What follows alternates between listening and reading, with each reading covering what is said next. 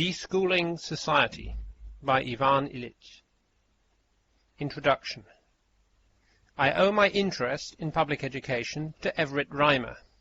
Until we first met in Puerto Rico in 1958, I had never questioned the value of extending obligatory schooling to all people.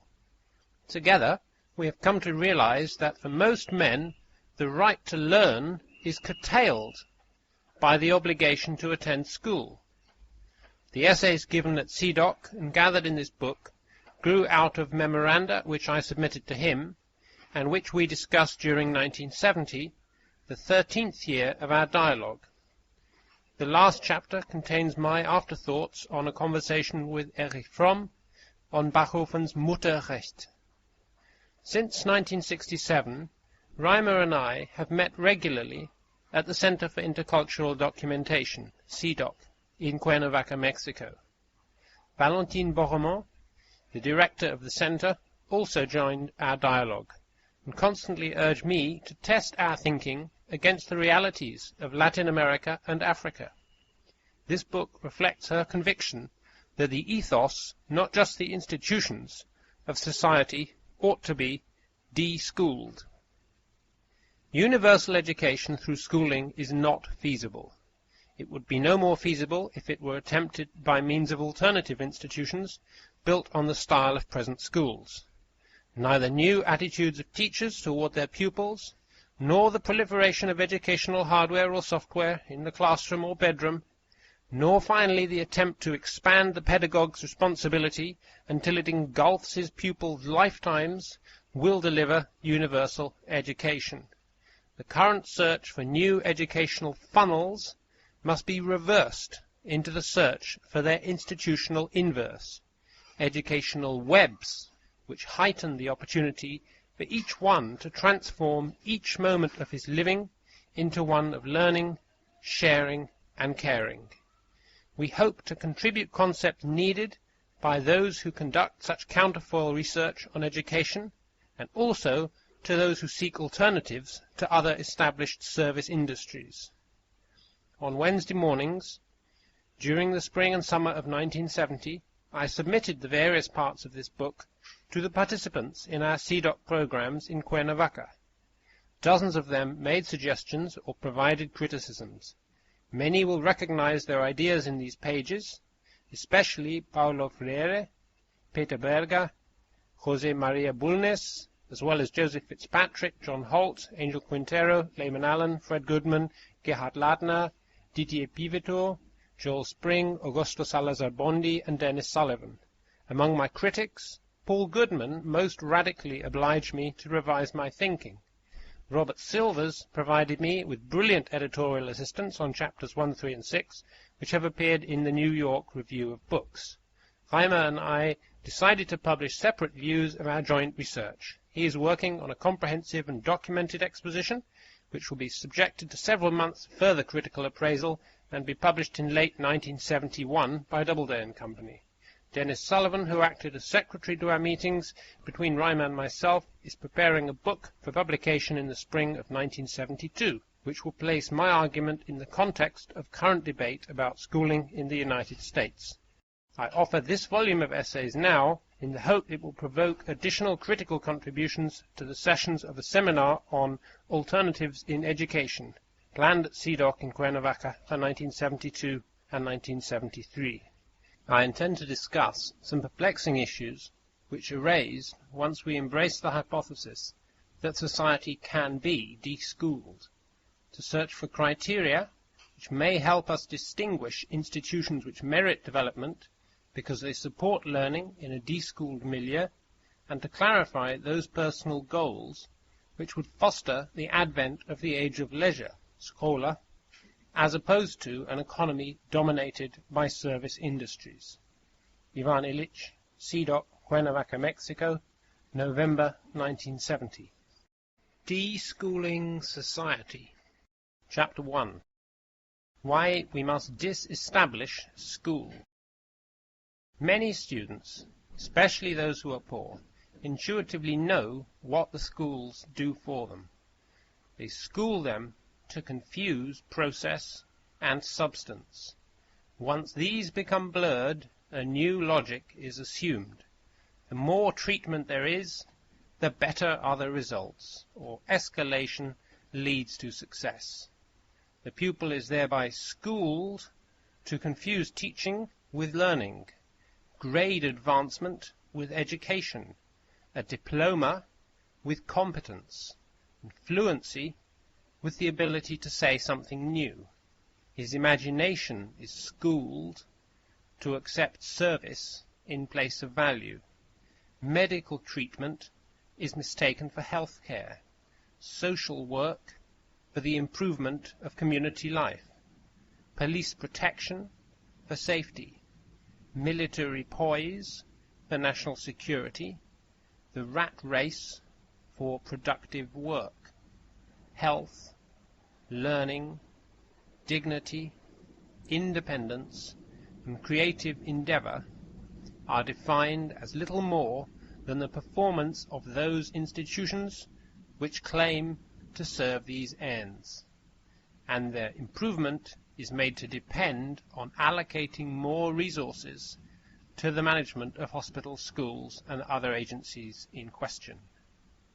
In these essays, I will show that the institutionalization of values leads inevitably to physical pollution, social polarization, and psychological impotence, 3 dimensions in a process of global degradation and modernized misery. I will examine how this process of degradation is accelerated when non-material needs are transformed into demands for commodities, when health, education, personal mobility, welfare, or psychological healing are defined as the results of services or treatments. I do this because I believe that most of the research now going on about the future tends to advocate further increases in the institutionalization of values, and that we must define conditions which would permit precisely the contrary to happen. We need research on the possible use of technology to create institutions which serve personal, creative, and autonomous interaction, and the emergence of values which cannot be substantially controlled by technocrats. We need counterfoil research to current futurology. I want to raise the general question of the mutual definition of man's nature and the nature of modern institutions, which characterizes our worldview and language. To do so, I have chosen the school as my paradigm. I therefore deal only indirectly with other bureaucratic agencies of the corporate state, the consumer family, the party, the army, the church, the media. My analysis of the hidden curriculum of school should make it evident that public education would profit from the deschooling of society, just as family life, politics, security, faith, and communication would profit from an analogous process.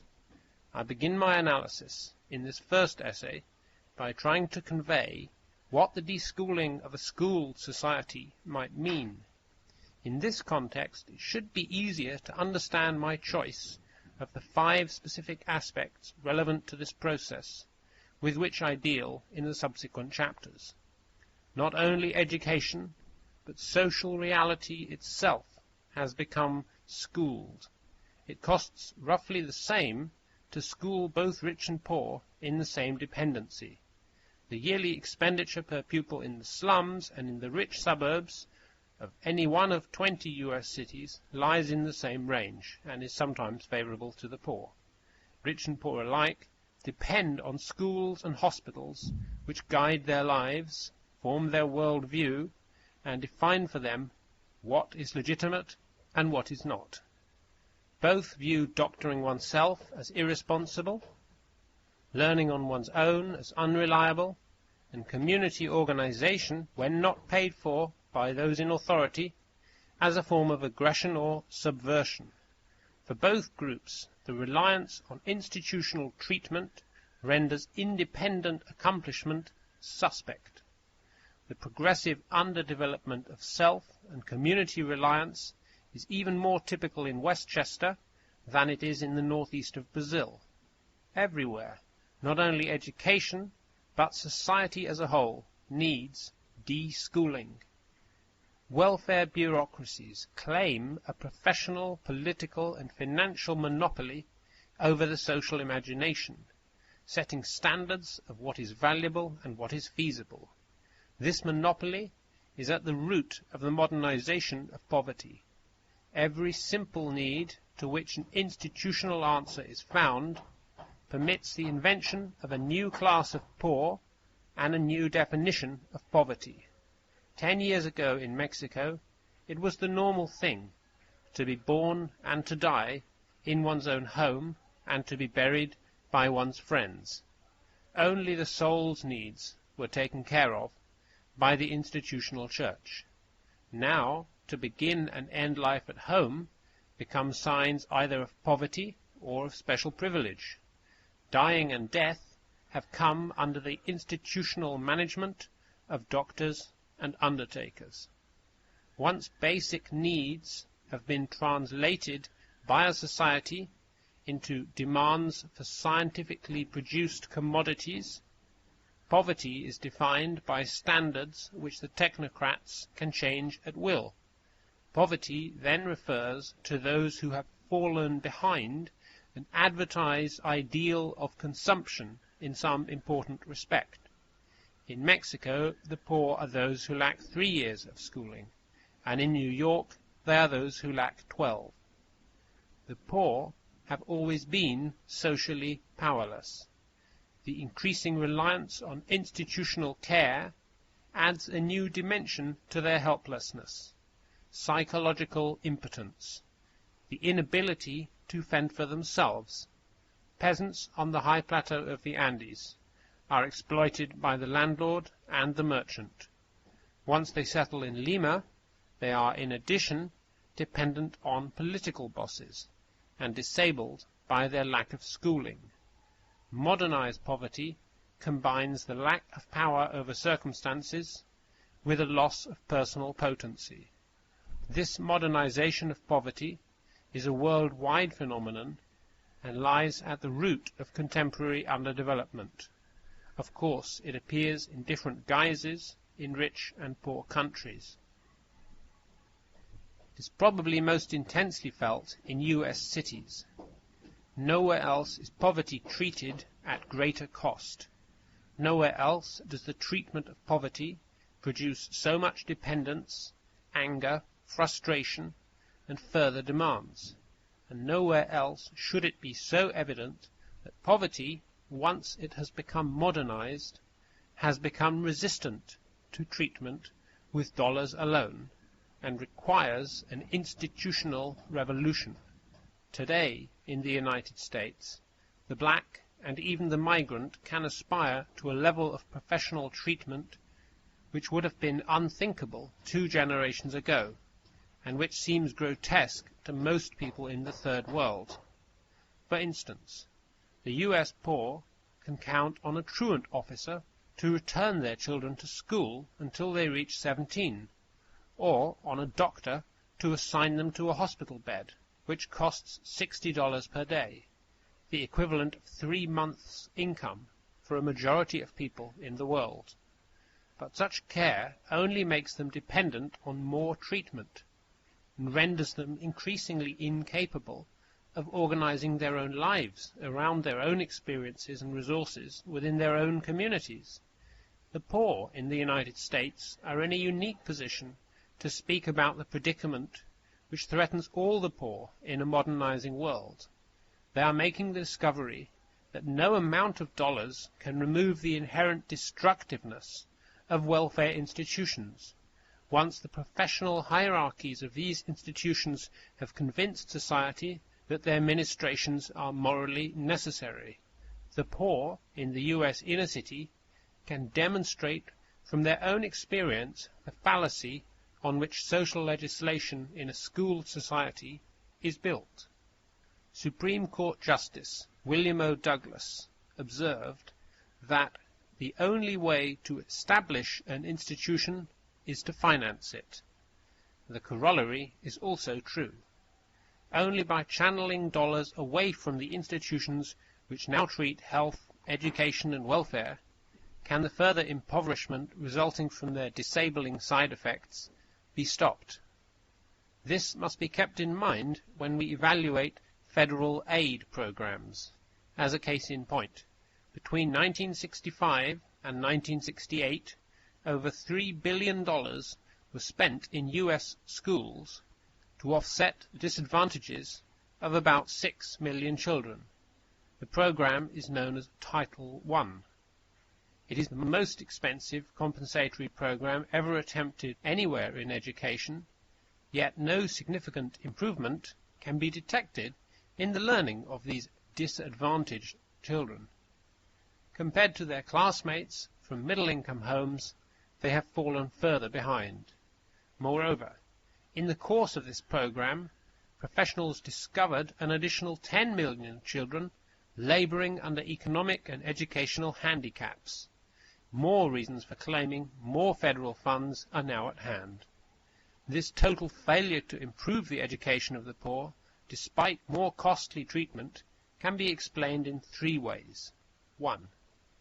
$3 billion are insufficient to improve the performance of 6 million children by a measurable amount. Or 2. The money was incompetently spent. Different criteria, better administration, further concentration of the funds on the poor child, more research are needed and would do the trick. Or 3. Educational disadvantage cannot be cured by relying on education within the school. The first is certainly true so long as the money has been spent through the school budget. The money indeed went to the schools which contained most of the disadvantaged children, but it was not spent on the poor children themselves. These children, for whom the money was intended, comprised only about half of those who were attending the schools that added the federal subsidies to their budgets.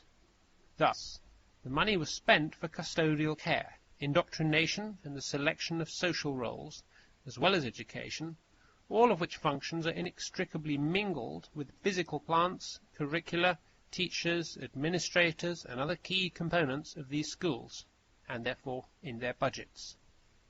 The additional funds enabled schools to cater disproportionately to the satisfaction of the relatively richer children, who were disadvantaged by having to attend school in the company of the poor. At best, a small fraction of each dollar intended to remedy a poor child's disadvantages in learning could reach the child through the school budget. It might be equally true that the money was incompetently spent, but even unusual incompetence cannot beat that of the school system. Schools, by their very structure, resist the concentration of privilege on those otherwise disadvantaged. Special curricula, separate classes, or longer hours only constitute more discrimination at a higher cost. Taxpayers are not yet accustomed to permitting $3 billion to vanish from HEW, I assume that's something like health, education and welfare, as if it were the Pentagon. The present administration may believe that it can afford the wrath of educators. Middle-class Americans have nothing to lose if the program is cut. Poor parents think they do, but even more, they're demanding control of the funds meant for their children. A logical way of cutting the budget and, one hopes, of increasing benefits is a system of tuition grants, such as that proposed by Milton Friedman and others. Funds would be channeled to the beneficiary, enabling him to buy his share of the schooling of his choice. If such credit were limited to purchases which fit into a school curriculum, it would tend to provide greater equality of treatment, but would not thereby increase the equality of social claims. It should be obvious that even with schools of equal quality, the poor child can seldom catch up with a rich one. Even if they attend schools and begin at the same age, poor children lack most of the educational opportunities which are casually available to the middle-class child. And these advantages range from conversation and books in the home to vacation travel and a different sense of oneself, and apply, for the child who enjoys them, both in and out of school. So the poorest student will generally fall behind so long as he depends on school for advancement or learning. The poor need funds to enable them to learn, not to get certified for the treatment of their alleged disproportionate deficiencies. All this is true in poor nations as well as in rich nations, but there it appears under a different guise.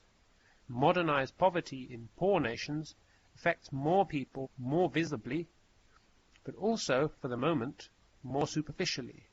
2/3 of all children in Latin America leave school before finishing the 5th grade. But these desertores are not, therefore, as badly off as they would be in the United States. Few countries today remain victims of classical poverty, which was stable and less disabling.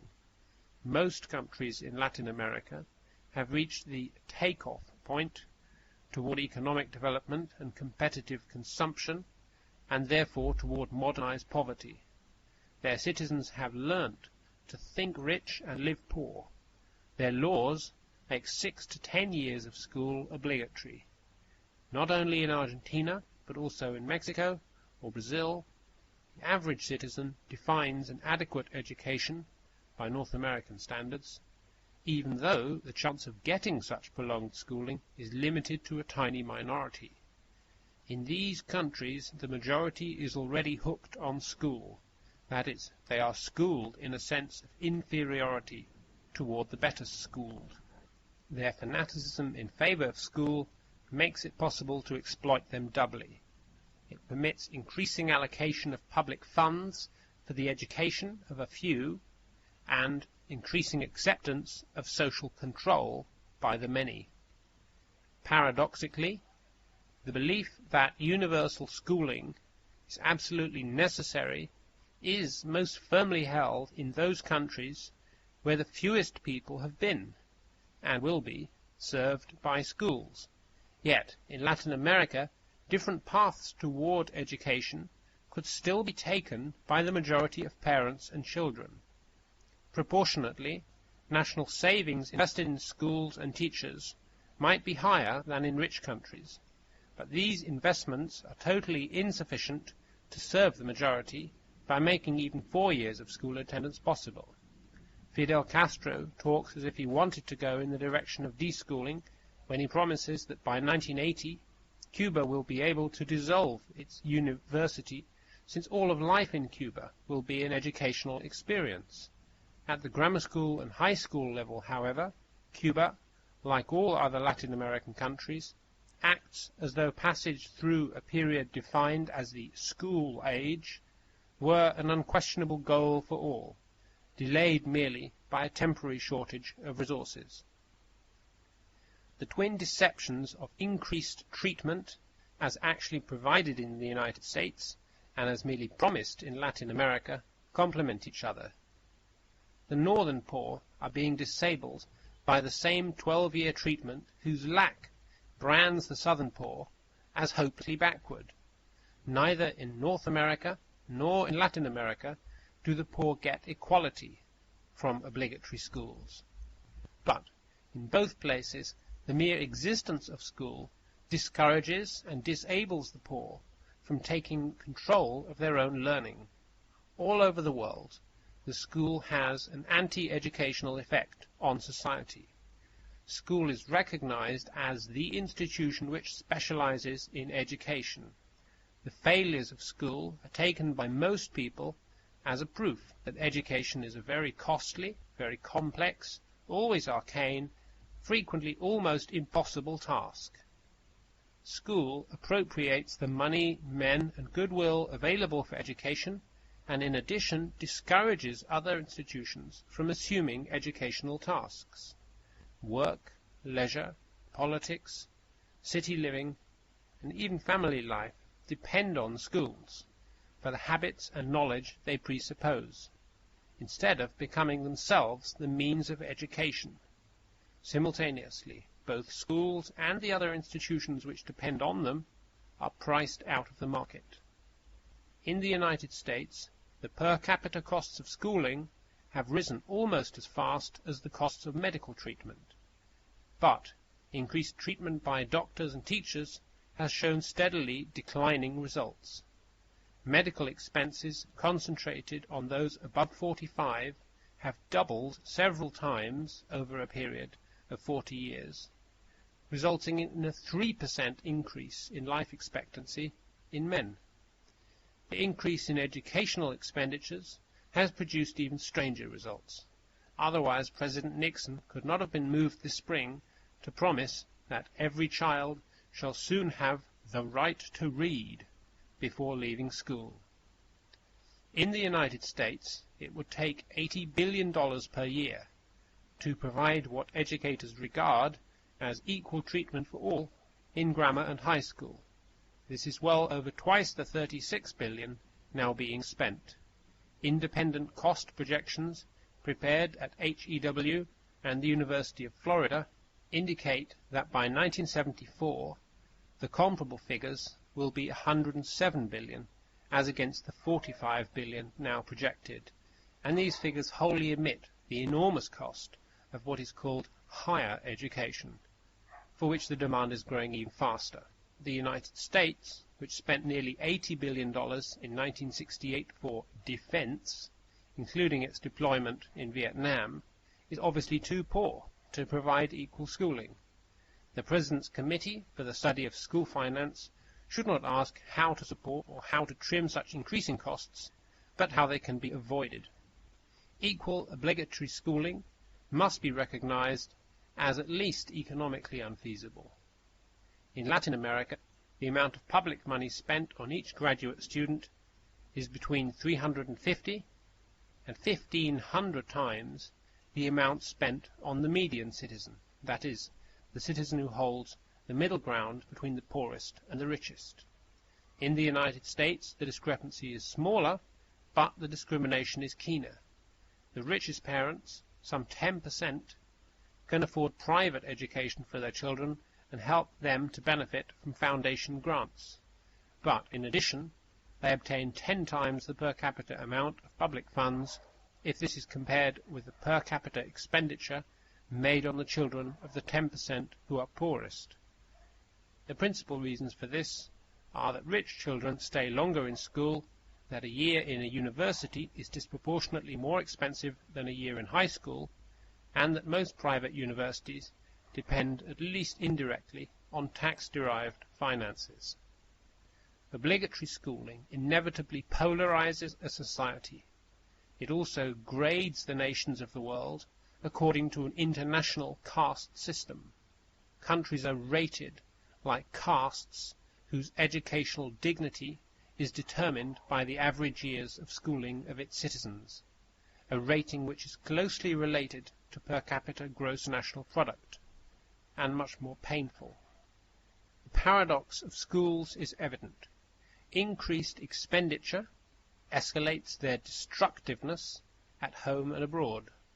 This paradox must be made a public issue. It is now generally accepted that the physical environment will soon be destroyed by biochemical pollution unless we reverse current trends in the production of physical goods. It should also be recognized that social and personal life is threatened equally by HEW pollution. I think that's health, education, welfare pollution, the inevitable byproduct of obligatory and competitive consumption of welfare. The escalation of the schools is as destructive as the escalation of weapons, but less visibly so. Everywhere in the world, school costs have risen faster than enrollment and faster than the GNP.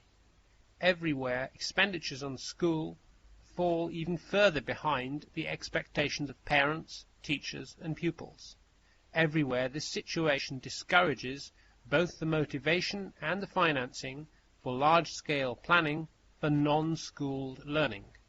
The United States is proving to the world that no country can be rich enough to afford a school system that meets the demands this same system creates simply by existing. Because a successful school system schools parents and pupils to the supreme value of a larger school system. the cost of which increases disproportionately as higher grades are in demand and become scarce. Rather than calling equal schooling temporarily unfeasible, we must recognize that it is, in principle, economically absurd, that to attempt it is intellectually emasculating, socially polarizing, and destructive of the credibility of the political system which promotes it. The ideology of obligatory schooling admits of no logical limits. The White House recently provided a good example. Dr. Hutschnecker, the psychiatrist who treated Mr. Nixon before he was qualified as a candidate, recommended to the President that all children between 6 and 8 be professionally examined to ferret out those who have destructive tendencies, and that obligatory treatment be provided for them. If necessary, their re-education in special institutions should be required. This memorandum from his doctor the President sent for evaluation to HEW. Indeed, preventive concentration camps for pre-delinquents would be a logical improvement over the school system. Equal educational opportunity is, indeed, both a desirable and a feasible goal. But to equate this with obligatory schooling is to confuse salvation with the church. School has become the world religion of a modernized proletariat and makes futile promises of salvation to the poor of the technological age. The nation-state has adopted it, drafting all citizens into a graded curriculum leading to sequential diplomas, not unlike the initiation rituals and hieratic promotions of former times. The modern state has assumed the duty of enforcing the judgment of its educators through well-meant truant officers and job requirements, much as did the Spanish kings who enforced the judgments of their theologians through the conquistadors and the Inquisition. 2 centuries ago, the United States led the world in a movement to disestablish the monopoly of a single church. Now we need the constitutional disestablishment of the monopoly of school, and thereby of a system which legally combines prejudice with discrimination. The first article of a Bill of Rights for a modern humanist society would correspond to the First Amendment to the U.S. Constitution. The state shall make no law with respect to the establishment of education. There shall be no ritual obligatory for all. To make this disestablishment effective, we need a law forbidding discrimination in hiring, voting, or admission to centers of learning based on previous attendance at some curriculum. This guarantee would not exclude performance tests of competence for a functional role, but would remove the present absurd discrimination in favor of the person who learns a given skill with the largest expenditure of public funds, or what is equally likely, has been able to obtain a diploma which has no relation to any useful skill or job. Only by protecting the citizen from being disqualified by anything in his career in school can a constitutional disestablishment of school become psychologically effective. Neither learning nor justice is promoted by schooling, because educators insist on packaging instruction with certification. Learning and the assignment of social roles are melted into schooling, yet to learn means to acquire a new skill or insight, while promotion depends on an opinion which others have formed. Learning frequently is the result of instruction, but selection for a role or category in the job market increasingly depends on mere length of attendance. Instruction is the choice of circumstances which facilitate learning. Roles are assigned by setting a curriculum of conditions which the candidate must meet if he is to make the grade. School links instruction, but not learning, to these roles. This is neither reasonable nor liberating. It's not reasonable because it doesn't link relevant qualities or competencies to roles, but rather the process by which such qualities are supposed to be acquired. It's not liberating or educational because school reserves instruction to those whose every step in learning fits previously approved measures of social control. Curriculum has always been used to assign social rank. At times it could be prenatal. Karma ascribes you to a caste, and lineage to the aristocracy. Curriculum could take the form of a ritual, of sequential sacred ordinations, or it could consist of a succession of feats in war or hunting, or further advancement could be made to depend on a series of previously princely favours. Universal schooling was meant to detach role assignment from personal life history. It was meant to give everybody an equal chance to any office. Even now, many people wrongly believe that school ensures the dependence of public trust on relevant learning achievements. However, instead of equalizing chances, the school system has monopolized their distribution. To detach competence from curriculum, inquiries into a man's learning history must be made taboo, like inquiries into his political affiliation, church attendance, lineage, sex habits, or racial background. Laws forbidding discrimination on the basis of prior schooling must be enacted. Laws, of course, cannot stop prejudice against the unschooled, nor are they meant to force anyone to intermarry with an autodidact, but they can discourage unjustified discrimination. The second major illusion on which the school system rests is that most learning is the result of teaching.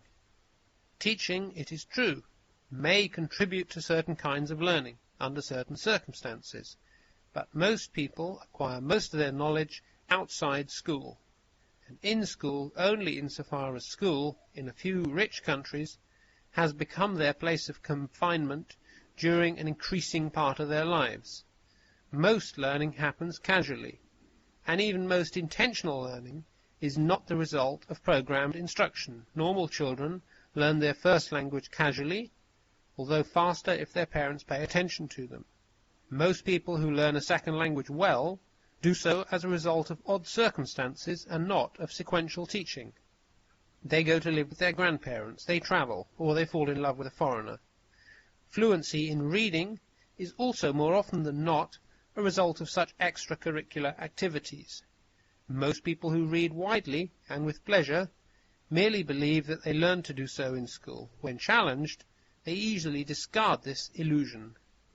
But the fact that a great deal of learning, even now, seems to happen casually and as a byproduct of some other activity defined as work or leisure, does not mean that planned learning does not benefit from planned instruction, and that both do not stand in need of improvement.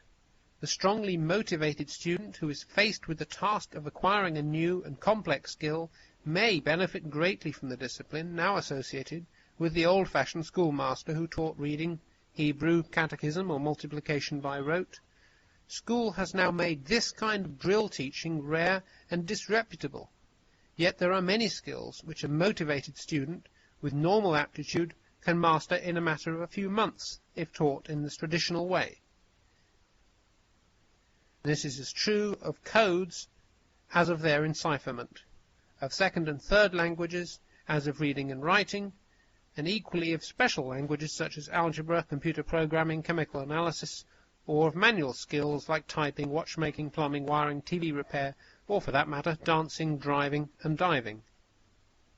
In certain cases, acceptance into a learning program aimed at a specific skill might presuppose competence in some other skill, but it should certainly not be made to depend on the process by which such prerequisite skills were acquired. TV repair presupposes literacy and some math. Diving, good swimming, and driving, very little of either. Progress in learning skills is measurable.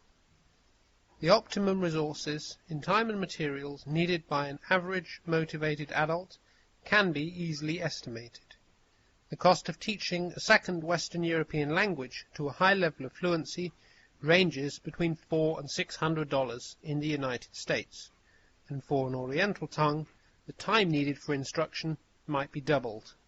This would still be very little compared with the cost of 12 years of schooling in New York City. a condition for acceptance of a worker into the sanitation department, almost $15,000. No doubt, not only the teacher, but also the printer and the pharmacist protect their trades through the public illusion that training for them is very expensive. At present, schools preempt most educational funds.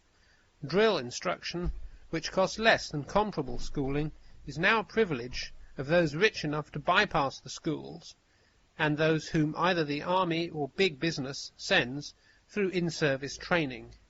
In a program of progressive deschooling of U.S. education, at first the resources available for drill training would be limited, but ultimately there should be no obstacle for anyone at any time of his life to be able to choose instruction among hundreds of definable skills at public expense. Right now, educational credit, good at any skill center, could be provided in limited amounts for people of all ages and not just to the poor. I envisage such credit in the form of an educational passport or an edu-credit card provided to each citizen at birth, in order to favor the poor, who probably would not use their yearly grants early in life. A provision could be made that interest accrued to later users of cumulated entitlements. Such credits would permit most people to acquire the skills most in demand at their convenience, better, faster, cheaper, and with fewer undesirable side effects than in school. Potential skill teachers are never scarce for long, because on the one hand demand for a skill grows only with its performance within a community, and on the other a man exercising a skill could also teach it. But at present those using skills which are in demand and do require a human teacher are discouraged from sharing these skills with others. This is done either by teachers who monopolize the licenses or by unions which protect their trade interest. Skill centers, which would be judged by customers on their results, not on the personnel they employ or the process which they use, would open unsuspected working opportunities, frequently even for those who are now considered unemployable. Indeed, there is no reason why such skill centers should not be at the workplace itself, with the employer and his workforce supplying instruction as well as jobs to those who choose to use their educational credits in this way. In 1956, there arose a need to teach Spanish quickly to several hundred teachers, social workers, and ministers from the New York Archdiocese, so that they could communicate with the Puerto Ricans. My friend Jerry Morris announced over a Spanish radio station that he needed native speakers from Harlem. The next day, some 200 teenagers lined up in front of his office. He selected 4 dozen of them, many of them school dropouts. He trained them in the use of the U.S. Foreign Service Institute Spanish Manual, designed for use by linguists with graduate training, and within a week his teachers were on their own, each in charge of 4 New Yorkers who wanted to speak the language. Within 6 months the mission was accomplished. Cardinal Spellman could claim that he had 127 parishes in which at least 3 staff members could communicate in Spanish. No school program could have matched these results. Skill teachers are made scarce by the belief in the value of licenses. Certification constitutes a form of market manipulation and is plausible only to a schooled mind. Most teachers of arts and trades are less skillful, less inventive, and less communicative than the best craftsmen and tradesmen. Most high school teachers of Spanish or French do not speak the language as correctly as their pupils might after half a year of competent drills. Experiments conducted by Angel Quintero in Puerto Rico suggest that many young teenagers, if given the proper incentives, programs, and access to tools, are better than most school teachers at introducing their peers to the scientific exploration of plants, stars, and matter, and to the discovery of how and why a motor or a radio functions. Opportunities for skill learning can be vastly multiplied if we open the market. This depends on matching the right teacher with the right student when he is highly motivated in an intelligent program, without the constraint of curriculum. Free and competing drill instruction is a subversive blasphemy to the orthodox educator. It dissociates the acquisition of skills from the humane education which schools package together, and thus it promotes unlicensed learning no less than unlicensed teaching for unpredictable purposes. There is currently a proposal on record which seems at first to make a great deal of sense. It has been prepared by Christopher Jenks of the Center for Study of Public Policy and is sponsored by the Office of Economic Opportunity. It proposes to put educational entitlements, or tuition grants, into the hands of parents and students for expenditure in the schools of their choice. Such individual entitlements could indeed be an important step in the right direction. We need a guarantee of the right of each citizen to an equal share of tax-derived educational resources, the right to verify this share, and the right to sue for it if denied. It is one form of a guarantee against regressive taxation. The Jenks proposal, however, begins with the ominous statement that, quote, conservatives, liberals, and radicals have all complained at one time or another that the American educational system gives professional educators too little incentive to provide high-quality education to most children, unquote. The proposal condemns itself by proposing tuition grants which would have to be spent on schooling. This is like giving a lame man a pair of crutches and stipulating that he only use them if the ends are tied together. As the proposal for tuition grants now stands, it plays into the hands not only of the professional educators, but of racists, promoters of religious schools, and others whose interests are socially divisive. Above all, educational entitlements restricted to use within schools play into the hands of all those who want to continue to live in a society in which social advancement is tied not to proven knowledge, but to the learning pedigree by which it is supposedly acquired. This discrimination in favor of schools, which dominates Jenks' discussion on refinancing education, could discredit one of the most critically needed principles for educational reform, the return of initiative and accountability for learning to the learner, or his most immediate tutor. The deschooling of society implies a recognition of the two-faced nature of learning. An insistence on skill drill alone could be a disaster. Equal emphasis must be placed on other kinds of learning.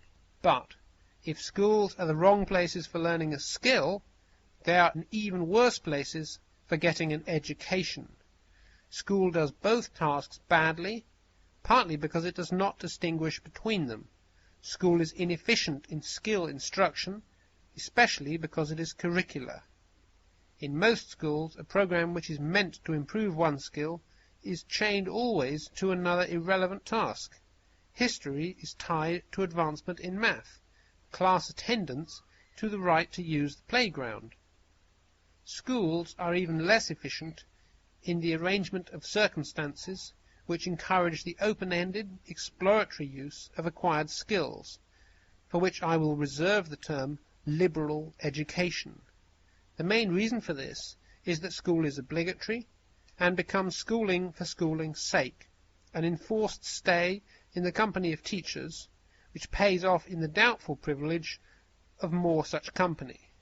Just as skill instruction must be freed from curricular restraints, so must liberal education be dissociated from obligatory attendance. Both skill learning and education for inventive and creative behavior can be aided by institutional arrangement, but they are of a different, frequently opposed nature. Most skills can be acquired and improved by drills, because skill implies the mastery of definable and predictive behavior. Skill instruction can rely, therefore, on the simulation of circumstances in which the skill will be used. Education in the exploratory and creative use of skills, however, cannot rely on drills. Education can be the outcome of instruction, although instruction of a kind fundamentally opposed to drill. It relies on the relationship between partners who already have some of the keys which give access to memories stored in and by the community. It relies on the critical intent of all those who use memories creatively. It relies on the surprise of the unexpected question, which opened new doors for the inquirer and his partner. The skill instructor relies on the arrangement of set circumstances which permit the learner to develop standard responses. The educational guide or master is concerned with helping matching partners to meet so that learning can take place. He matches individuals, starting from their own unresolved questions. At the most, he helps the pupil to formulate his puzzlement, since only a clear statement will give him the power to find his match, moved like him at the moment to explore the same issue in the same context. Matching partners for educational purposes initially seems more difficult to imagine than finding skill instructors and partners for a game. One reason is the deep fear which school has implanted in us, a fear which makes us censorious. The unlicensed exchange of skills, even undesirable skills, is more predictable and therefore seems less dangerous than the unlimited opportunity for meeting among people who share an issue which for them at the moment is socially, intellectually, and emotionally important. The Brazilian teacher Paulo Freire knows this from experience. He discovered that any adult can begin to read in a matter of 40 hours if the first words he deciphers are charged with political meaning. Freire trains his teachers to move into a village and to discover the words which designate current important issues, such as the access to a well or the compound interest on the debts owed to the patron. In the evening, the villagers meet for the discussion of these key words. They begin to realize that each word stays on the blackboard even after its sound has faded. The letters continue to unlock reality and to make it manageable as a problem. I have frequently witnessed how discussants grow in social awareness and how they are impelled to take political action as fast as they learn to read. They seem to take reality into their hands as they write it down. I remember the man who complained about the weight of pencils. They were difficult to handle because they did not weigh as much as a shovel. And I remember another who, on his way to work, stopped with his companions and wrote the word they were discussing with his hoe on the ground, agua. Since 1962, my friend Freire has moved from exile to exile, mainly because he refuses to conduct his sessions around words which are pre-selected by approved educators, rather than those which his discussants bring to the class. The educational matchmaking among people who have been successfully schooled is a different task. Those who do not need such assistance are a minority, even among the readers of serious journals. The majority cannot and should not be rallied for a discussion around a slogan, a word, or a picture. But the idea remains the same. They should be able to meet around a problem chosen and defined by their own initiative. Creative, exploratory learning requires peers currently puzzled about the same terms or problems. Large universities make the futile attempt to match them by multiplying their courses, and they generally fail since they're bound to curriculum, course structure, and bureaucratic administration. In schools, including universities, most resources are spent to purchase the time and motivation of a limited number of people to take up predetermined problems in a ritually defined setting. The most radical alternative to school would be a network or service which gave each man the same opportunity to share his current concern with others, motivated by the same concern. Let me give, as an example of what I mean, a description of how an intellectual match might work in New York City. Each man, at any given moment and at a minimum price, could identify himself to a computer, with his address and telephone number, indicating the book, article, film, or recording on which he seeks a partner for discussion. Within days, he could receive by mail the list of others who recently had taken the same initiative. This list would enable him, by telephone, to arrange for a meeting with persons who initially would be known exclusively by the fact that they requested a dialogue about the same subject. Matching people according to their interest in a particular title is radically simple.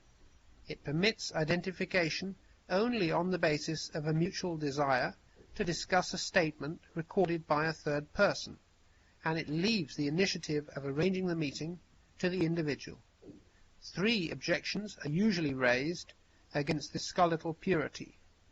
I take them up not only to clarify the theory that I want to illustrate by my proposal, for they highlight the deep-seated resistance to deschooling education, to separating learning from social control, but also because they may help to suggest existing resources which are not now used for learning purposes. The first objection is, why can't self-identification be based also on an idea or an issue? Certainly such subjective terms could also be used in a computer system. Political parties, churches, unions, clubs, neighbourhood centres and professional societies already organise their educational activities in this way, and in effect they act as schools. They all match people in order to explore certain themes, and these are dealt with in courses, seminars and curricula, in which presumed common interests are pre-packaged. Such theme matching is by definition teacher-centred. It requires an authoritarian presence to define for the participants the starting point for their discussion. By contrast, matching the title of a book, film, etc. in its pure form leaves it to the author to define the special language, the terms, and the framework within which a given problem or fact is stated, and it enables those who accept this starting point to identify themselves to one another. For instance, matching people around the idea of cultural revolution usually leads either to confusion or to demagoguery. On the other hand, matching those interested in helping each other understand a specific article by Mao, Marcuse, Freud or Goodman stands in the great tradition of liberal learning, from Plato's dialogues, which are built around presumed statements by Socrates, to Aquinas' commentaries on Peter the Lombard. The idea of matching by title is thus radically different from the theory on which the great books clubs, for example, were built. Instead of relying on the selection by some Chicago professors, any two partners can choose any book for further analysis. The second objection asks, why not let the identification of match seekers include information on age, background, worldview, competence, experience, or other defining characteristics? Again, there is no reason why such discriminatory restrictions could not and should not be built into some of the many universities, with or without walls, which could use title matching as their basic organizational device. I could conceive of a system designed to encourage meetings of interested persons, at which the author of the book chosen would be present or represented, or a system which guaranteed the presence of a competent advisor, or one to which only students registered in a department or school had access, or one which permitted meetings only between people who defined their special approach to the title under discussion. Advantages for achieving specific goals of learning could be found for each of these restrictions, but I fear that more often than not the real reason for proposing such restrictions is contempt arising from the presumption that people are ignorant. Educators want to avoid the ignorant around a text which they may not understand and which they read only because they are interested in it. The third objection. Why not provide match seekers with incidental assistance that will facilitate their meetings, with space, schedules, screening, projection? This is now done by schools, with all the inefficiency characterizing large bureaucracies. If we let the initiative for meetings to the match seekers themselves, organizations which nobody now classifies as educational would probably do the job much better. I can think of restaurant owners, publishers, telephone answering services, department store managers, even commuter train executives who could promote their services by rendering them attractive for educational meetings. At the first meeting in a coffee shop, say, the partners might establish their identities by placing the book under discussion next to their cups. People who took the initiative to arrange for such meetings would soon learn what items to quote to meet the people they sought. The risk that the self-chosen discussion with one or several strangers might lead to a loss of time, disappointment, or even unpleasantness is certainly smaller than the same risk taken by a college applicant. A computer-arranged meeting to discuss an article in a national magazine held in a coffee shop off 4th Avenue would obligate none of the participants to stay in the company of his new acquaintances for longer than it took to drink a cup of coffee, and nor would he have to meet any of them ever again. The chance that it would help to pierce the opaqueness of life in a modern city and further new friendship, self-chosen work, and critical reading is high. The fact that a record of personal readings and meetings could be obtained thus by the FBI is undeniable. That this should still worry anybody in 1970 is only amusing to a free man who willy-nilly contributes his share in order to drown snoopers in the irrelevancies they gather.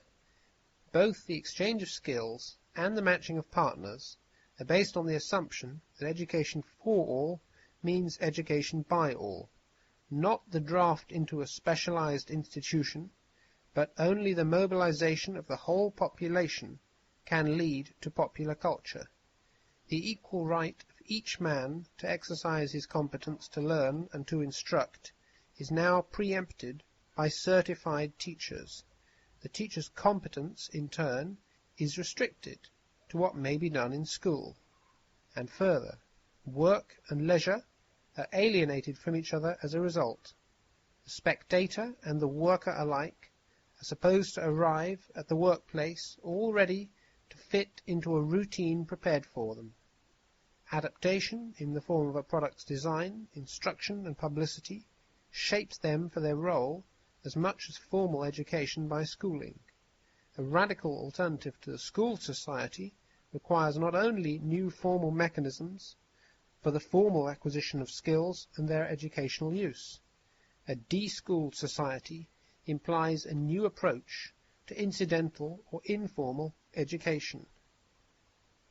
Incidental education cannot any longer return to the forms which learning took in the village or the medieval town. Traditional society was more like a set of concentric circles of meaningful structures, while modern man must learn how to find meaning in many structures to which he is only marginally related. In the village, language and architecture, work and religion and family customs were consistent with one another, mutually explanatory and reinforcing. To grow into one implied a growth into the others. Even specialized apprenticeship was a byproduct of specialized activities, such as shoemaking or the singing of psalms. If an apprentice never became a master or a scholar, he still contributed to making shoes or to making church services solemn.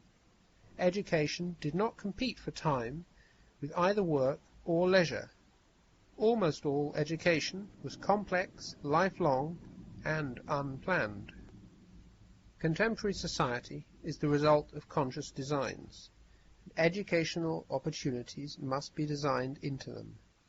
Our reliance on specialized, full-time instruction through school will now decrease, and we must find more ways to learn and teach. The educational quality of all institutions must increase again. But this is a very ambiguous forecast. It could mean that men in the modern city will be increasingly the victims of an effective process of total instruction and manipulation, once they are deprived of even the tenuous pretense of critical independence, which liberal schools now provide for at least some of their pupils. It could also mean that men will shield themselves less behind certificates acquired in school, and thus gain in courage to talk back, and thereby control and instruct the institutions in which they participate. To ensure the latter, we must learn to estimate the social value of work and leisure by the educational give and take for which they offer opportunity. Effective participation in the politics of a street, a workplace, the library, a news program, or a hospital is therefore the best measuring stick to evaluate their level as educational institutions. I recently spoke to a group of junior high school students in the process of organizing a resistance movement to their obligatory draft into the next class. Their slogan was participation, not simulation. They were disappointed that this was understood as a demand for less rather than more education, and reminded me of the resistance which Karl Marx put up against a passage in the Gotha program, which 100 years ago wanted to outlaw child labour. He opposed the proposal in the interest of the education of the young, which could only happen at work. If the greatest fruit of man's labour should be the education he receives from it, and the opportunity which work gives him to initiate the education of others, then the alienation of modern society, in a pedagogical sense, is even worse than its economic alienation. The major obstacle on the way to a society that truly educates was well defined by a black friend of mine in Chicago, who told me that our education was, quote, all schooled up. We permit the state to ascertain the universal educational deficiencies of its citizens and establish one specialized agency to treat them. We thus share in the delusion that we can distinguish between what is necessary education for others and what is not, just as former generations established laws which defined what was sacred and what was profane. Durkheim recognized that this ability to divide social reality into two realms was the very essence of formal religion. There are, he reasoned, religions without the supernatural and without gods, but none which does not subdivide the world into things and persons that are sacred, and others that, as a consequence, are profane. Durkheim's insight can be applied to the sociology of education. The school is radically divisive in a similar way. The very existence of obligatory schools divides any society into two realms. Some time spans and processes and treatments and professions are academic or pedagogic, and others are not. The power of school, thus to divide social reality, has no boundaries. Education becomes unworldly, and the world becomes non-educational. Since Bonhoeffer, contemporary theologians have pointed to the confusion now reigning between the biblical message and institutionalized religion. They point to the experience that Christian freedom and faith usually gain from secularization. Inevitably, their statements sound blasphemous to many churchmen. Unquestionably, the educational process will gain from the deschooling of society, even though this demand sounds to many schoolmen like treason to the Enlightenment. But it is Enlightenment itself that is now being snuffed out in the schools. The secularization of the Christian faith depends on the dedication to it on the part of Christians rooted in the Church. In much the same way, the deschooling of education depends on the leadership of those brought up in schools. Their curriculum cannot serve them as an alibi for the task. Each of us remains responsible for what has been made of him, even though he may be able to do no more than accept this responsibility and serve as a warning to others. Chapter 2. Phenomenology of School. Some words become so flexible that they cease to be useful. School and teaching are such terms. Like an amoeba, they fit into almost any interstice of the language. ABM will teach the Russians. IBM will teach Negro children. The army can become the school of a nation. The search for alternatives in education must therefore start with an agreement on what it is we mean by school. This might be done in several ways. We could begin by listing the latent functions performed by modern school systems, such as custodial care, selection, indoctrination, and learning. We could make a client analysis and verify which of these latent functions render a service or a disservice to teachers, employers, children, parents, or the professions. We could survey the history of Western culture and the information gathered by anthropology in order to find institutions which played a role like that now performed by schooling. We could, finally, recall the many normative statements which have been made since the time of Comenius, or even since Quintilian, and discover which of these the modern school system most closely approaches. But any of these approaches would oblige us to start with certain assumptions about a relationship between school and education. To develop a language in which we can speak about school without such constant recourse to education, I have chosen to begin with something that might be called a phenomenology of public school. For this purpose, I shall define school as the age-specific, teacher-related process requiring full-time attendance at an obligatory curriculum. Point 1. Age. School groups people according to age. This grouping rests on three unquestioned premises. Children belong in school. Children learn in school. Children can be taught only in school. I think these unexamined premises deserve serious questioning. We have grown accustomed to children. We have decided that they should go to school, do as they are told, and have neither income nor families of their own. We expect them to know their place and behave like children. We remember, whether nostalgically or bitterly, a time when we were children too. We are expected to tolerate the childish behavior of children.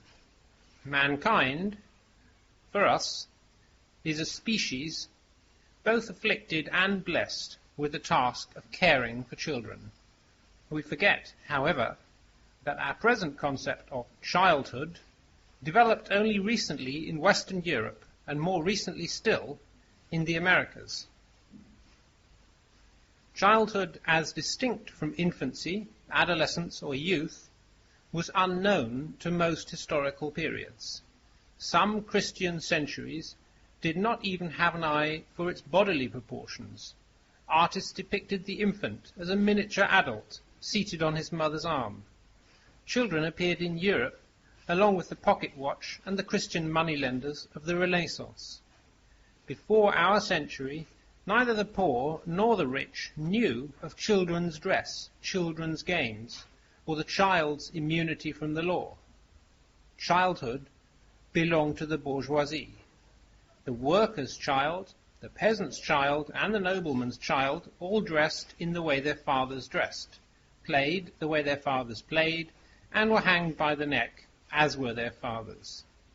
After the discovery of childhood by the bourgeoisie, all this changed.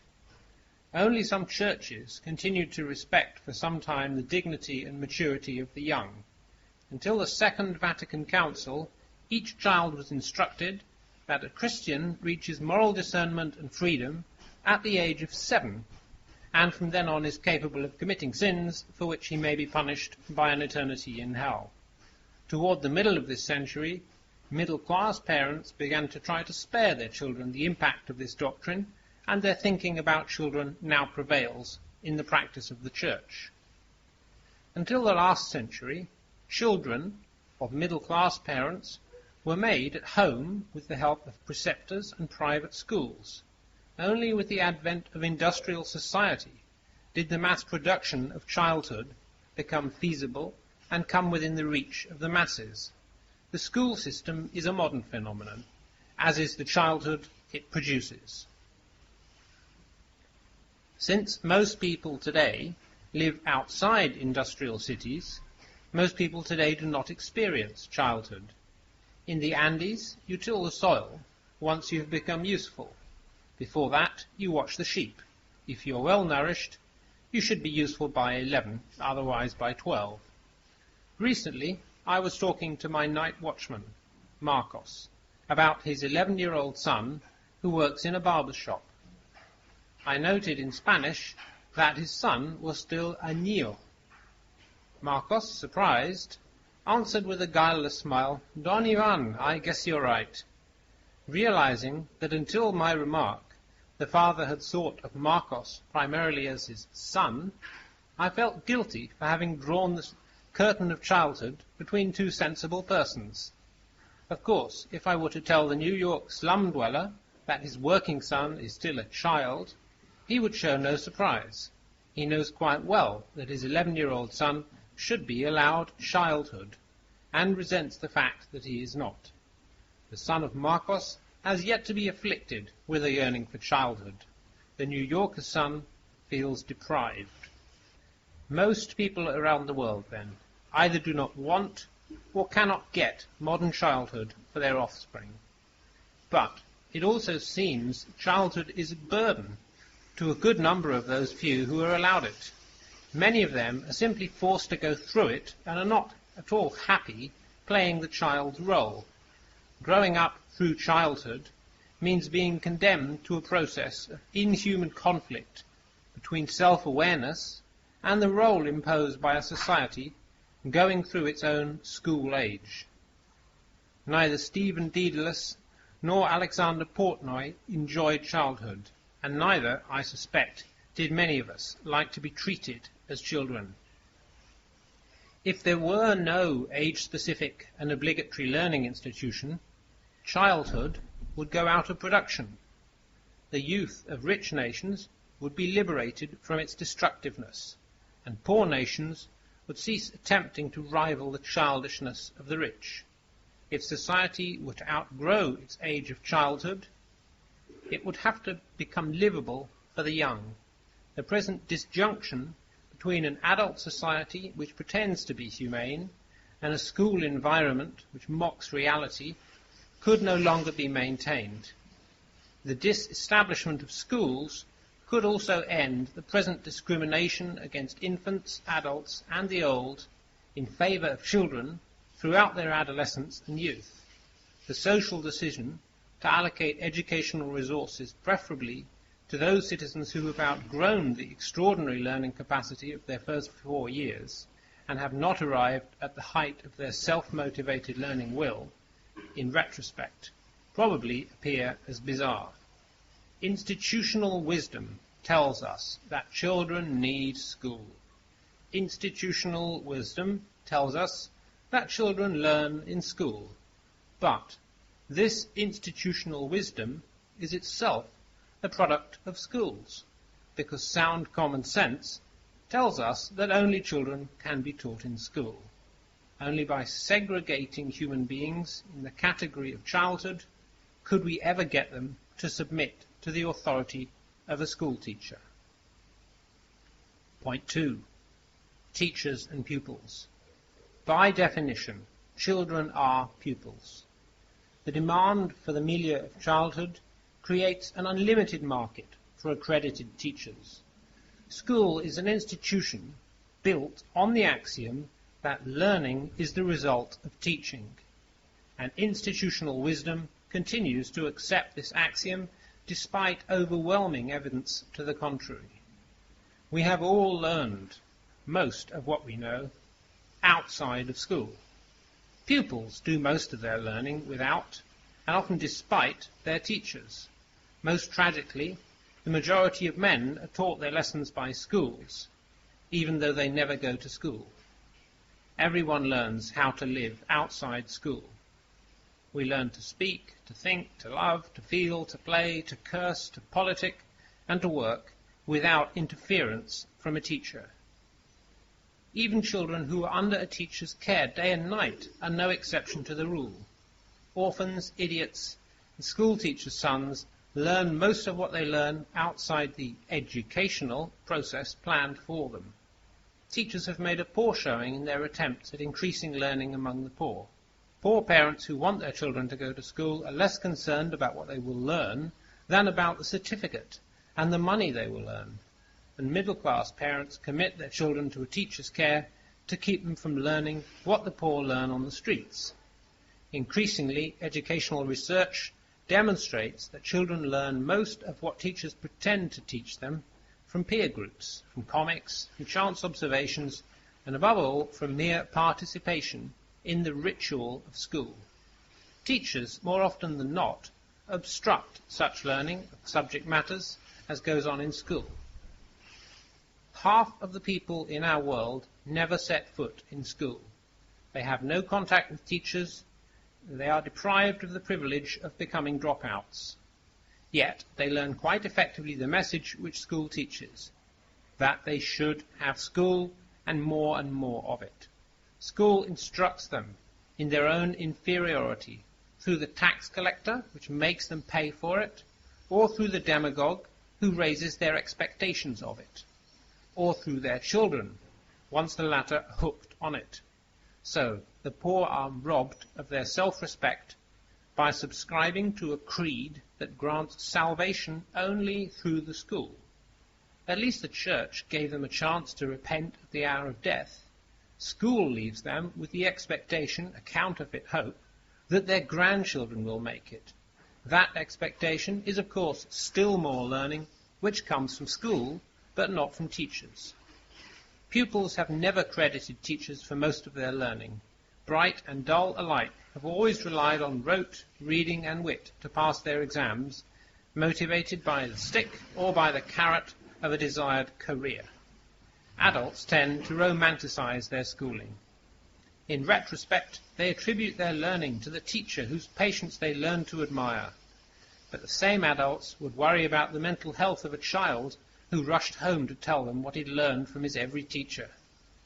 Schools create jobs for school teachers, no matter what their pupils learn from them. 3. Full-time attendance.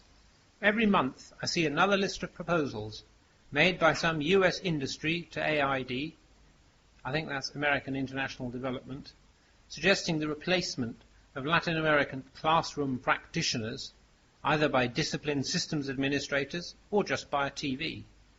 In the United States, teaching as a team enterprise of educational researchers, designers and technicians is gaining acceptance.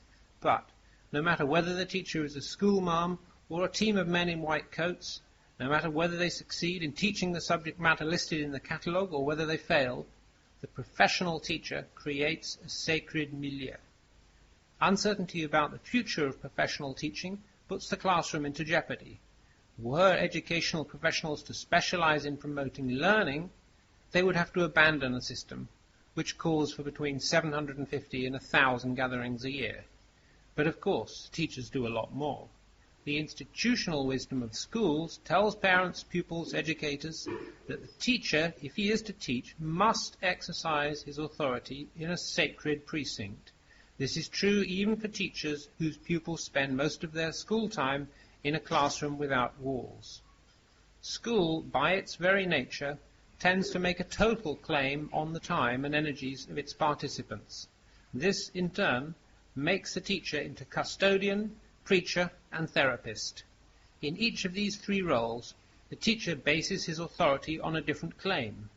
The teacher as custodian acts as a master of ceremonies, who guides his pupils through a drawn-out labyrinthine ritual. He arbitrates the observance of rules and administers the intricate rubrics of initiation to life. At his best, he sets the stage for the acquisition of some skill, as schoolmasters always have. Without illusions or producing any profound learning, he drills the pupils in some basic routines. The teacher as moralist substitutes for parents, God, or the state. He indoctrinates the pupil about what is right or wrong, not only in school, but also in society at large. He stands in loco parentis for each one and thus ensures that all feel themselves children of the same state. The teacher as therapist feels authorized to delve into the personal life of his pupil in order to help him grow as a person. When this function is exercised by a custodian and preacher, it usually means that he persuades the pupil to submit to a domestication of his vision of truth and sense of what is right. The claim that a liberal society can be founded on the modern school is paradoxical. The safeguards of individual freedom are all cancelled in the dealings of a teacher with his pupil. When the school teacher fuses in his person the functions of judge, ideologue, and doctor, the fundamental style of society is perverted by the very process which should prepare for life.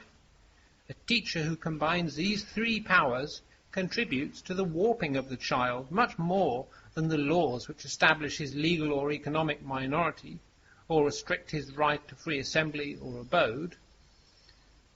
Teachers are by no means the only professionals who offer therapy. Psychiatrists, guidance counselors and job counselors, even lawyers, help their clients to decide, to develop their personalities and to learn. Yet, common sense tells the client that such professionals should abstain from imposing their opinion of what is right or wrong, or from forcing anyone to follow their advice. School teachers and ministers are the only professionals who feel entitled to pry into the private affairs of their clients at the same time as they preach to a captive audience. Children are protected neither by the First nor the Fifth Amendment when they stand before that secular priest, the teacher. The child must confront a man who wears an invisible triple crown, like the papal tiara, the symbol of triple authority combined in one person. For the child, the teacher pontificates as pastor, prophet, and priest. He is at once guide, teacher, and administrator of a sacred ritual. He combines the claims of medieval popes in a society constituted under the guarantee that these claims shall never be exercised together by one established and obligatory institution, church or state. Defining children as full-time pupils permits the teacher to exercise a kind of power over their persons, which is much less limited by constitutional and consuetudinal restrictions than the power wielded by the guardians of other social enclaves. Their chronological age disqualifies children from safeguards which are routine for adults in modern asylum, madhouse, monastery, or jail. Under the authoritative eye of the teacher, several orders of value collapse into one. The distinctions between morality, legality, and personal worth are blurred and eventually eliminated. Each transgression is made to be felt as a multiple offence. The offender is expected to feel that he has broken a rule, that he has behaved immorally, and that he has let himself down. A pupil who adroitly obtains assistance on an exam is told that he is an outlaw, morally corrupt, and personally worthless. Classroom attendance removes children from the everyday world of Western culture and plunges them into an environment far more primitive, magical, and deadly serious. School could not create such an enclave within which the ordinary rules of reality are suspended unless it physically incarcerated the young during many successive years on sacred territory. The attendance rule makes it possible for the schoolroom to serve as a magical womb from which the child is delivered periodically at the school days and school year's completion until he is finally expelled into adult life. Neither universal extended childhood nor the smothering atmosphere of the classroom could exist without schools. Yet schools, as compulsory channels for learning, could exist without either, and be more oppressive and destructive than anything we have come to know. To understand what it means to de-school society, and not just to reform the educational establishment, we must now focus on the hidden curriculum of schooling. We are not concerned here directly with the hidden curriculum of the ghetto streets, which brands the poor, or with the hidden curriculum of the drawing room, which benefits the rich. We are rather concerned to call attention to the fact that the ceremonial or ritual of schooling itself constitutes such a hidden curriculum. Even the best of teachers cannot entirely protect his pupils from it. Inevitably, this hidden curriculum of schooling adds prejudice and guilt to the discrimination which a society practices against some of its members, and compounds the privilege of others with a new title to condescend to the majority. Just as inevitably, this hidden curriculum serves as a ritual of initiation into a growth-oriented consumer society for rich and poor alike. Chapter 3. The Ritualization of Progress. The American graduate has been schooled for selective service among the rich of the world. Whatever his or her claims of solidarity with the Third World, each American college graduate has had an education costing an amount 5 times greater than the median life income of half of humanity. A Latin American student is introduced to this exclusive fraternity by having at least 350 times as much public money spent on his education as on that of his fellow citizens of median income. With very rare exceptions, the university graduate from a poor country feels more comfortable with his North American or European colleagues than with his non-schooled compatriots.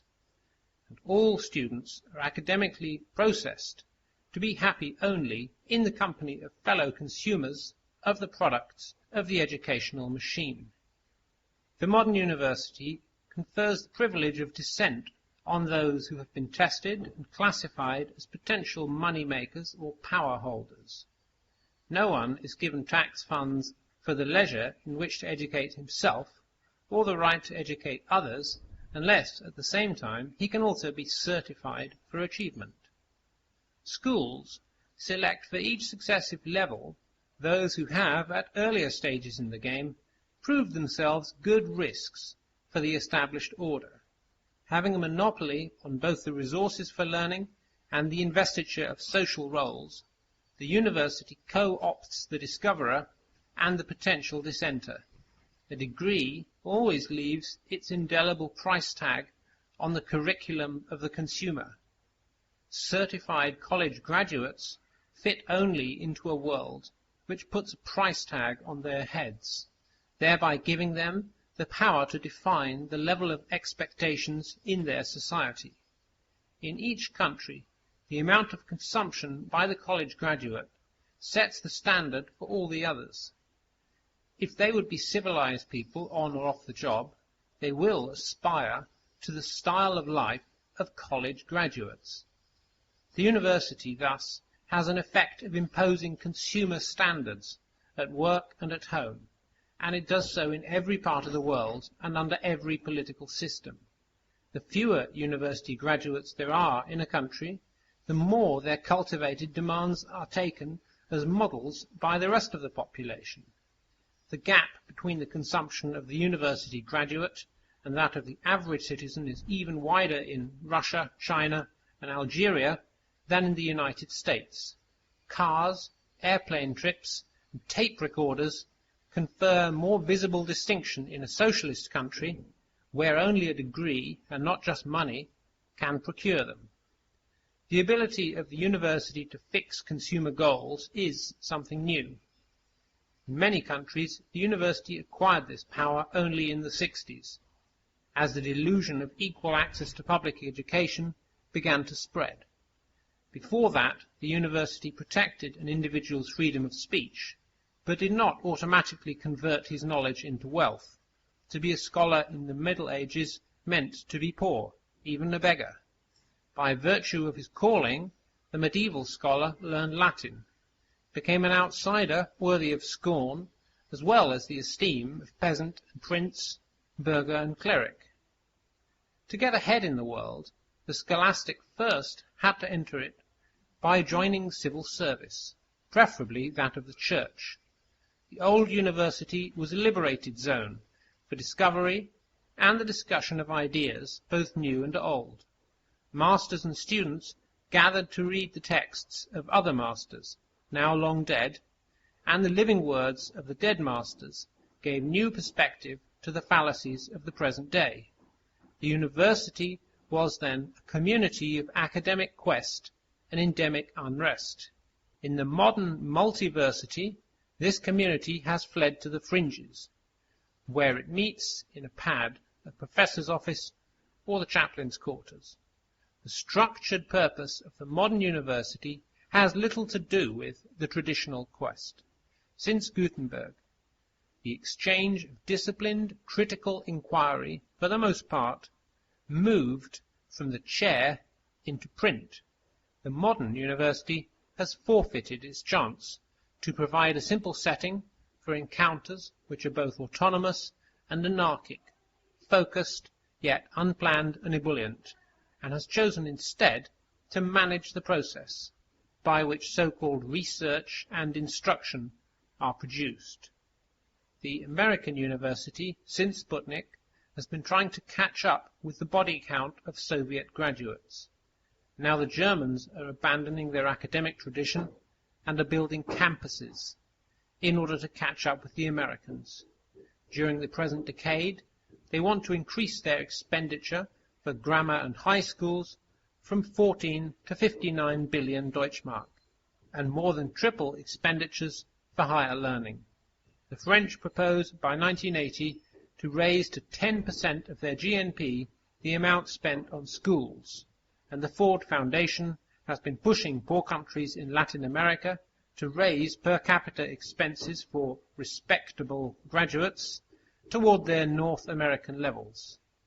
Students see their studies as the investment with the highest monetary return, and nations see them as a key factor in development. For the majority who primarily seek a college degree, the university has lost no prestige, but since 1968 it has visibly lost standing among its believers. Students refuse to prepare for war, pollution, and the perpetuation of prejudice. Teachers assist them in their challenge to the legitimacy of the government, its foreign policy, education, and the American way of life. More than a few reject degrees and prepare for a life in a counterculture outside the certified society. They seem to choose the way of medieval fraticelli and alumbrados of the Reformation, the hippies and dropouts of their day. Others recognize the monopoly of schools over the resources which they need to build a counter-society. They seek support from each other to live with integrity while submitting to the academic ritual. They form, so to speak, hotbeds of heresy right within the hierarchy. Large parts of the general population, however, regard the modern mystic and the modern heresiarch with alarm. They threaten the consumer economy, democratic privilege, and the self-image of America. But they cannot be wished away. Fewer and fewer can be reconverted by patience or co-opted by subtlety, for instance, by appointing them to teach their heresy. Hence the search for means which would make it possible either to get rid of dissident individuals or to reduce the importance of the university, which serves them as a base for protest. The students and faculty who question the legitimacy of the university, and do so at high personal cost, certainly do not feel that they are setting consumer standards or abetting a production system. Those who have founded such groups as the Committee of Concerned Asian Scholars, the North American Congress on Latin America, have been amongst the most effective in changing radically the perceptions of the realities of foreign countries for millions of young people. Still others have tried to formulate Marxian interpretations of American society, or have been among those responsible for the flowering of communes. Their achievements add new strength to the argument that the existence of the university is necessary to guarantee continued social criticism. There is no question that at present the university offers a unique combination of circumstances which allows some of its members to criticize the whole of society. It provides time, mobility, access to peers and information, and a certain impunity, privileges not equally available to the other segments of the population.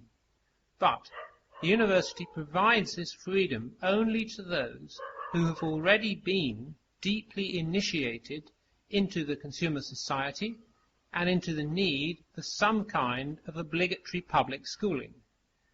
The school system today performs the threefold function common to powerful churches throughout history. It is simultaneously the repository of society's myth, the institutionalization of that myth's contradictions, and the locus of the ritual which reproduces and veils the disparities between myth and reality. Today, the school system, and especially the university, provides ample opportunity for criticism of the myth and for rebellion against its institutional perversions. But the ritual which demands tolerance of the fundamental contradictions between myth and institution still goes largely unchallenged, for neither ideological criticism nor social action can bring about a new society. Only disenchantment with and detachment from the central social ritual and reform of that ritual can bring about radical change. The American university has become the final stage of the most all-encompassing initiation rite the world has ever known. No society in history has been able to survive without ritual or myth, but ours is the first which has needed such a dull, protracted, destructive, and expensive initiation into its myth. The contemporary world civilization is also the first one which has found it necessary to rationalize its fundamental initiation ritual in the name of education. We cannot begin a reform of education unless we first understand that neither individual learning nor social equality can be enhanced by the ritual of schooling. We cannot go beyond the consumer society unless we first understand that obligatory public schools inevitably reproduce such a society, no matter what is taught in them. The project of demythologizing which I propose cannot be limited to the university alone. Any attempt to reform the university without tending to the system of which it is an integral part is like trying to do urban renewal in New York City from the 12th story up. Most current college-level reform looks like the building of high-rise slums. Only a generation which grows up without obligatory schools will be able to recreate the university. The myth of institutionalized values. School initiates, too, the myth of unending consumption. This modern myth is grounded in the belief that process inevitably produces something of value, and therefore production necessarily produces demand. School teaches us that instruction produces learning. The existence of schools produces the demand for schooling. Once we have learned to need school, all our activities tend to take the shape of client relationships to other specialized institutions. Once the self-taught man or woman has been discredited, all non-professional activity is rendered suspect. In school we are taught that valuable learning is the result of attendance, that the value of learning increases with the amount of input, and finally that this value can be measured and documented by grades and certificates. In fact, learning is the human activity which least needs manipulation by others. Most learning is not the result of instruction. It is rather the result of unhampered participation in a meaningful setting. Most people learn best by being with it, yet school makes them identify their personal cognitive growth with elaborate planning and manipulation.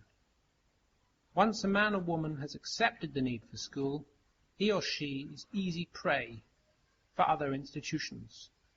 Once young people have allowed their imaginations to be formed by curricular instruction, they are conditioned to institutional planning of every sort. Instruction smothers the horizon of their imaginations. They cannot be betrayed, but only short-changed, because they have been taught to substitute expectations for hope. They will no longer be surprised, for good or ill, by other people, because they have been taught what to expect from every other person who has been taught as they were. This is true in the case of another person, or in the case of a machine. This transfer of responsibility from self to institution guarantees social regression, especially once it has been accepted as an obligation. So rebels against alma mater often make it into her faculty, instead of growing into the courage to infect others with their personal teaching and to assume responsibility for the results. This suggests the possibility of a new Oedipus story. Oedipus the teacher, who makes his mother in order to engender children with her. The man addicted to being taught seeks his security in compulsive teaching. The woman who experiences her knowledge as the result of a process wants to reproduce it in others. The myth of measurement of values. The institutionalized values school instills are quantified ones.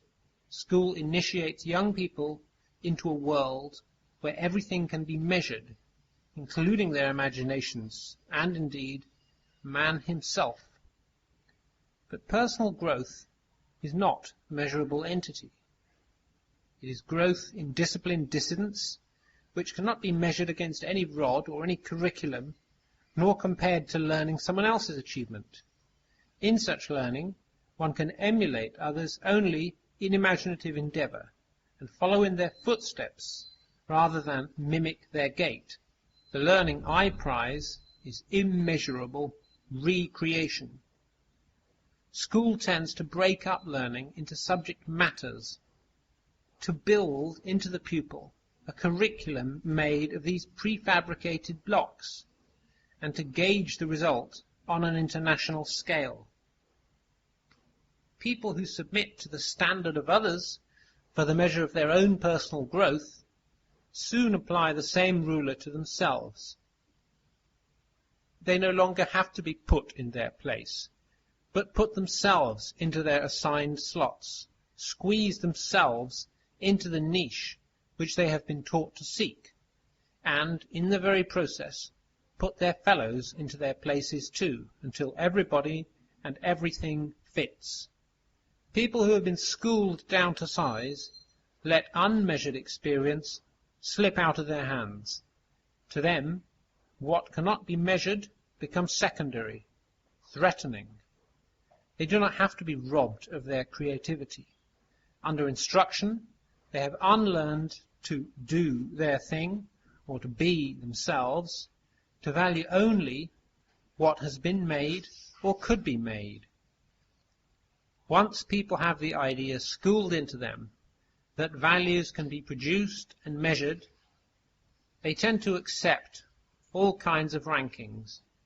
There is a scale for the development of nations, another for the intelligence of babies, and even progress toward peace can be calculated according to a body count. In a schooled world, the road to happiness is paved with a consumer's index. The myth of packaging values. School sells a curriculum, a bundle of goods made according to the same process and having the same structure as other merchandise.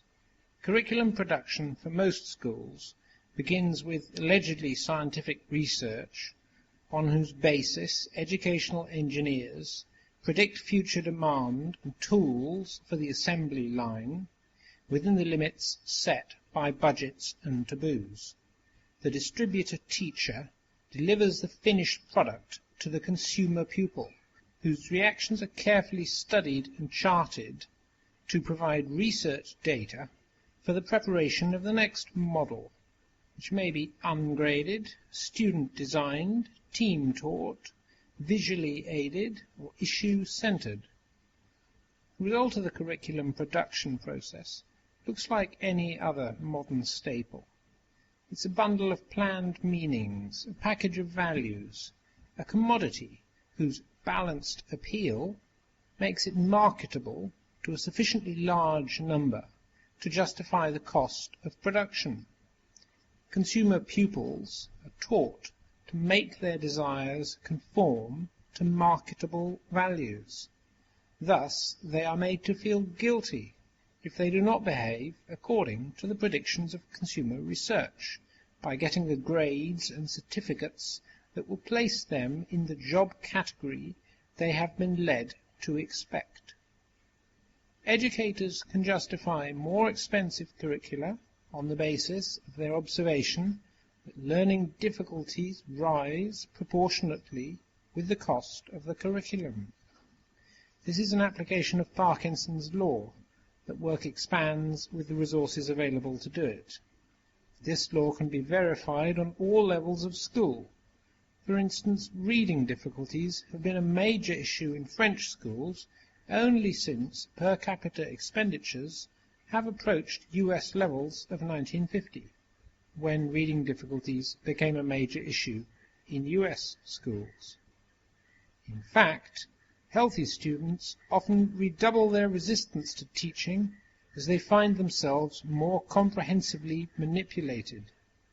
This resistance is due not to the authoritarian style of a public school or the seductive style of some free schools, but to the fundamental approach common to all schools, the idea that one person's judgment should determine what and when another person must learn. The myth of self-perpetuating progress.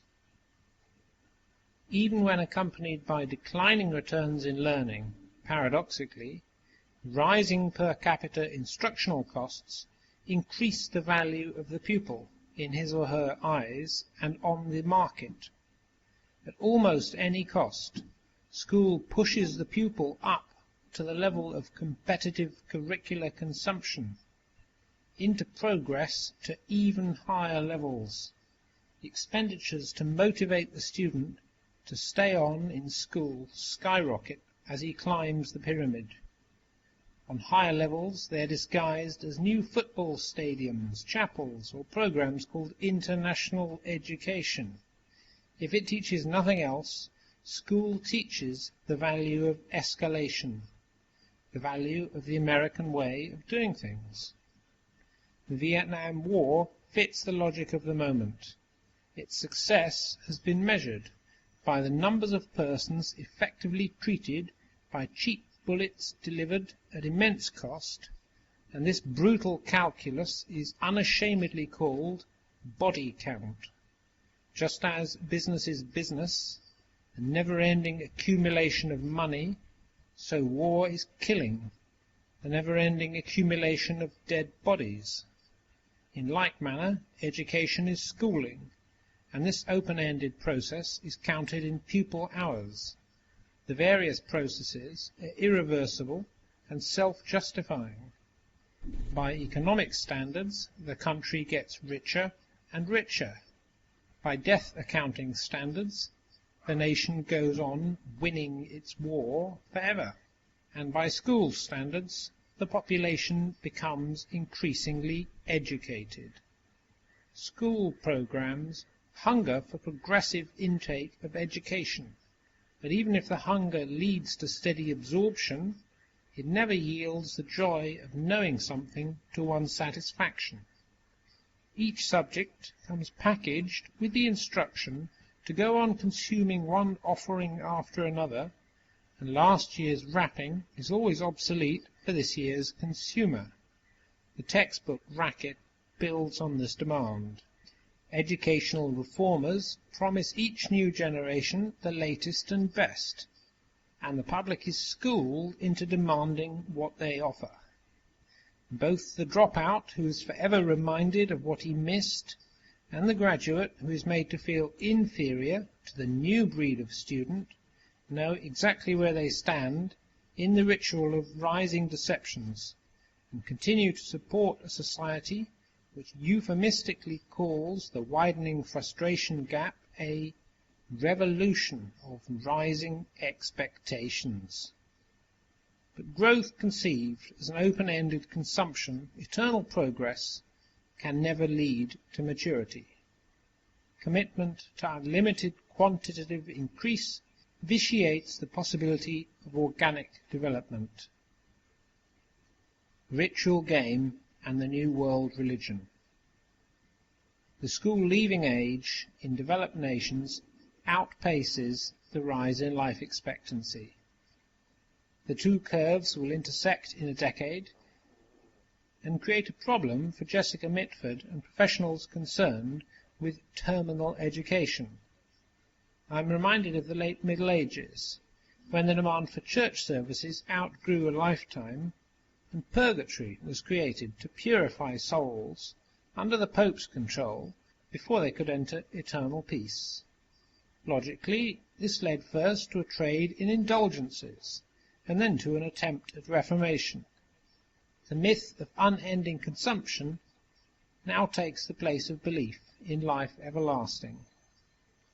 Arnold Toynbee has pointed out the decadence of a great culture is usually accompanied by the rise of a new world church, which extends hope to the domestic proletariat while serving the needs of the new warrior class. School seems eminently suited to be the world church of our decaying culture. No institution could better veil from its participants the deep discrepancy between social principles and social reality in today's world. Secular, scientific, and death-denying, it is of a piece with the modern mood. Its classical, critical veneer makes it appear pluralist, if not anti-religious. Its curriculum both defines science and is itself defined by so-called scientific research. No one completes school, yet. It never closes its doors on anyone without first offering him one more chance at remedial, adult, and continuing education. School serves as an effective creator and sustainer of social myth because of its structure as a ritual game of graded promotions. Introduction into this gambling ritual is much more important than what or how something is taught. It is the game itself that schools that gets into the blood and becomes a habit. The whole society is initiated into the myth of unending consumption of services. This happens to the degree that token participation in the open-ended ritual is made compulsory and compulsive everywhere.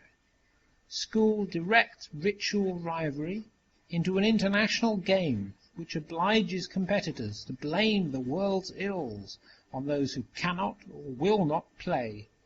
School is a ritual of initiation which introduces the neophyte to the sacred race of progressive consumption, a ritual of propitiation whose academic priests mediate between the faithful and the gods of privilege and power, a ritual of expiation which sacrifices its dropouts, branding them as scapegoats of underdevelopment. Even those who spend at best a few years in school, and this is the overwhelming majority in Latin America, Asia and Africa, learn to feel guilty because of their underconsumption of schooling. In Mexico, 6 grades of school are legally obligatory. Children born into the lower economic third have only 2 chances in 3 to make it into the first grade.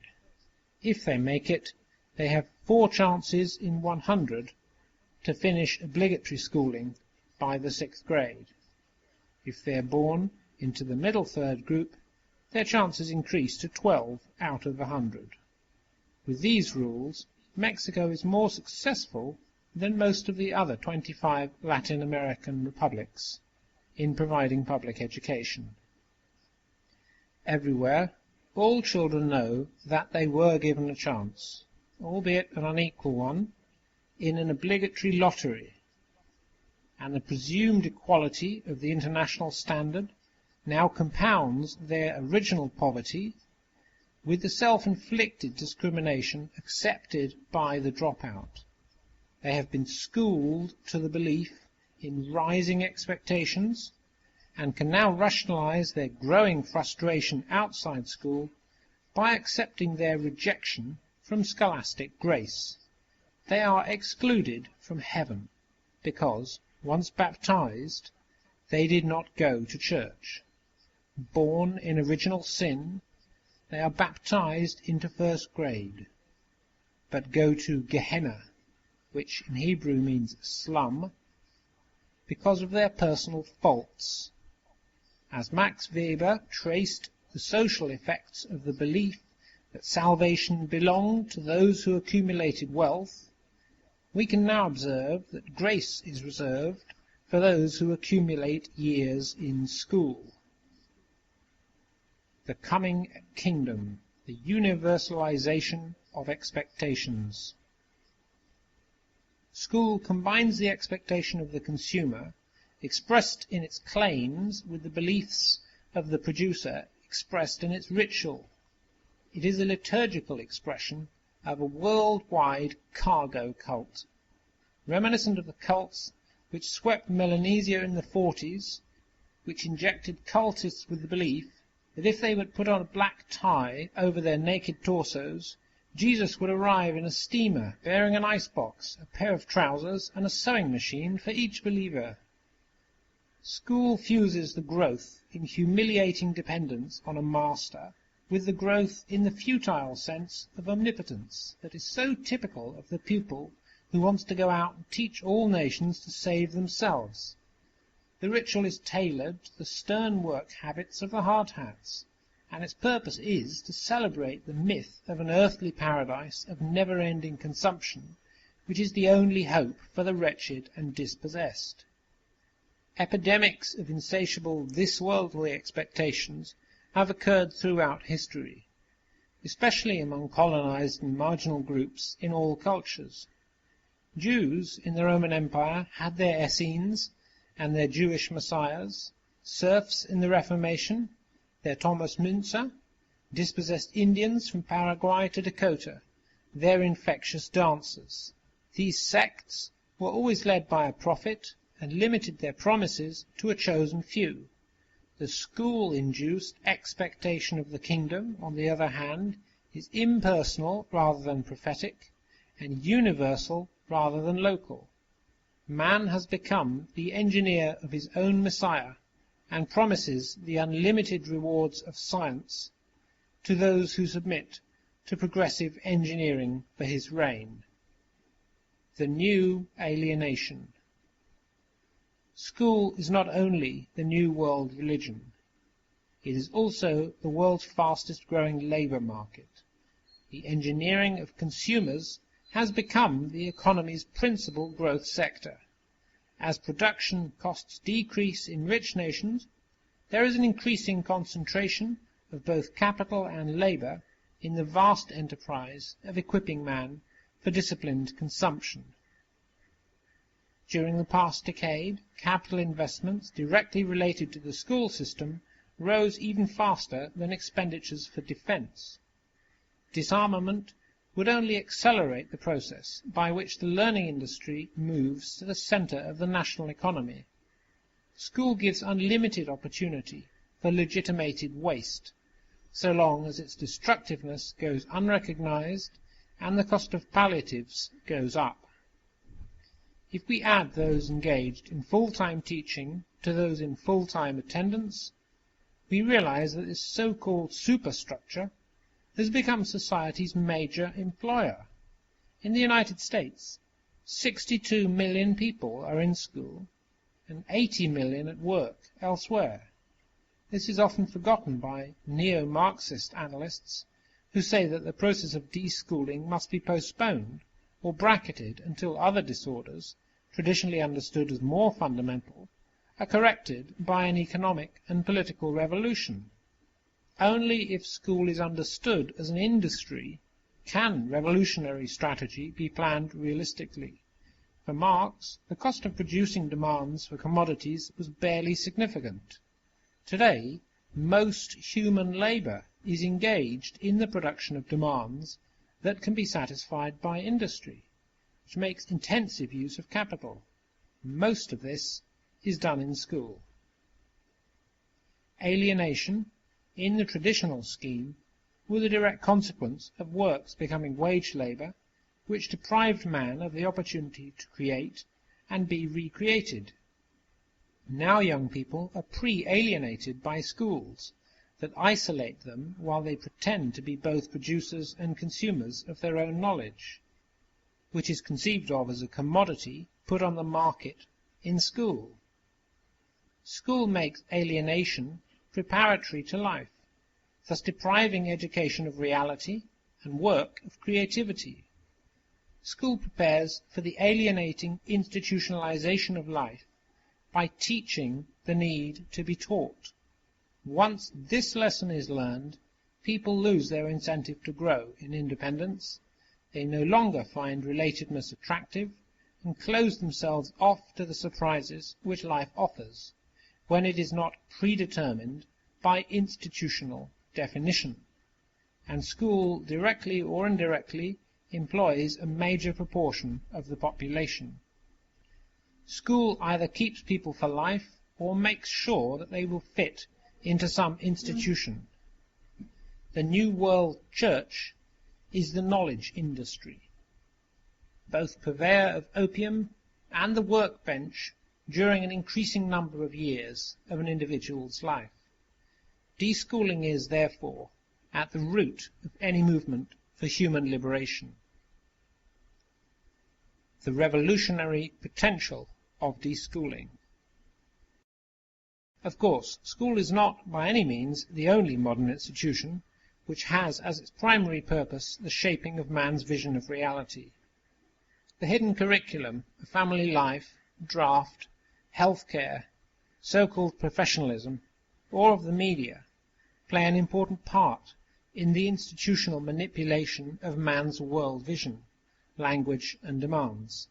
But school enslaves more profoundly and more systematically, since only school is credited with the principal function of forming critical judgment, and, paradoxically, tries to do so by making learning about oneself, about others, and about nature depend on a pre-packaged process.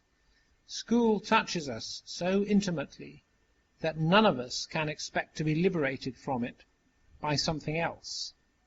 Many self-styled revolutionaries are victims of school. They see even liberation as the product of an institutional process. Only liberating oneself from school will dispel such illusions. The discovery that most learning requires no teaching can be neither manipulated nor planned. Each of us is personally responsible for his or her own deschooling, and only we have the power to do it. No one can be excused if he fails to liberate himself from schooling. People could not free themselves from the crown until at least some of them had freed themselves from the established church. They cannot free themselves from progressive consumption until they free themselves from obligatory school. We are all involved in deschooling, from both the side of production and that of consumption. We are superstitiously convinced that good learning can and should be produced in us, and that we can produce it in others. Our attempt to withdraw from the concept of school will reveal the resistance we find in ourselves when we try to renounce limitless consumption and the pervasive presumption that others can be manipulated for their own good. No one is fully exempt from the exploitation of others in the schooling process. School is both the largest and most anonymous employer of all. Indeed, the school is the best example of a new kind of enterprise, succeeding the guild, the factory, and the corporation. The multinational corporations which have dominated the economy are now being complemented and may one day be replaced by supranationally planned service agencies. These enterprises present their services in ways that make all men feel obliged to consume them. They are internationally standardized, redefining the value of their services periodically and everywhere at approximately the same rhythm. Transportation, relying on new cars and superhighways, serves the same institutionally packaged need for comfort, prestige, speed, and gadgetry, whether its components are produced by the state or not. The apparatus of medical care defines a particular kind of health, whether the service is paid for by the state or by the individual. Graded promotion in order to obtain diplomas fits the student for a place on the same international pyramid of qualified manpower, no matter who directs the school. In all of these cases, employment is a hidden benefit, the driver of a private automobile, the patient who submits to hospitalization, or the pupil in the schoolroom must now be seen as part of a new class of employees, a liberation movement which starts in school and yet is grounded in the awareness of teachers and pupils as simultaneously exploiters and exploited, could foreshadow the revolutionary strategies of the future. For a radical program of deschooling could train youth in a new style of revolution needed to challenge a social system featuring obligatory health, wealth and security. The risks of a revolt against school are unforeseeable, but they are not as horrible as those of a revolution starting in any other major institution. School is not yet organized for self-protection as effectively as a nation-state, or even a large corporation. Liberation from the grip of schools could be bloodless. The weapons of the truant officer and his allies in the courts and employment agencies might take very cruel measures against the individual offender, especially if he or she were poor, but they might turn out to be powerless against the surge of a mass movement. School has become a social problem. It is being attacked on all sides, and citizens and their governments sponsor unconventional experiments all over the world. They resort to unusual statistical devices in order to keep faith and save face. The mood among some educators is much like the mood among Catholic bishops after the Vatican Council.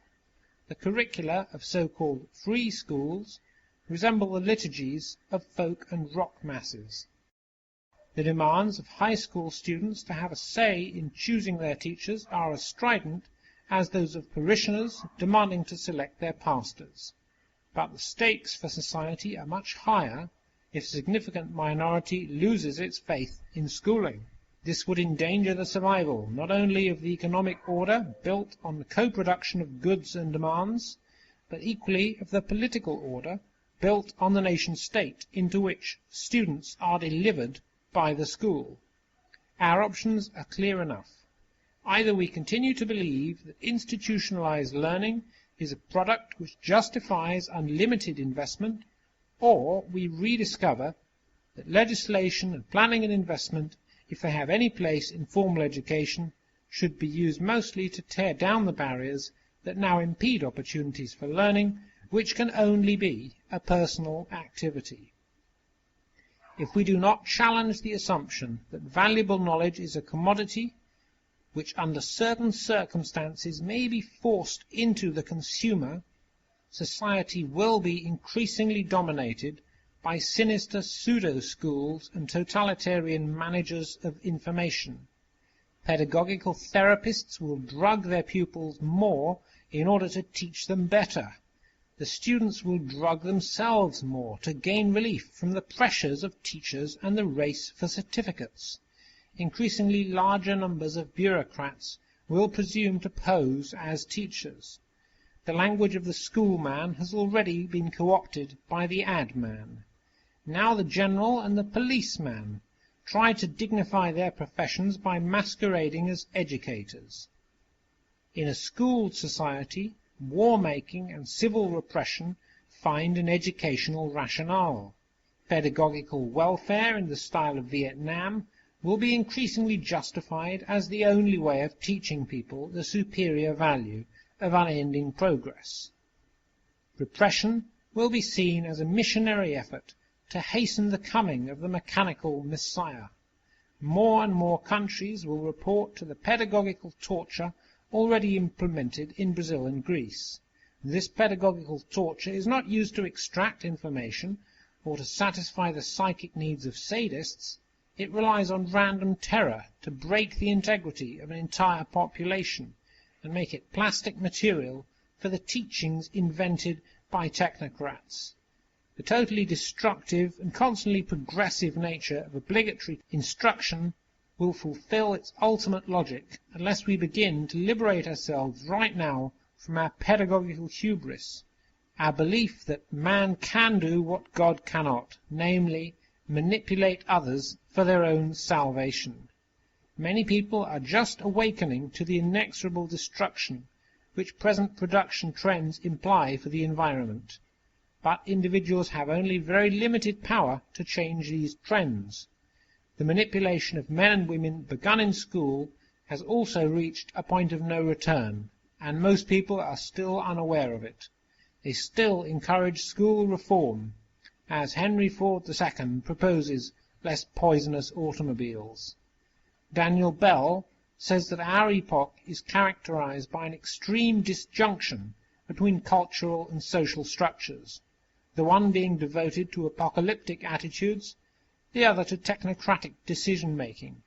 This is certainly true for many educational reformers who feel impelled to condemn almost everything which characterizes modern schools and at the same time propose new schools.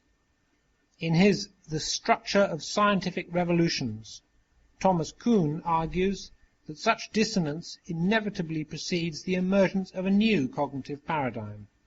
The facts reported by those who observed free fall, by those who returned from the other side of the earth, and by those who used the new telescope did not fit the Ptolemaic worldview. Quite suddenly, the Newtonian paradigm was accepted. The dissonance which characterizes many of the young today is not so much cognitive as a matter of attitudes, a feeling about what a tolerable society cannot be like. What is surprising about this dissonance is the ability of a very large number of people to tolerate it. The capacity to pursue incongruous goals requires an explanation. According to Max Gluckman, all societies have procedures to hide such dissonances from their members. He suggests that this is the purpose of ritual.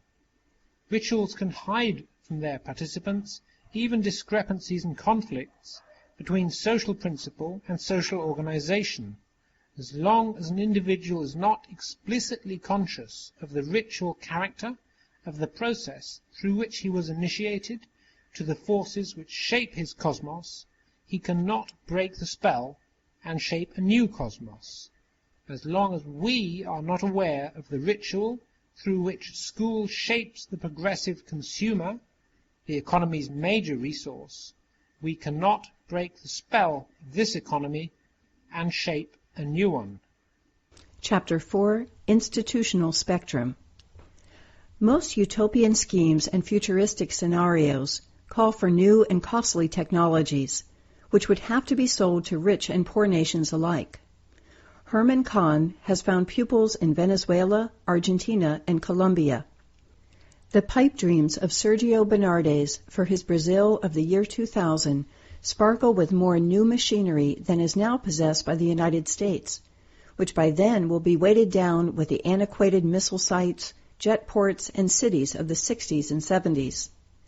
Futurists inspired by Buckminster Fuller would depend on cheaper and more exotic devices. They count on the acceptance of a new but possible technology that would apparently allow us to make more with less. Lightweight monorails rather than supersonic transport. Vertical living rather than horizontal sprawling.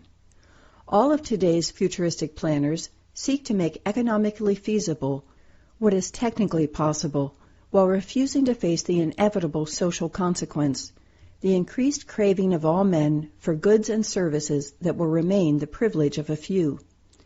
I believe that a desirable future depends on our deliberately choosing a life of action over a life of consumption, on our engendering a lifestyle which will enable us to be spontaneous, independent, yet related to each other, rather than maintaining a lifestyle which only allows us to make and unmake, produce and consume, a style of life which is merely a way station on the road to the depletion and pollution of the environment. The future depends more upon our choice of institutions which support a life of action than on our developing new ideologies and technologies. We need a set of criteria which will permit us to recognize those institutions which support personal growth rather than addiction, as well as the will to invest our technological resources preferentially in such institutions of growth. The choice is between two radically opposed institutional types, both of which are exemplified in certain existing institutions, although one type so characterizes the contemporary period as to almost define it. This dominant type I would propose to call the manipulative institution. The other type also exists, but only precariously. The institutions which fit it are humbler and less noticeable, yet I take them as models for a more desirable future.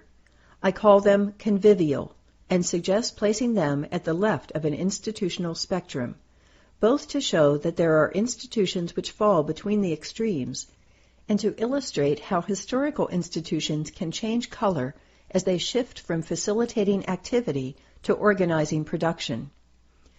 Generally, such a spectrum, moving from left to right, has been used to characterize men and their ideologies, not our social institutions and their styles. This categorization of men, whether as individuals or in groups, often generates more heat than light. Weighty objections can be raised against using an ordinary convention in an unusual fashion, but by doing so I hope to shift the terms of the discussion from a sterile to a fertile plane. It will become evident that men of the left are not always characterized by their opposition to the manipulative institutions, which I locate to the right on the spectrum. The most influential modern institutions crowd up at the right of the spectrum. Law enforcement has moved there, as it has shifted from the hands of the sheriff to those of the FBI and the Pentagon. Modern warfare has become a highly professional enterprise whose business is killing. It has reached the point where its efficiency is measured in body counts. Its peacekeeping potential depends on its ability to convince friend and foe of the nation's unlimited death-dealing power. Modern bullets and chemicals are so effective that a few cents worth, properly delivered to the intended client, unfailingly kill or maim. But delivery costs rise vertiginously. The cost of a dead Vietnamese went from $360,000 in 1967 to $450,000 in 1969. Only economies on a scale approaching race suicide would render modern warfare economically efficient. The boomerang effect in war is becoming more obvious. The higher the body count of dead Vietnamese, the more enemies the United States acquires around the world. Likewise, the more the United States must spend to create another manipulative institution, cynically dubbed pacification, in a futile effort to absorb the side effects of war. At the same extreme on the spectrum, we also find social agencies which specialize in the manipulation of their clients. Like the military, they tend to develop effects contrary to their aims as the scope of their operations increases. These social institutions are equally counterproductive, but less obviously so. Many assume a therapeutic and compassionate image to mask this paradoxical effect. For example, jails, up until 2 centuries ago, served as a means of detaining men until they were sentenced, maimed, killed, or exiled, and were sometimes deliberately used as a form of torture. Only recently have we begun to claim that locking people up in cages will have a beneficial effect upon their character and behavior. Now quite a few people are beginning to understand that jail increases both the quality and the quantity of criminals, that in fact it often creates them out of mere nonconformists. Far fewer people, however, seem to understand that mental hospitals, nursing homes, and orphan asylums do much the same thing. These institutions provide their clients with the destructive self-image of the psychotic, the overaged, or the waif, and provide a rationale for the existence of entire professions, just as jails produce income for wardens. Membership in the institutions found at this extreme of the spectrum is achieved in 2 ways, both coercive, by forced commitment or by selective service. At the opposite extreme of the spectrum lie institutions distinguished by spontaneous use, the convivial institutions. Telephone link-ups, subway lines, mail routes, public markets, and exchanges do not require hard or soft sells to induce their clients to use them. Sewage systems, drinking water, parks, and sidewalks are institutions men use without having to be institutionally convinced that it is to their advantage to do so. Of course, all institutions require some regulation, but the operation of institutions which exist to be used, rather than to produce something, requires rules of an entirely different nature from those required by treatment institutions, which are manipulative. The rules which govern institutions for use have mainly the purpose of avoiding abuses, which would frustrate their general accessibility. Sidewalks must be kept free of obstructions. The industrial use of drinking water must be held within limits, and ball playing must be restricted to special areas within a park. At present, we need legislation to limit the abuse of our telephone lines by computers, the abuse of mail service by advertisers, and the pollution of our sewage systems by industrial waste. The regulation of convivial institutions sets limits to their use. As one moves from the convivial to the manipulative end of the spectrum, the rules progressively call for unwilling consumption or participation. The different cost of acquiring clients is just one of the characteristics which distinguish convivial from manipulative institutions. At both extremes of the spectrum, we find service institutions. But on the right, the service is imposed manipulation, and the client is made the victim of advertising, aggression, indoctrination, imprisonment, or electroshock. On the left, the service is amplified opportunity within formally defined limits, while the client remains a free agent. Right-wing institutions tend to be highly complex and costly production processes, in which much of the elaboration and expense is concerned with convincing consumers that they cannot live without the product or the treatment offered by the institution. Left-wing institutions tend to be networks which facilitate client-initiated communication or cooperation. The manipulative institutions of the right are either socially or psychologically addictive. Social addiction or escalation consists in the tendency to prescribe increased treatment if smaller quantities have not yielded the desired results. Psychological addiction, or habituation, results when consumers become hooked on the need for more and more of the process or product. The self-activated institutions of the left tend to be self-limiting. Unlike production processes, which identify satisfaction with the mere act of consumption, these networks serve a purpose beyond their own repeated use. An individual picks up the telephone when he wants to say something to someone else, and hangs up when the desired communication is over. He does not, teenagers excepted, use the telephone for the sheer pleasure of talking into the receiver. If the telephone is not the best way to get in touch, people will write a letter or take a trip. Right-wing institutions, as we can see clearly in the case of schools, both invite compulsively repetitive use and frustrate alternative ways of achieving similar results. Toward, but not at, the left in the institutional spectrum, we can locate enterprises which compete with others in their own field, but have not begun notably to engage in advertising. Here we find hand laundries, small bakeries, hairdressers, and, to speak of professionals, some lawyers and music teachers. Characteristically left of center, then, are self-employed persons who have institutionalized their services, but not their publicity. They acquire clients through their personal touch and the comparative quality of their services. Hotels and cafeterias are somewhat closer to the center. The big chains like Hilton, which spend huge amounts on selling their image, often behave as if they were running institutions of the right.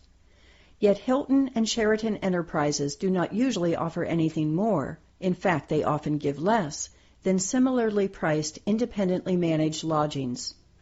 Essentially, a hotel sign beckons to a traveler in the manner of a road sign. It says, "Stop, here is a bed for you," rather than, "You should prefer a hotel bed to a park bench."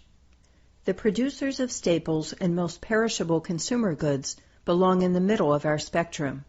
They fill generic demands and add to the cost of production and distribution whatever the market will bear in advertising costs for publicity and special packaging. The more basic the product, be it goods or services, the more does competition tend to limit the sales cost of the item. Most manufacturers of consumer goods have moved much further to the right. Both directly and indirectly, they produce demands for accessories which boost real purchase price far beyond production cost. General Motors and Ford produce means of transportation, but they also, and more importantly, manipulate public taste in such a way that the need for transportation is expressed as a demand for private cars rather than public buses.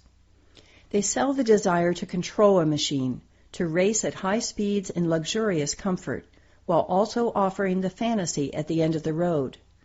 What they sell, however, is not just a matter of uselessly big motors, superfluous gadgetry, or the new extras forced on the manufacturers by Ralph Nader and the clean air lobbyists. The list price includes souped-up engines, air conditioning, safety belts, and exhaust controls. But other costs not openly declared to the driver are also involved. The corporation's advertising and sales expenses, fuel, maintenance and parts, insurance, interest on credit, as well as less tangible costs like loss of time, temper, and breathable air in our traffic-congested cities. An especially interesting corollary to our discussion of socially useful institutions is the system of public highways. This major element of the total cost of automobiles deserves lengthier treatment, since it leads directly to the rightest institution in which I am most interested, namely the school. False public utilities. The highway system is a network for locomotion across relatively large distances. As a network, it appears to belong on the left of the institutional spectrum. But here we must make a distinction which will clarify both the nature of highways and the nature of true public utilities. Genuinely all-purpose roads are true public utilities. Superhighways are private preserves, the cost of which has been partially foisted upon the public. Telephone, postal, and highway systems are all networks, and none of them is free. Access to the telephone network is limited by time charges on each call.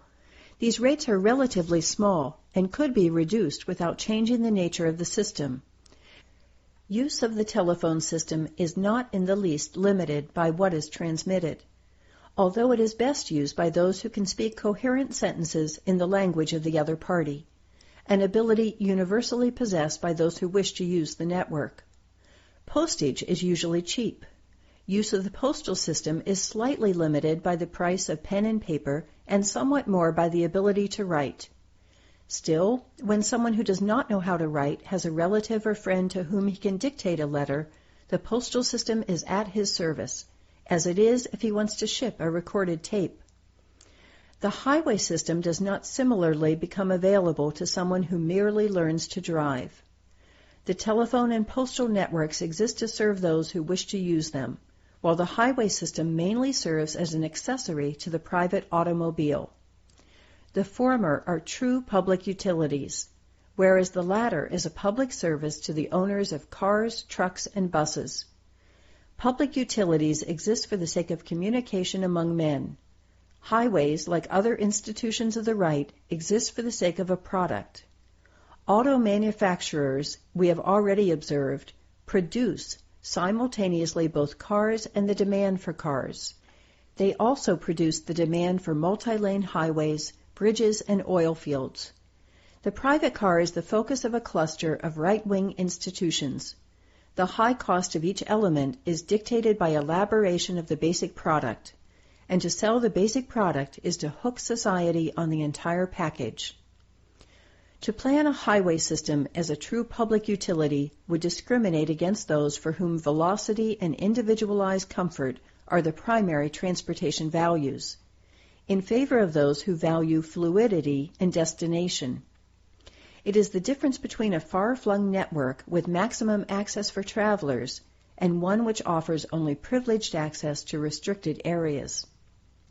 Transferring a modern institution to the developing nations provides the acid test of its quality. In very poor countries, roads are usually just good enough to permit transit by special high-axle trucks loaded with groceries, livestock, or people. This kind of country should use its limited resources to build a spider web of trails extending to every region and should restrict imports to 2 or 3 models of highly durable vehicles which can manage all trails at low speed. This would simplify maintenance and the stocking of spare parts, permit the operation of these vehicles around the clock, and provide maximum fluidity and choice of destination to all citizens. This would require the engineering of all-purpose vehicles with the simplicity of the Model T. making use of the most modern alloys to guarantee durability, with a built-in speed limit of not more than 15 miles per hour, and strong enough to run on the roughest terrain. Such vehicles are not on the market because there is no demand for them. As a matter of fact, such a demand would have to be cultivated, quite possibly under the protection of strict legislation. At present, whenever such a demand is even slightly felt, it is quickly snuffed out by counter-publicity aimed at universal sales of the machines which currently extract from U.S. taxpayers the money needed for building superhighways. In order to, quote-unquote, improve transportation, all countries, even the poorest, now plan highway systems designed for the passenger cars and high-speed trailers which fit the velocity-conscious minority of producers and consumers in the elite classes. This approach is frequently rationalized as a savings of the most precious resource of a poor country, the time of the doctor, the school inspector, or the public administrator. These men, of course, serve almost exclusively the same people who have, or hope one day to have, a car. Local taxes and scarce international exchange are wasted on false public utilities. Modern technology, transferred to poor countries, falls into three large categories: goods, factories which make them, and service institutions, principally schools, which make men into modern producers and consumers. Most countries spend by far the largest proportion of their budget on schools. The school-made graduates then create a demand for other conspicuous utilities, such as industrial power, paved highways, modern hospitals and airports, and these in turn create a market for the goods made for rich countries, and, after a while, the tendency to import obsolescent factories to produce them. Of all false utilities, school is the most insidious. Highway systems produce only a demand for cars. Schools create a demand for the entire set of modern institutions which crowd the right end of the spectrum. A man who questioned the need for highways would be written off as a romantic. A man who questions the need for school is immediately attacked as either heartless or imperialist. Schools as false public utilities. Like highways, schools, at first glance, give the impression of being equally open to all comers. They are, in fact, open only to those who consistently renew their credentials. Just as highways create the impression that their present level of cost per year is necessary if people are to move, so schools are presumed essential for attaining the competence required by a society which uses modern technology. We have exposed speedways as spurious public utilities by noting their dependence on private automobiles. Schools are based upon the equally spurious hypothesis that learning is the result of curricular teaching. Highways result from a perversion of the desire and need for mobility into the demand for a private car. Schools themselves pervert the natural inclination to grow and learn into the demand for instruction. Demand for manufactured maturity is a far greater abnegation of self-initiated activity than the demand for manufactured goods. Schools are not only to the right of highways and cars, they belong near the extreme of the institutional spectrum occupied by total asylums. Even the producers of body counts kill only bodies. By making men abdicate the responsibility for their own growth, school leads many to a kind of spiritual suicide. Highways are paid for in part by those who use them, since tolls and gasoline taxes are extracted only from drivers. School, on the other hand, is a perfect system of regressive taxation, where the privileged graduates ride on the back of the entire paying public. School puts a head tax on promotion. The underconsumption of highway mileage is not nearly so costly as the underconsumption of schooling. The man who does not own a car in Los Angeles may be almost immobilized, but if he can somehow manage to reach a workplace, he can get and hold a job. The school dropout has no alternative route. The suburbanite with his new Lincoln and his country cousin who drives a beat-up jalopy get essentially the same use out of the highway, even though one man's car costs 30 times more than the other's. The value of a man's schooling is a function of the number of years he has completed and of the costliness of the schools he has attended. The law compels no one to drive, whereas it obliges everyone to go to school. The analysis of institutions according to their present placement on a left-right continuum enables me to clarify my belief that fundamental social change must begin with a change of consciousness about institutions, and to explain why the dimension of a viable future turns on the rejuvenation of institutional style. During the 60s, institutions born in different decades since the French Revolution simultaneously reached old age. Public school systems founded in the time of Jefferson or of Ataturk, along with others which started after World War II, all became bureaucratic, self-justifying, and manipulative. The same thing happened to systems of social security, to labor unions, major churches and diplomacies, the care of the aged, and the disposal of the dead. Today, for instance, the school systems of Colombia, Britain, the USSR, and the U.S. resemble each other more closely than U.S. schools of the late 1890s resembled either today's or their contemporaries in Russia. Today, all schools are obligatory, open-ended, and competitive. The same convergence in institutional style affects healthcare, merchandising, personnel administration, and political life. All these institutional processes tend to pile up at the manipulative end of the spectrum. A merger of world bureaucracies results from this convergence of institutions. The style, the ranking systems, and the paraphernalia from textbook to computer are standardized on the planning boards of Costa Rica or Afghanistan after the model of Western Europe. Everywhere, these bureaucracies seem to focus on the same task, promoting the growth of institutions of the right. They are concerned with the making of things, the making of ritual rules, and the making and reshaping of executive truth, the ideology or fiat which establishes the current value which should be attributed to their product. Technology provides these bureaucracies with increasing power on the right hand of society.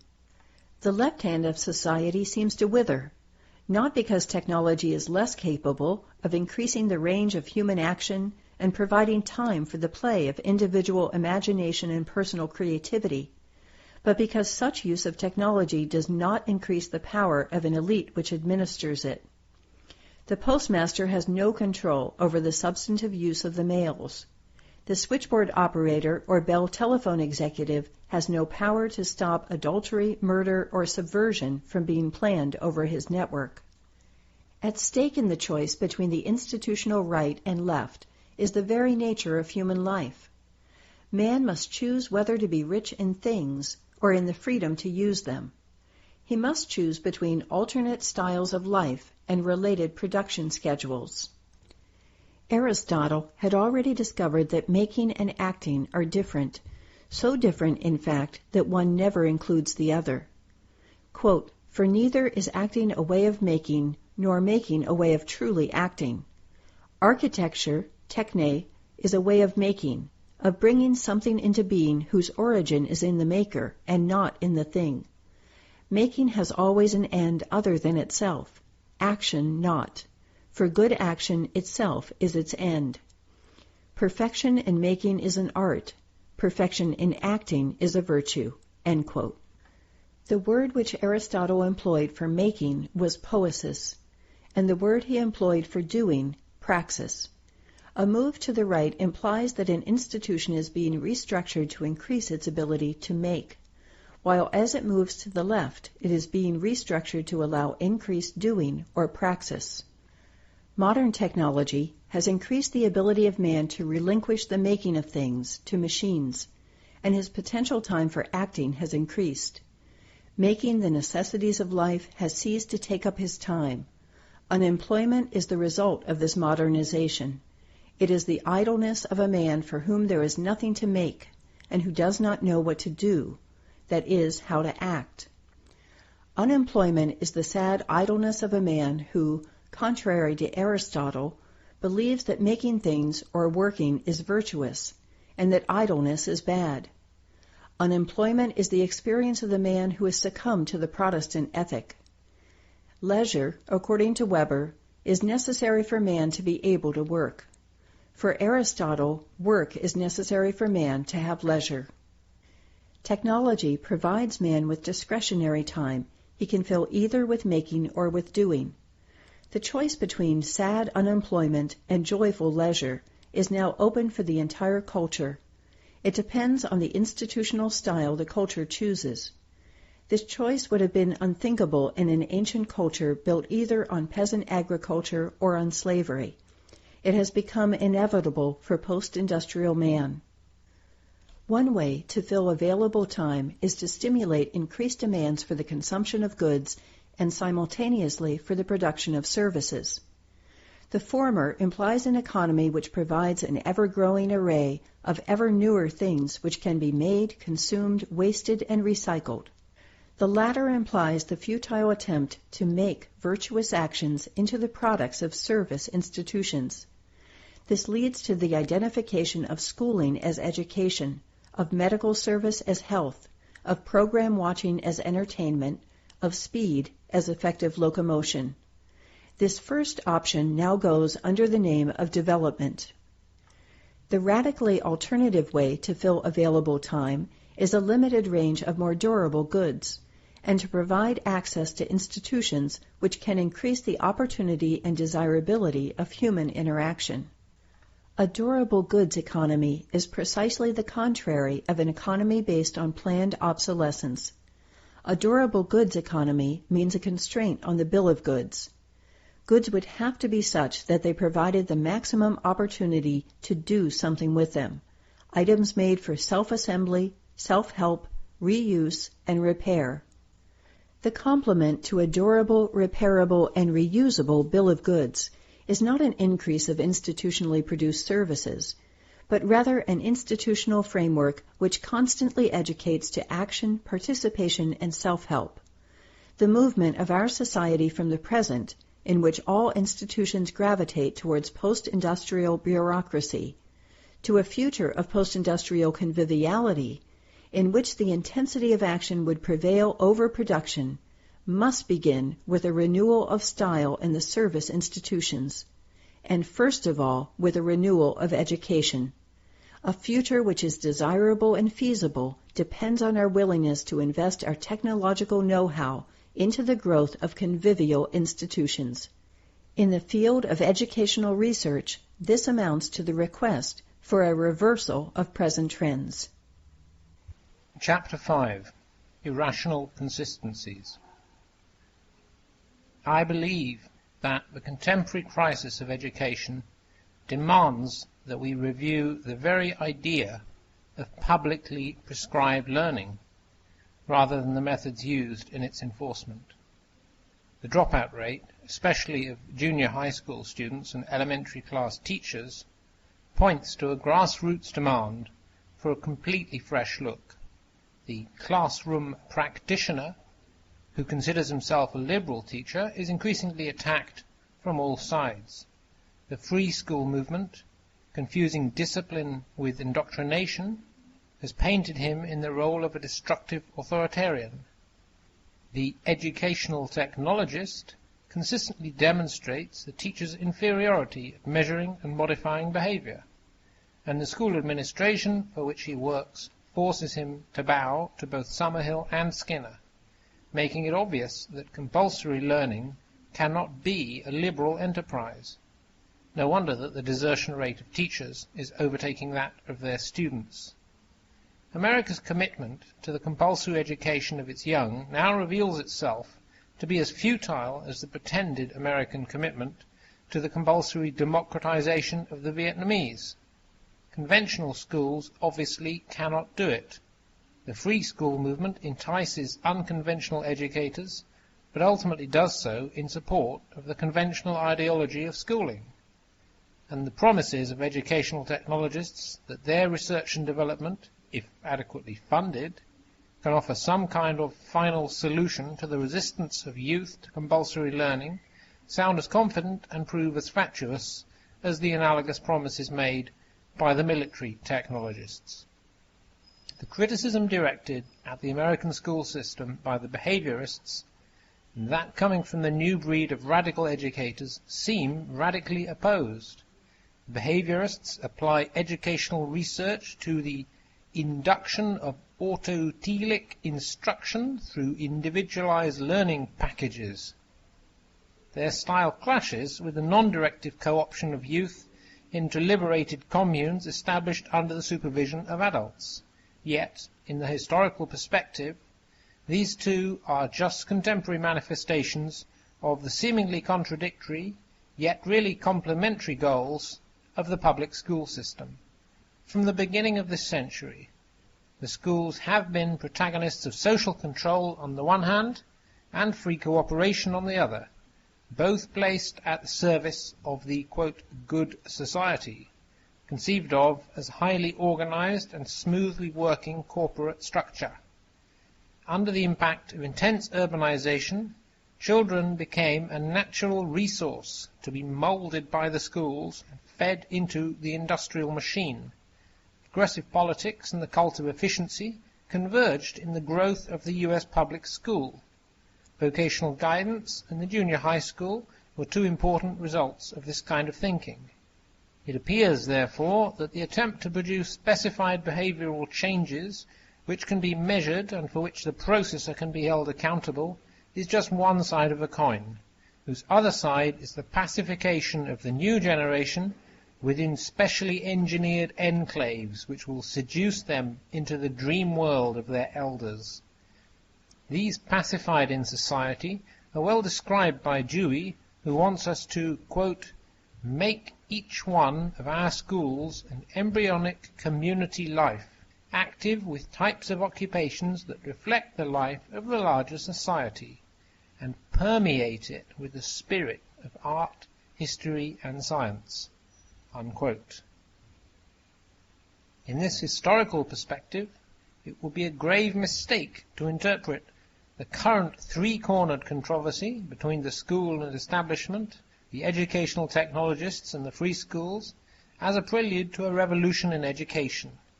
This controversy reflects rather a stage of an attempt to escalate an old dream into fact, and to finally make all valuable learning the result of professional teaching.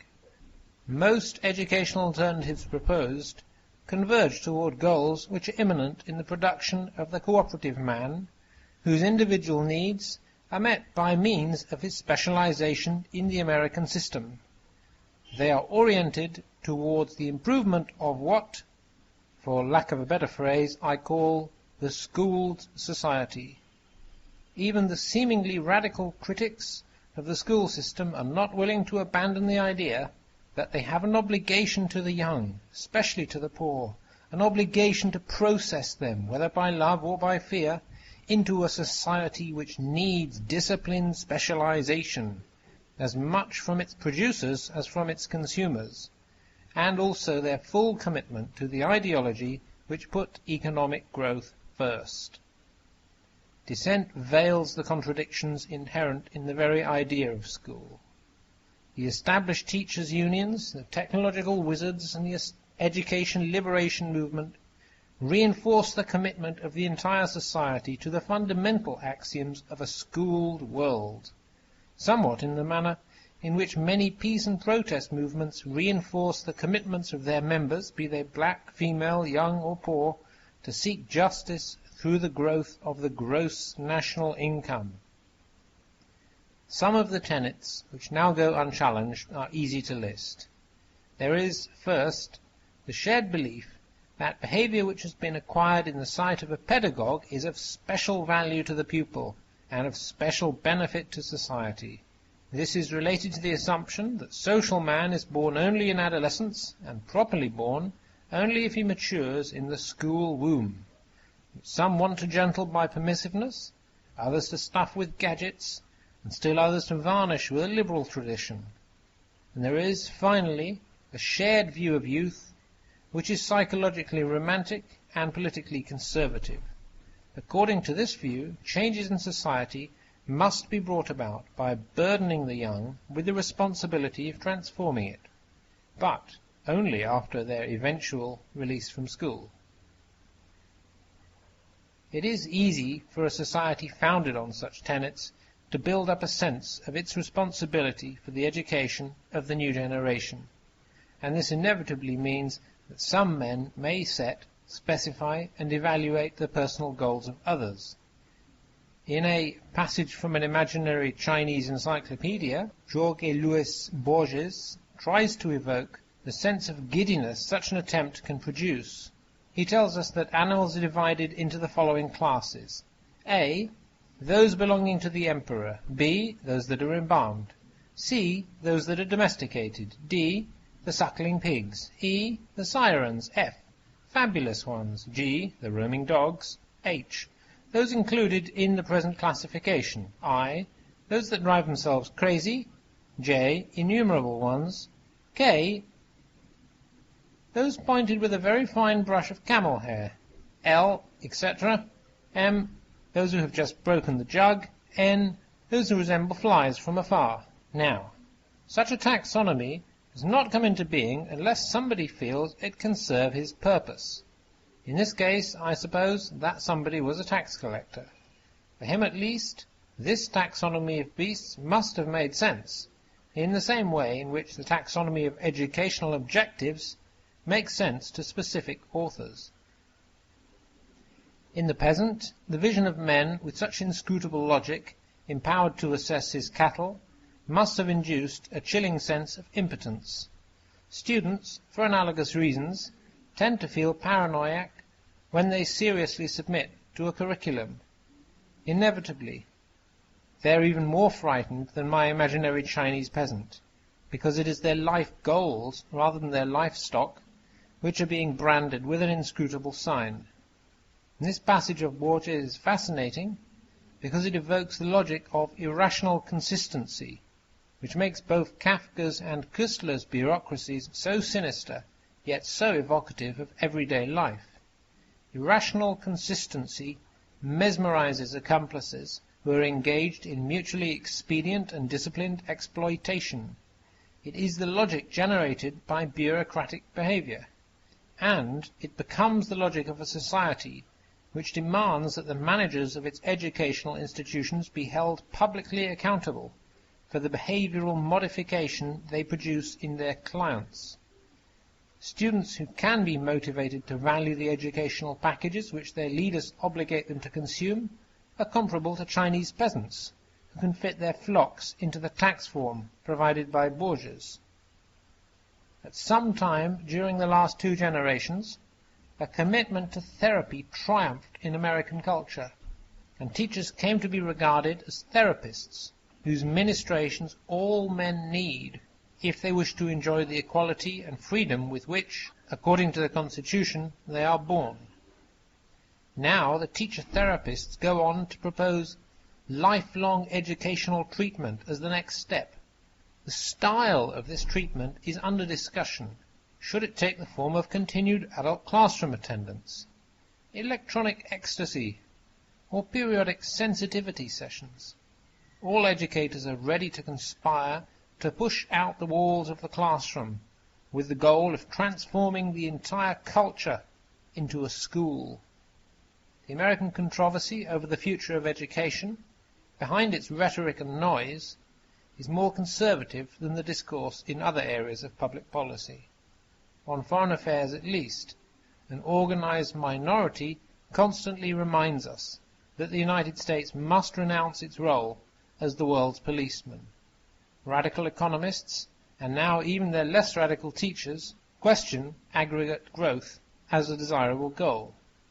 There are lobbies for prevention over cure in medicine, and others in favor of fluidity over speed in transportation. Only in the field of education do the articulate voices demanding radical deschooling of society remain so dispersed. There is a lack of cogent argument and of mature leadership aiming at the disestablishment of any and all institutions which serve the purpose of compulsory learning. For the moment, the radical deschooling of society is still a cause without a party. This is especially surprising in a time of growing, though chaotic, resistance to all forms of institutionally planned instruction on the part of those aged 12 to 17. educational innovators still assume that educational institutions function like funnels for the programs they package. For my argument, it is irrelevant whether these funnels take the form of a classroom, a TV transmitter, or a liberated zone. It is equally irrelevant whether the packages pervade a rich or poor, hot or cold, hard or measurable like Math 3, or impossible to assess like sensitivity. What counts is that education is assumed to be the result of an institutional process managed by the educator. As long as the relations continue to be those between a supplier and a consumer, educational research will remain a circular process. It will amass scientific evidence in support of the need for more educational packages and for their more deadly accurate delivery to the individual consumer, just as a certain brand of social science can prove the need for the delivery of more military treatment. An educational revolution depends on a twofold inversion: a new orientation for research and new understanding of the educational style of an emerging counterculture. Operational research now seeks to optimize the efficiency of an inherited framework, a framework which is itself never questioned.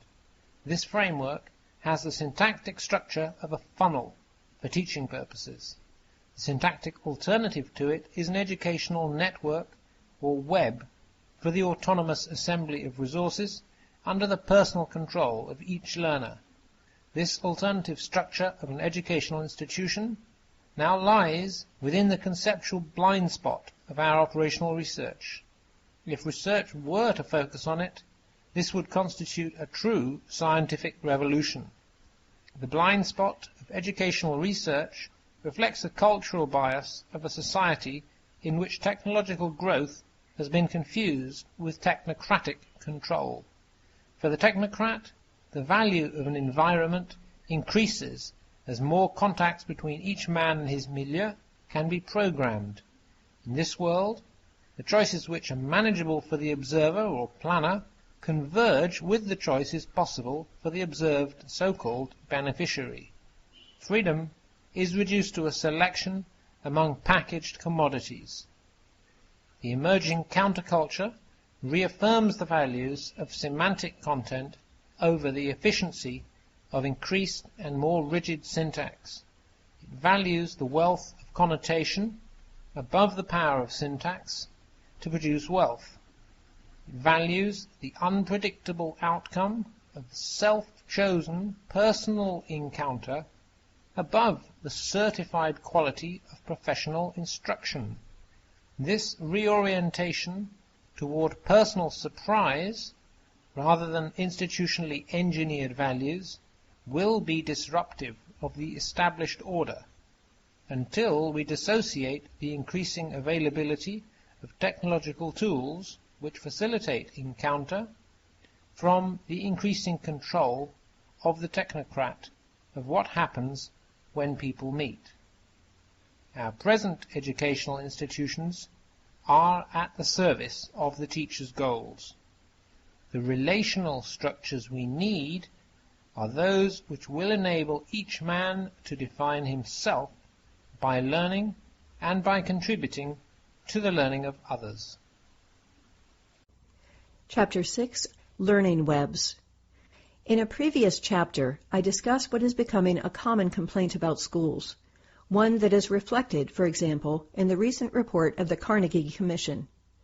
In school, registered students submit to certified teachers in order to obtain certificates of their own.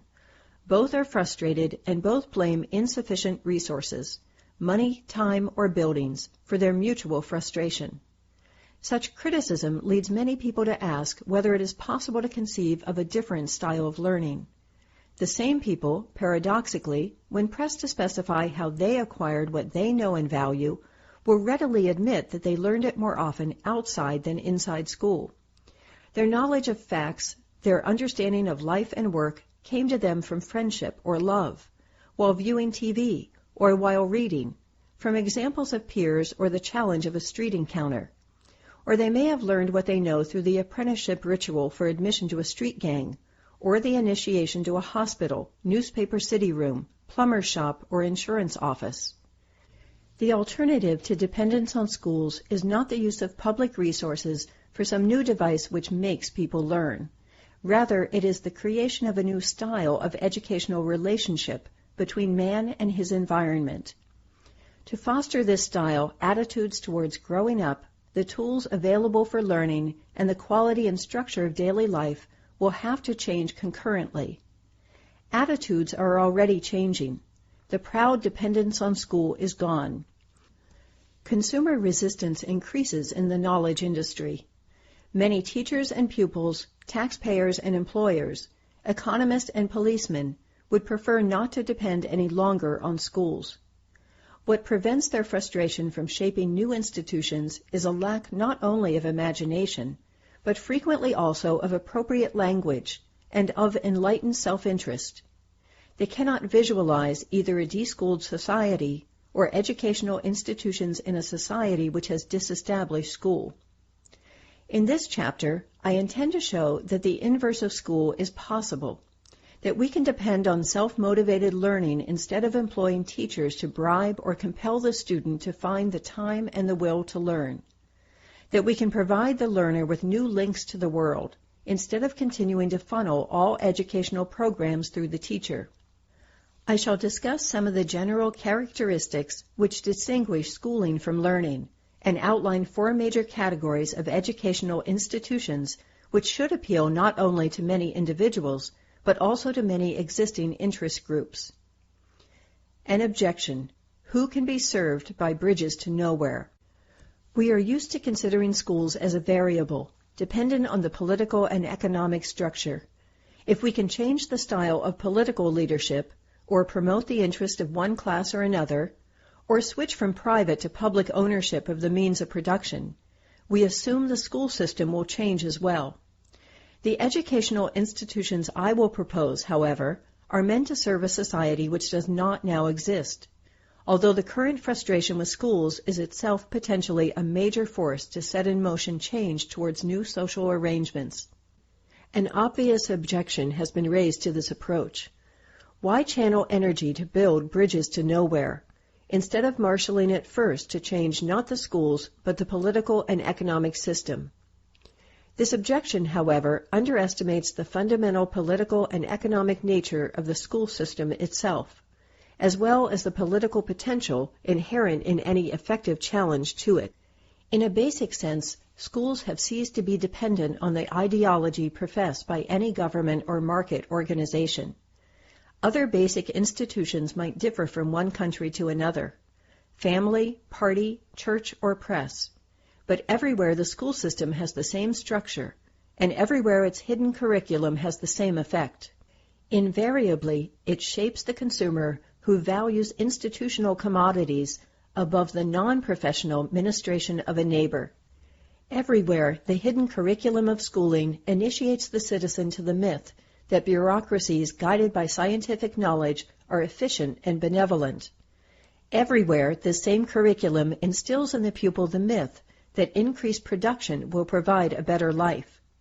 And everywhere, it develops the habit of self-defeating consumption of services and alienating production, the tolerance for institutional dependence, and the recognition of institutional rankings. The hidden curriculum of school does all this in spite of contrary efforts undertaken by teachers, and no matter what ideology prevails. In other words, schools are fundamentally alike in all countries, be they fascist, democratic, or socialist, big or small, rich or poor. This identity of the school system forces us to recognize the profound worldwide identity of myth, mode of production, and method of social control, despite the great variety of mythologies in which the myth finds expression. In view of this identity, it is illusory to claim that schools are, in any profound sense, dependent variables. This means that to hope for fundamental change in the school system as an effect of conventionally conceived social or economic change is also an illusion. Moreover, this illusion grants the school, the reproductive organ of a consumer society, almost unquestioned immunity. It is at this point that the example of China becomes important. For 3 millennia, China protected higher learning through a total divorce between the process of learning and the privilege conferred by Mandarin examinations. To become a world power and a modern nation-state, China had to adopt the international style of schooling. Only hindsight will allow us to discover if the Great Cultural Revolution will turn out to have been the first successful attempt at deschooling the institutions of society. Even the piecemeal creation of new educational agencies which were the inverse of school would be an attack on the most sensitive link of a pervasive phenomenon, which is organized by the state in all countries. A political program which does not explicitly recognize the need for deschooling is not revolutionary. It is demagoguery calling for more of the same. Any major political program of the 70s should be evaluated by this measure. How clearly does it state the need for deschooling? And how clearly does it provide guidelines for the educational quality of the society for which it aims? The struggle against domination by the world market and big power politics might be beyond some poor communities or countries, but this weakness is an added reason for emphasizing the importance of liberating each society through a reversal of its educational structure, a change which is not beyond any society's means. General characteristics of new formal educational institutions. A good educational system should have 3 purposes. It should provide all who want to learn with access to available resources at any time in their lives. Empower all who want to share what they know to find those who want to learn it from them.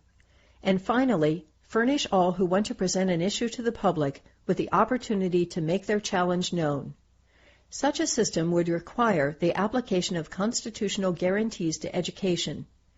Learners should not be forced to submit to an obligatory curriculum, or to discrimination based on whether they possess a certificate or a diploma.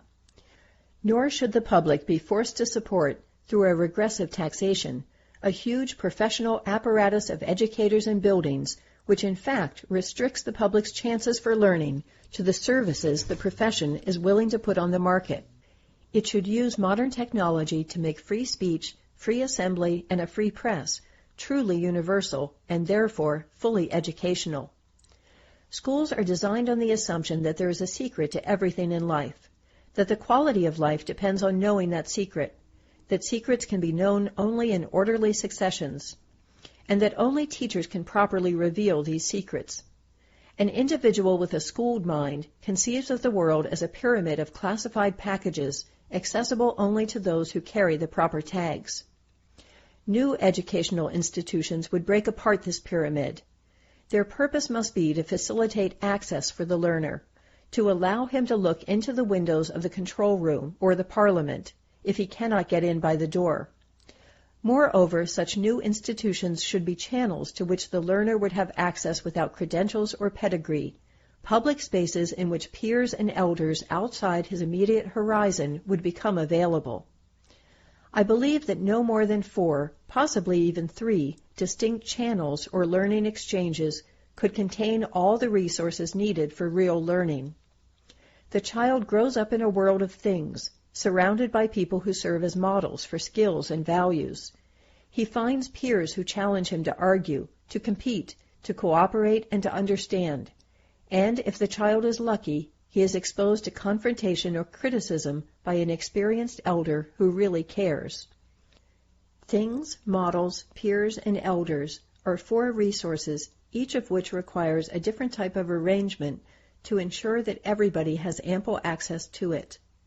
I will use the words opportunity web for network to designate specific ways to provide access to each of 4 sets of resources. Network is often used, unfortunately, to designate the channels reserved to materials selected by others for indoctrination, instruction, and entertainment. But it can also be used for the telephone or the postal service, which are primarily accessible to individuals who want to send messages to one another.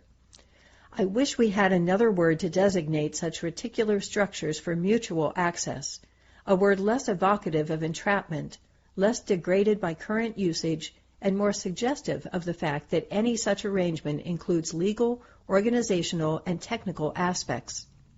Not having found such a term, I will try to redeem the one which is available, using it as a synonym of educational web. What are needed are new networks, readily available to the public and designed to spread equal opportunity for learning and teaching. To give an example, the same level of technology is used in TV and in tape recorders. All Latin American countries now have introduced TV. In Bolivia, the government has financed a TV station, which was built 6 years ago, and there are no more than 7,000 TV sets for 4 million citizens. The money now tied up in TV installations throughout Latin America could have provided every 5th adult with a tape recorder. In addition, the money would have sufficed to provide an almost unlimited library of pre-recorded tapes, with outlets even in remote villages, as well as an ample supply of empty tapes. This network of tape recorders, of course, would be radically different from the present network of TV.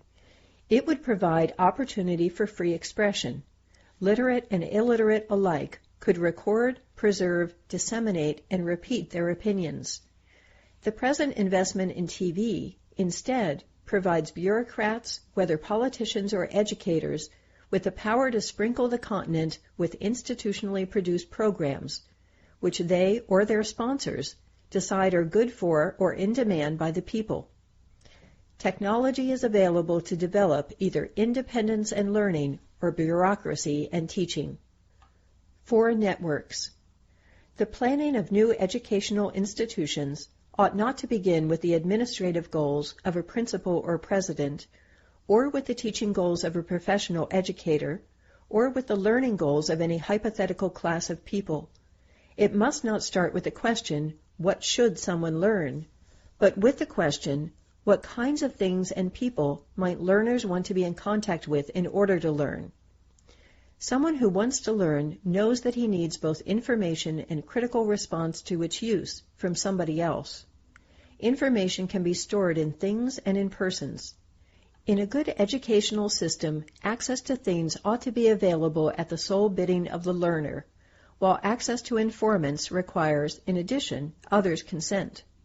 Criticism can also come from 2 directions, from peers or from elders. That is, from fellow learners whose immediate interests match mine, or from those who will grant me a share in their superior experience. Peers can be colleagues with whom to raise a question, companions for playful and enjoyable or arduous reading or walking, challengers at any type of game. Elders can be consultants on which skill to learn, which method to use, what company to seek at a given moment. They can be guides to the right questions to be raised among peers, and to the deficiencies of the answers they arrive at. Most of these resources are plentiful, but they are neither conventionally perceived as educational resources, nor is access to them for learning purposes easy, especially for the poor. We must conceive of new relational structures which are deliberately set up to facilitate access to these resources for the use of anybody who is motivated to seek them for his education. Administrative, technological, and especially legal arrangements are required to set up such web-like structures. Educational resources are usually labeled according to educators' curricular goals. I propose to do the contrary, to label 4 different approaches which enable the student to gain access to any educational resource which may help him to define and achieve his own goals. Number 1. Reference services to educational objects which facilitate access to things or processes used for formal learning. Some of these things can be reserved for this purpose, stored in libraries, rental agencies, laboratories, and showrooms like museums and theaters.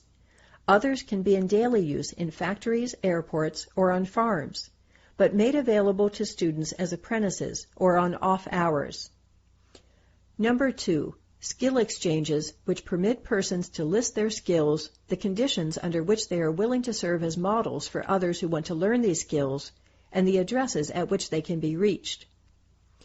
Number 3. Peer matching, a communications network which permits persons to describe the learning activity in which they wish to engage in the hope of finding a partner for the inquiry. Number 4.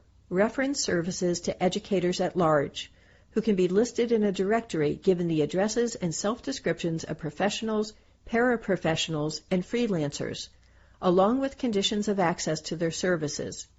Such educators, as we will see, could be chosen by polling or consulting their former clients. Reference services to educational objects. Things are basic resources for learning. The quality of the environment and the relationship of a person to it will determine how much he learns incidentally. Formal learning requires special access to ordinary things on the one hand, or, on the other, easy and dependable access to special things made for educational purposes. An example of the former is the special right to operate or dismantle a machine in a garage. An example of the latter is the general right to use an abacus, a computer, a book, a botanical garden, or a machine withdrawn from production and placed at the full disposal of students. At present, attention is focused on the disparity between rich and poor children in their access to things and in the manner in which they can learn from them.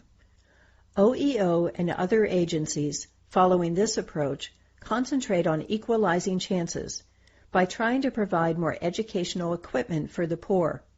A more radical point of departure would be to recognize that in the city, rich and poor alike are artificially kept away from most of the things that surround them.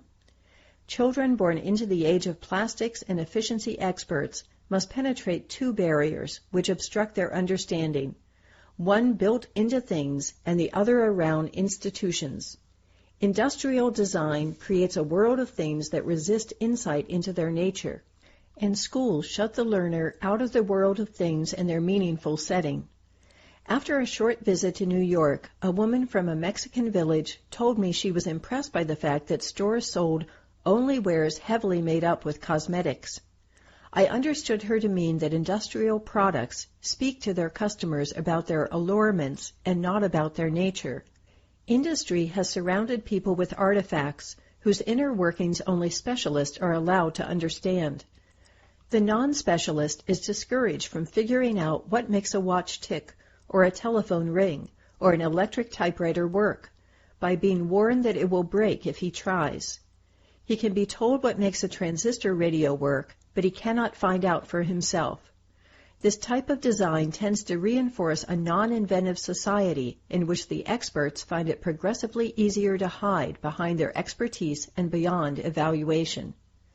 The man-made environment has become as inscrutable as nature is for the primitive. At the same time, educational materials have been monopolized by school. Simple educational objects have been expensively packaged by the knowledge industry. They have become specialized tools for professional educators, and their cost has been inflated by forcing them to stimulate either environments or teachers. The teacher is jealous of the textbook he defines as his professional implement. The student may come to hate the lab because he associates it with schoolwork. The administrator rationalizes his protective attitude toward the library as a defense of costly public equipment against those who would play with it rather than learn. In this atmosphere, the student too often uses the map, the lab, the encyclopedia, or the microscope only at the rare moments when the curriculum tells him to do so. Even the great classics become part of sophomore year, instead of marking a new turn in a person's life. School removes things from everyday use by labeling them educational tools. If we are to de-school, both tendencies must be reversed. The general physical environment must be made accessible, and those physical learning resources, which have been reduced to teaching instruments, must become generally available for self-directed learning. Using things only as part of a curriculum can have an even worse effect than just removing them from the general environment. It can corrupt the attitudes of pupils. Games are a case in point. I do not mean the games of the physical education department, such as football and basketball, which the schools use to raise income and prestige, and in which they have made a substantial capital investment. As the athletes themselves are well aware, these enterprises, which take the form of warlike tournaments, have undermined the playfulness of sports, and are used to reinforce the competitive nature of schools. Rather, I have in mind the educational games which can provide a unique way to penetrate formal systems. Set theory, linguistics, propositional logic, geometry, physics, and even chemistry reveal themselves with little effort to certain persons who play these games. A friend of mine went to a Mexican market with a game called Wolfenproof, which consists of some dice on which 12 logical symbols are imprinted. He showed children which 2 or 3 combinations constituted a well-formed sentence, and inductively within the first hour some onlookers also grasped the principle. Within a few hours of playfully conducting formal logical proofs, some children are capable of introducing others to the fundamental proofs of propositional logic. The others just walk away. In fact, for some children, such games are a special form of liberating education, since they heighten their awareness of the fact that formal systems are built on changeable axioms, and that conceptual operations have a game-like nature. They are also simple, cheap, and to a large extent can be organized by the players themselves. Used outside the curriculum, such games provide an opportunity for identifying and developing unusual talent, while the school psychologist will often identify those who have such talent as in danger of becoming antisocial, sick, or unbalanced. Within school, when used in the form of tournaments, games are not only removed from the sphere of leisure, they often become tools used to translate playfulness into competition, a lack of abstract reasoning into a sign of inferiority. An exercise which is liberating for some character types becomes a straitjacket for others. The control of school over educational equipment has still another effect. It increases enormously the cost of such cheap materials. Once their use is restricted to scheduled hours, professionals are paid to supervise their acquisition, storage, and use. Then students vent their anger against the school on the equipment, which must be purchased once again. Paralleling the untouchability of teaching tools is the impenetrability of modern junk. In the 30s, any self-respecting boy knew how to repair an automobile. But now car makers multiply wires and withhold manuals from everyone except specialized mechanics. In a former era, an old radio contained enough coils and condensers to build a transmitter that would make all the neighborhood radios scream in feedback. Transistor radios are more portable, but nobody dares to take them apart. To change this in the highly industrialized countries will be immensely difficult. But at least in the third world, we must insist on built-in educational qualities. To illustrate my point, let me present a model. By spending $10 million, it would be possible to connect 40,000 hamlets in a country like Peru with a spider web of 6-foot-wide trails, and maintain these, and in addition, provide the country with 200,000 three-wheeled mechanical donkeys, 5 on the average for each hamlet. Few poor countries of this size spend less than this yearly on cars and roads, both of which are now restricted mainly to the rich and their employees, while poor people remain trapped in their villages. Each of these simple but durable little vehicles would cost $125, half of which would pay for transmission and a 6-horsepower motor. A donkey could make 15 miles per hour, and it can carry loads of 850 pounds. That is, most things besides tree trunks and steel beams, which are ordinarily moved. The political appeal of such a transportation system to a peasantry is obvious. Equally obvious is the reason why those who hold power, and thereby automatically have a car, are not interested in spending money on trails and in clogging roads with engine-driven donkeys. The universal donkey could work only if a country's leaders were willing to impose a national speed limit of, say, 25 miles an hour, and adapt its public institutions to this. The model could not work if conceived only as a stopgap. This is not the place to elaborate on the political, social, economic, financial, and technical feasibility of this model. I wish only to indicate that educational considerations may be of prime importance when choosing such an alternative to capital-intensive transport. By raising the unit cost per donkey by some 20%, it would become possible to plan the production of all its parts in such a manner that, as far as possible, each future owner would spend a month or two making and understanding his machine and would be able to repair it. With this additional cost, it would also be possible to decentralize production into dispersed plants. The added benefits would result not only from including educational cost in the construction process. Even more significantly, a durable motor which practically anyone could learn to repair and which could be used as a plow and a pump by somebody who understood it would provide much higher educational benefits than the inscrutable engines of the advanced countries. Not only the junk, but also the supposedly public places of the modern city have become impenetrable. In American society, children are excluded from most things and places on the grounds that they are private. But even in societies which have declared an end to private property, children are kept away from the same places and things because they are considered the special domain of professionals and dangerous to the uninitiated. Since the last generation, the railroad yard has become as inaccessible as the fire station.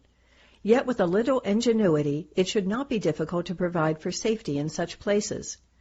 To de-school the artifacts of education will require making the artifacts and processes available, and recognizing their educational value. Certainly some workers would find it inconvenient to be accessible to learners, but this inconvenience must be balanced against the educational gains. Private cars could be banned from Manhattan. 5 years ago it was unthinkable. Now certain New York streets are closed off at odd hours, and this trend will probably continue. Indeed, most cross streets should be closed to automotive traffic and parking should be forbidden everywhere. In a city opened up to people, teaching materials which are now locked up in storerooms and laboratories could be dispersed into independently operated storefront depots, which children and adults could visit without the danger of being run over. If the goals of learning were no longer dominated by schools and school teachers, the market for learners would be much more various, and the definition of educational artifacts would be less restrictive. There could be tool shops, libraries, laboratories, and gaming rooms. Photo labs and offset presses would allow neighborhood newspapers to flourish. Some storefront learning centers could contain viewing booths for closed-circuit television. Others could feature office equipment for use and for repair. The jukebox or the record player would be commonplace, with some specializing in classical music, others in international folk tunes, others in jazz. Film clubs would compete with each other and with commercial television. Museum outlets could be networks for circulating exhibits of works of art, both old and new, originals and reproductions, perhaps administered by the various metropolitan museums. The professional personnel needed for this network would be much more like custodians, museum guides, or reference librarians than like teachers. From the corner biology store, they could refer their clients to the shell collection in the museum, or indicate the next showing of biology videotapes in a certain viewing booth. They could furnish guides for pest control, diet, and other kinds of preventative medicine. They could refer those who needed advice to elders who could provide it. Two distinct approaches can be taken to financing a network of learning objects. A community could determine a maximum budget for this purpose and arrange for all parts of the network to be open to all visitors at reasonable hours. Or the community could decide to provide citizens with limited entitlements, according to their age group, which would give them special access to certain materials which are both costly and scarce, while leaving other, simpler materials available to everyone. Finding resources for materials made specifically for education is only one, and perhaps the least costly, aspect of building an educational world. The money now spent on the sacred paraphernalia of the school ritual could be freed to provide all citizens with greater access to the real life of the city. Special tax incentives could be granted to those who employed children between the ages of 8 and 14 for a couple of hours each day if the conditions of employment were humane ones.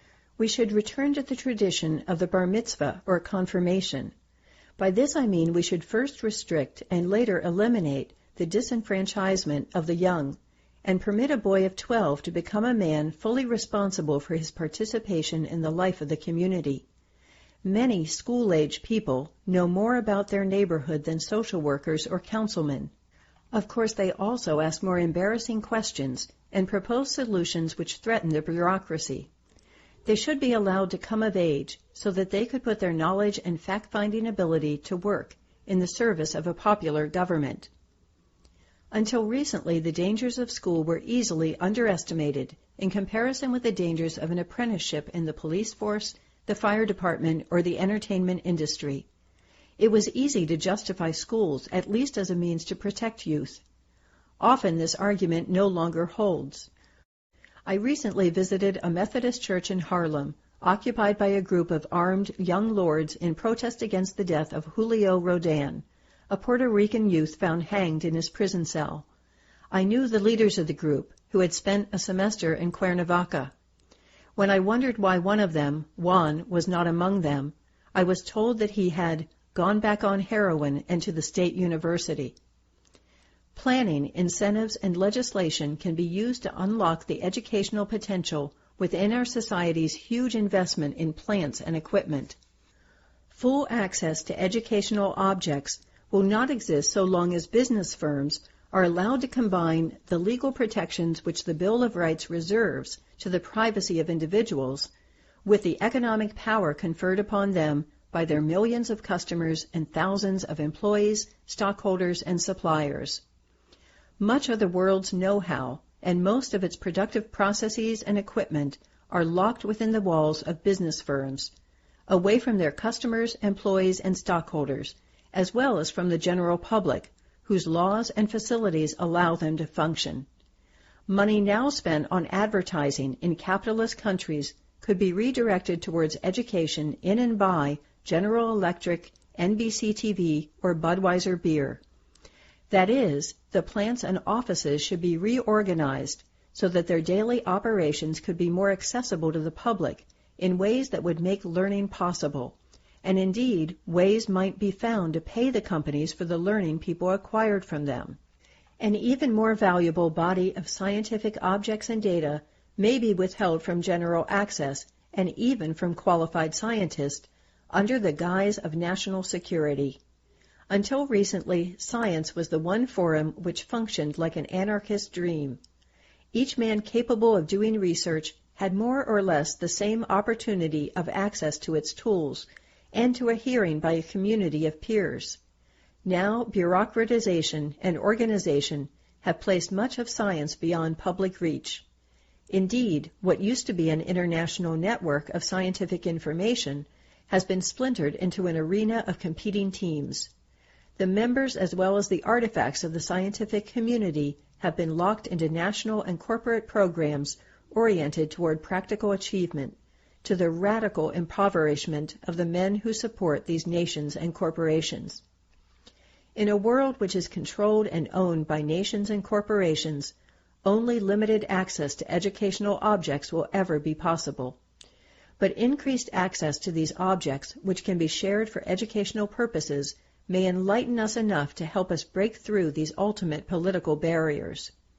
Public schools transfer control over the educational uses of objects from private to professional hands. The institutional inversion of schools could empower the individual to reclaim the right to use them for education. A truly public kind of ownership might begin to emerge if private or corporate control over the educational aspect of things were brought to the vanishing point. Skill exchanges. A guitar teacher, unlike a guitar, can be neither classified in a museum, nor owned by the public, nor rented from an educational warehouse. Teachers of skills belong to a different class of resources from objects needed to learn a skill. This is not to say that they are indispensable in every case. I can rent not only a guitar, but also tape guitar lessons and illustrated chord charts, and with these things I can teach myself to play the guitar. Indeed, this arrangement may have advantages, if the available tapes are better than the available teachers, or if the only time I have for learning the guitar is late at night, or if the tunes I wish to play are unknown in my country, or if I am shy and prefer to fumble along in privacy. Skill teachers must be listed and contacted through a different kind of channel from that of things. A thing is available at the bidding of the user, or could be, whereas a person formally becomes a skill resource only when he consents to do so, and he can also restrict time, place, and method as he chooses. Skilled teachers must also be distinguished from peers from whom one would learn. Peers who wish to pursue a common inquiry must start from common interest and abilities. They get together to exercise or improve a skill they share: basketball, dancing, constructing a campsite, or discussing the next election. The first transmission of a skill, on the other hand, involves bringing together someone who has the skill and someone who does not have it and wants to acquire it. A skill model is a person who possesses a skill and is willing to demonstrate its practice. A demonstration of this kind is frequently a necessary resource for a potential learner.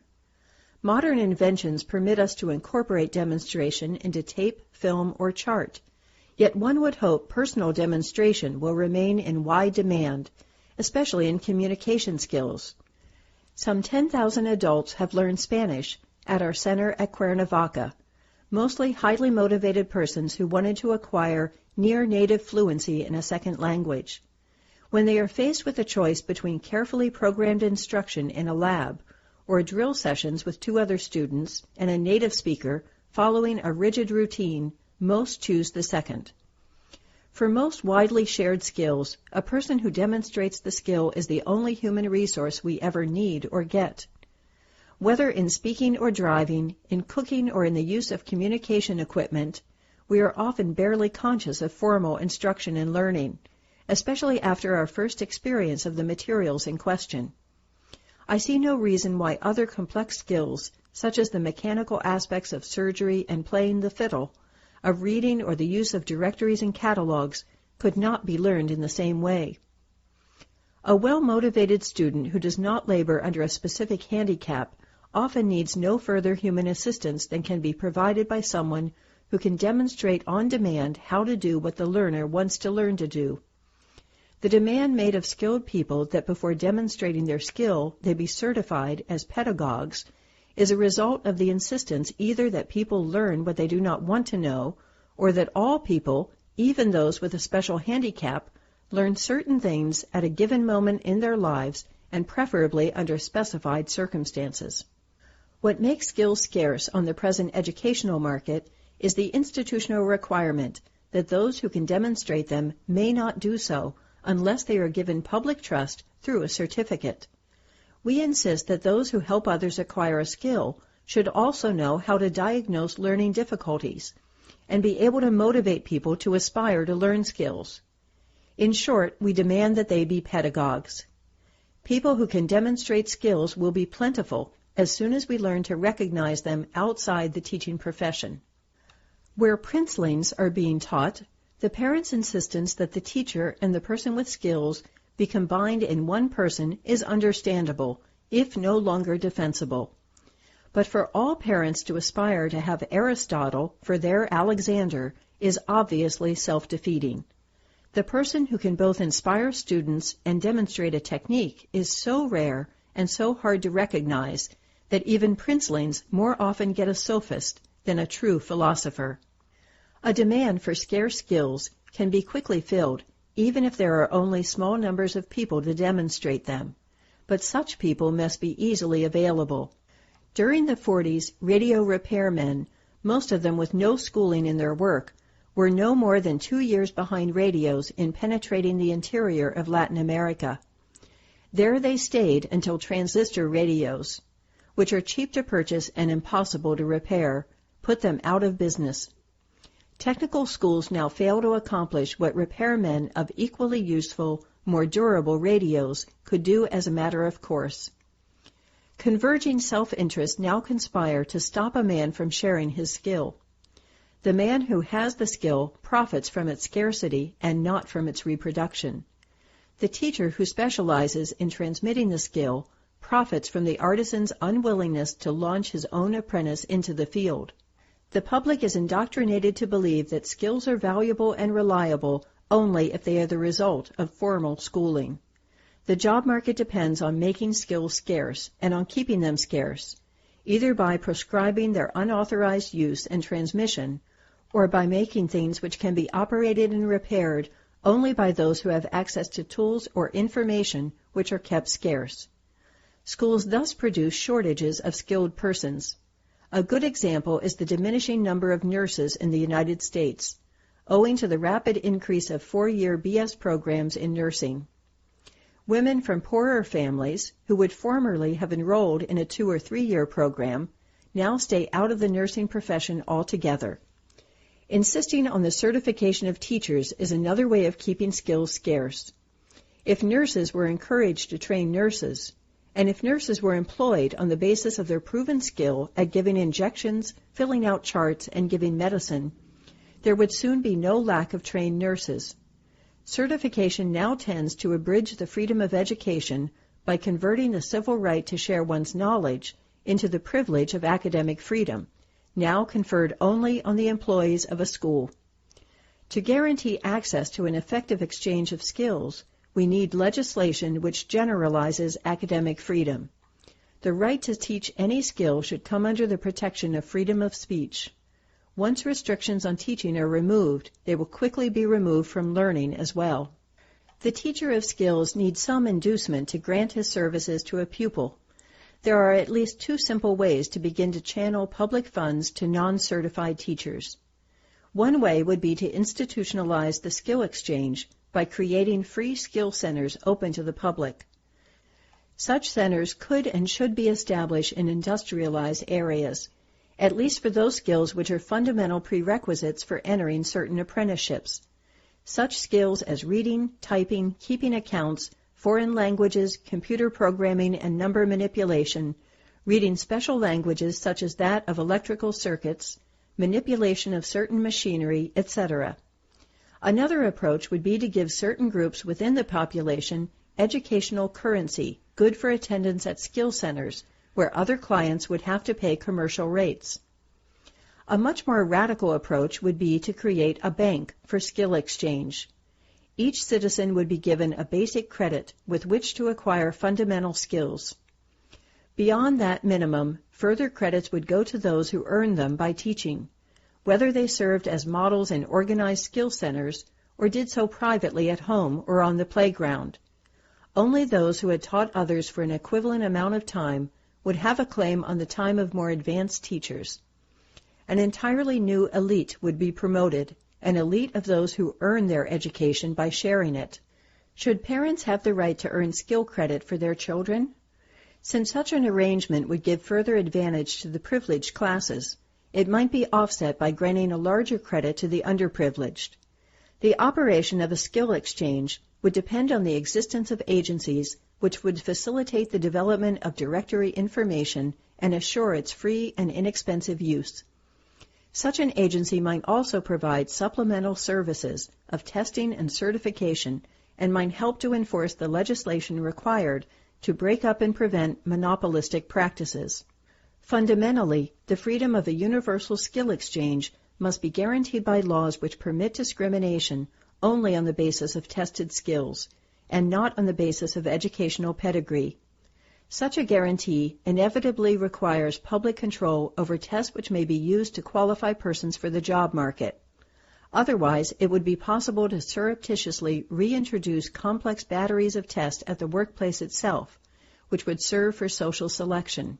Much could be done to make skill testing objective, e.g., allowing only the operation of specific machines or systems to be tested. Test of typing, measured according to speed, number of errors, and whether or not the typist can work from dictation, operation of an accounting system or of a hydraulic crane, driving, coding into COBOL, etc., can easily be made objective. In fact, many of the true skills which are of practical importance can be so tested. And for the purposes of manpower management, a test of a current skill level is much more useful than the information that 20 years ago a person satisfied his teacher in a curriculum in which typing, stenography, and accounting were taught.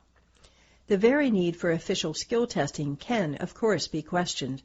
I personally believe that freedom from undue hurt to a man's reputation through labeling is better guaranteed by restricting than by forbidding tests of competence. Peer matching. At their worst, schools gather classmates into the same room and subject them to the same sequence of treatment in math, citizenship, and spelling. At their best, they permit each student to choose one of a limited number of courses. In any case, groups of peers form around the goals of teachers. A desirable educational system would let each person specify the activity for which he sought a peer. School does offer children an opportunity to escape their homes and meet new friends.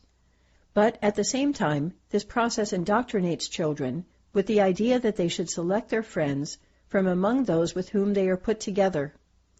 Providing the young from their earliest age with invitations to meet, evaluate, and seek out others would prepare them for a lifelong interest in seeking new partners for new endeavors.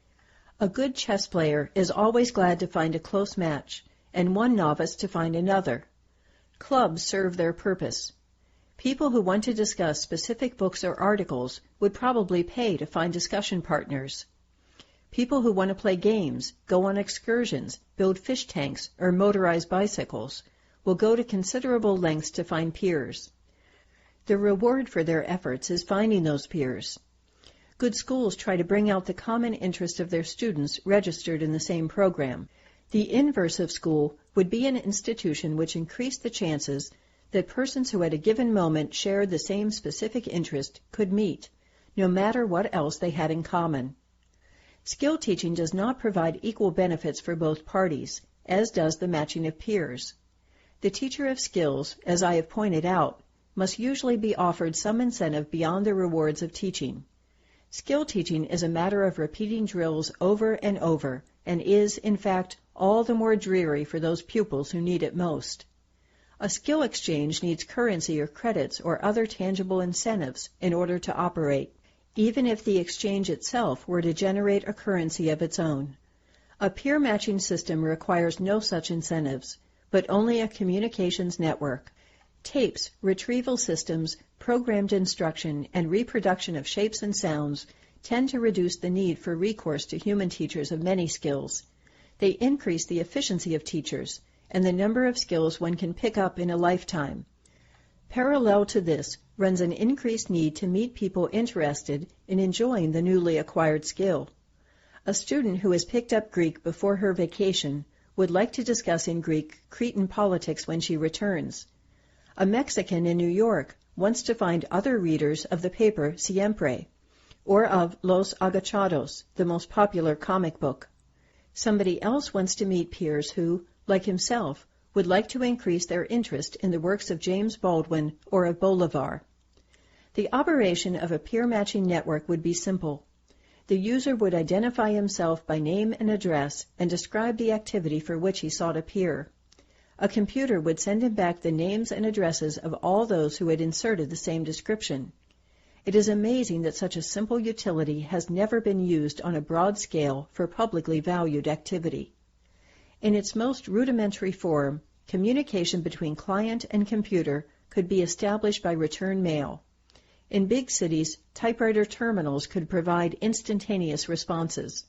The only way to retrieve a name and address from the computer would be to list an activity for which a peer was sought.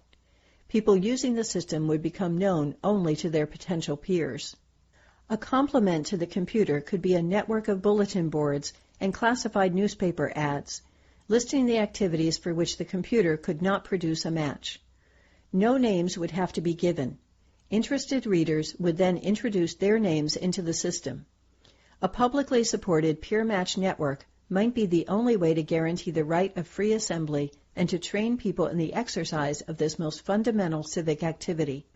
The right of free assembly has been politically recognized and culturally accepted. We should now understand that this right is curtailed by laws that make some forms of assembly obligatory. This is especially the case with institutions which conscript according to age group, class, or sex, and which are very time-consuming. The Army is one example. School is an even more outrageous one. To deschool means to abolish the power of one person to oblige another person to attend a meeting. It also means recognizing the right of any person, of any age or sex, to call a meeting. This right has been drastically diminished by the institutionalization of meetings. Meeting originally referred to the result of an individual's act of gathering. Now it refers to the institutional product of some agency. The ability of service institutions to acquire clients has far outgrown the ability of individuals to be heard independently of institutional media, which respond to individuals only if they are saleable news. Peer matching facilities should be available for individuals who want to bring people together as easily as the village bell called the villagers to council. School buildings, of doubtful value for conversion to other uses, could often serve this purpose. The school system, in fact, may soon face a problem which churches have faced before: what to do with surplus space emptied by the defection of the faithful. Schools are as difficult to sell as temples. One way to provide for their continued use would be to give over the space to people from the neighborhood. Each could state what he would do in the classroom and when, and a bulletin board would bring the available programs to the attention of the inquirers. Access to class would be free or purchased with educational vouchers. The teacher could even be paid according to the number of pupils he could attract for any full 2-hour period. I can imagine that very young leaders and great educators would be the two types most prominent in such a system. The same approach could be taken towards higher education. Students could be furnished with educational vouchers which entitled them to 10 hours yearly private consultation with the teacher of their choice, and, for the rest of their learning, depend on the library, the peer matching network, and apprenticeships. We must, of course, recognize the probability that such public matching devices would be abused for exploitative and immoral purposes, just as the telephone and the mails have been so abused. As with those networks, there must be some protection.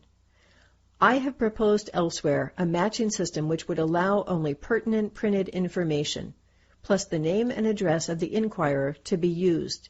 Such a system would be virtually foolproof against abuse. Other arrangements could allow the addition of any book, film, TV program, or other item quoted from a special catalog. Concern about the dangers of the system should not make us lose sight of its far greater benefits. Some who share my concern for free speech and assembly will argue that peer matching is an artificial means of bringing people together and would not be used by the poor, who need it most. Some people become genuinely agitated when one suggests the setting up of ad hoc encounters which are not rooted in the life of a local community. Others react when one suggests using a computer to sort and match client-identified interest. People cannot be drawn together in such an impersonal manner, they say.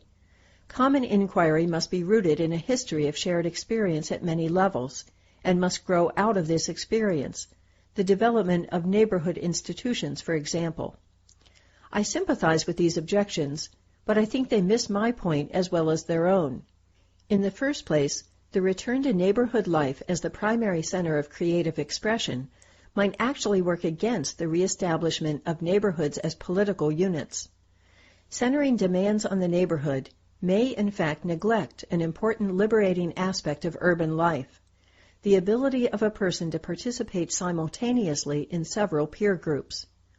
Also, there is an important sense in which people who have never lived together in a physical community may occasionally have far more experiences to share than those who have known each other from childhood. The great religions have always recognized the importance of far-off encounters, and the faithful have always found freedom through them. Pilgrimage, monasticism, the mutual support of temples and sanctuaries reflect this awareness. Peer matching could significantly help in making explicit the many potential but suppressed communities of the city. Local communities are valuable.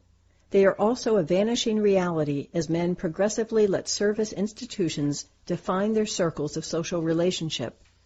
Milton Kotler, in his recent book, has shown that the imperialism of downtown deprives the neighborhood of its political significance.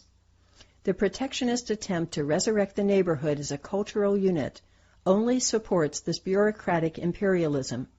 Far from artificially removing men from their local context to join abstract groupings, peer matching should encourage the restoration of local life to cities from which it is now disappearing. A man who recovers his initiative to call his fellows into meaningful conversation may cease to settle for being separated from them by office protocol or suburban etiquette. Having once seen that doing things together depends on deciding to do so, men may even insist that their local communities become more open to creative political exchange. We must recognize that city life tends to become immensely costly, as city dwellers must be taught to rely for every one of their needs on complex institutional services. It is extremely expensive to keep it even minimally livable. Peer matching in the city could be a first step towards breaking down the dependence of citizens on bureaucratic civic services. It would also be an essential step to providing new means of establishing public trust. In a schooled society, we have come to rely more and more on the professional judgment of educators on the effect of their own work in order to decide whom we can or cannot trust. We go to the doctor, lawyer, or psychologist because we trust that anybody with the required amount of specialized educational treatment by other colleagues deserves our confidence. In a deschooled society, professionals could no longer claim the trust of their clients on the basis of their curricular pedigree, or ensure their standing by simply referring their clients to other professionals who approved of their schooling.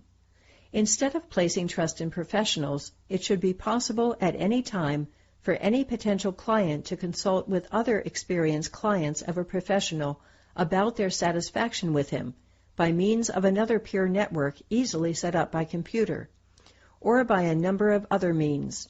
Such networks could be seen as public utilities which permitted students to choose their teachers or patients their healers. Professional educators. As citizens have new choices, new chances for learning, their willingness to seek leadership should increase. We may expect that they will experience more deeply both their own independence and their need for guidance. As they are liberated from manipulation by others, they should learn to profit from the discipline others have acquired in a lifetime.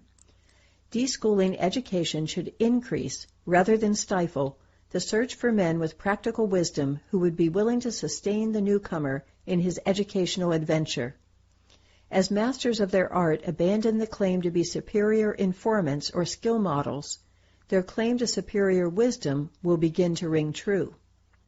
With an increasing demand for masters, their supply should also increase. As the schoolmaster vanishes, conditions will arise which should bring forth the vocation of the independent educator. This may seem almost a contradiction in terms, so thoroughly have schools and teachers become complementary. Yet this is exactly what the development of the first three educational exchanges would tend to result in, and what would be required to permit their full exploitation. For parents and other natural educators need guidance, individual learners need assistance, and the networks need people to operate them. Parents need guidance in directing their children on the road that leads to responsible educational independence. Learners need experienced leadership when they encounter rough terrain. These two needs are quite distinct. The first is a need for pedagogy, the second for intellectual leadership in all other fields of knowledge.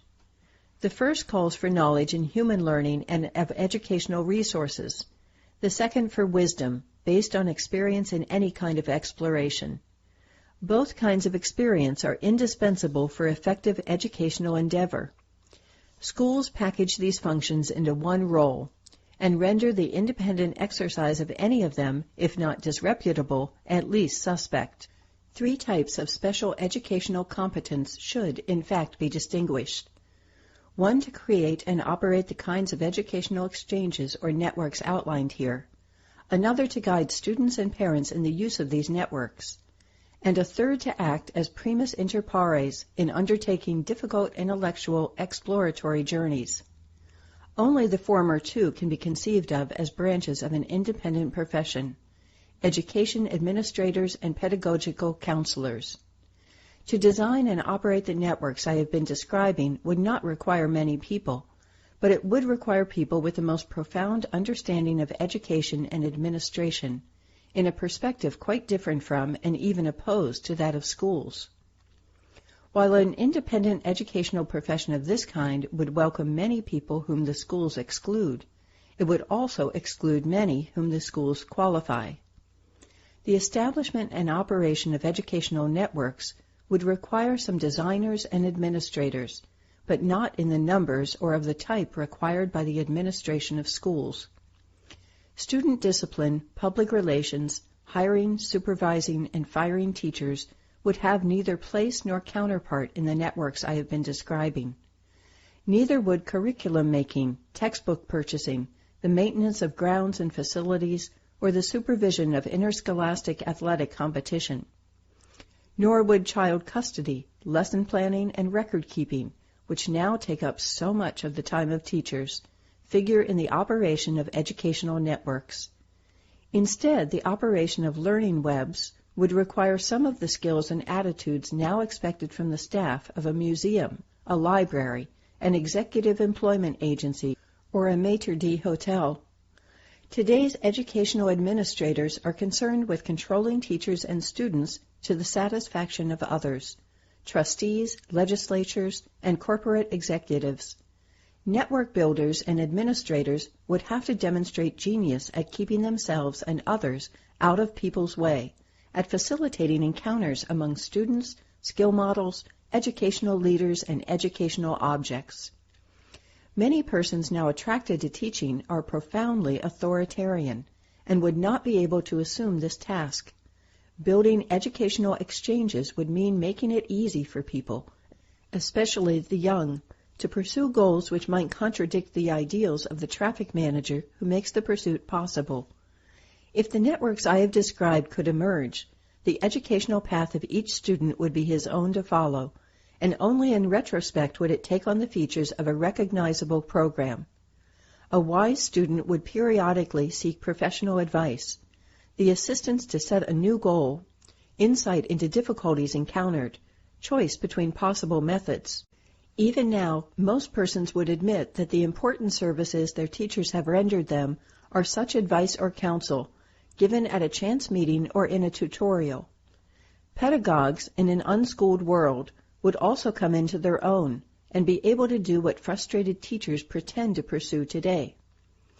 While network administrators would concentrate primarily on the building and maintenance of roads providing access to resources, the pedagogue would help the student to find the path which for him could lead fastest to his goal.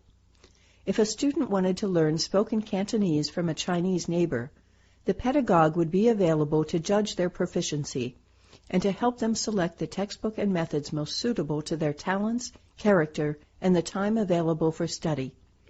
He could counsel the would-be airplane mechanic on finding the best places for apprenticeship.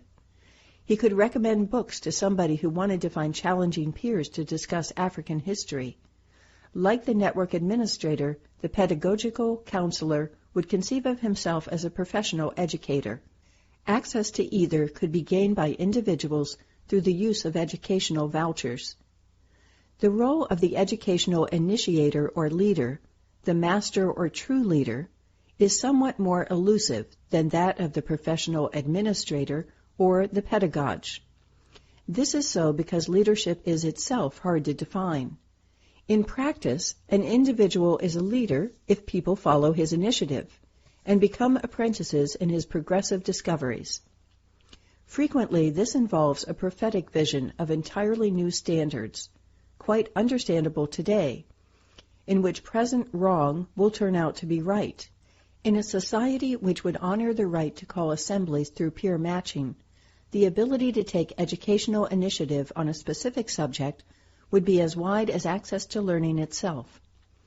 But of course there is a vast difference between the initiative taken by someone to call a fruitful meeting to discuss this essay and the ability of someone to provide leadership in the systematic exploration of its implications. Leadership also does not depend on being right.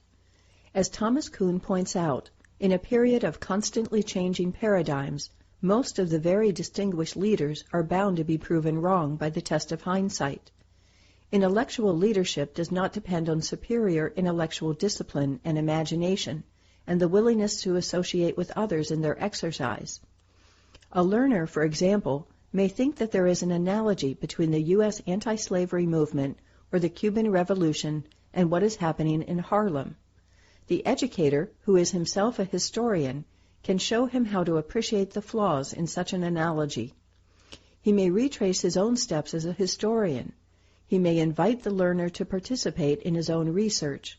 In both cases, he will apprentice his pupil in a critical art, which is rare in school, and which money or other favors cannot buy.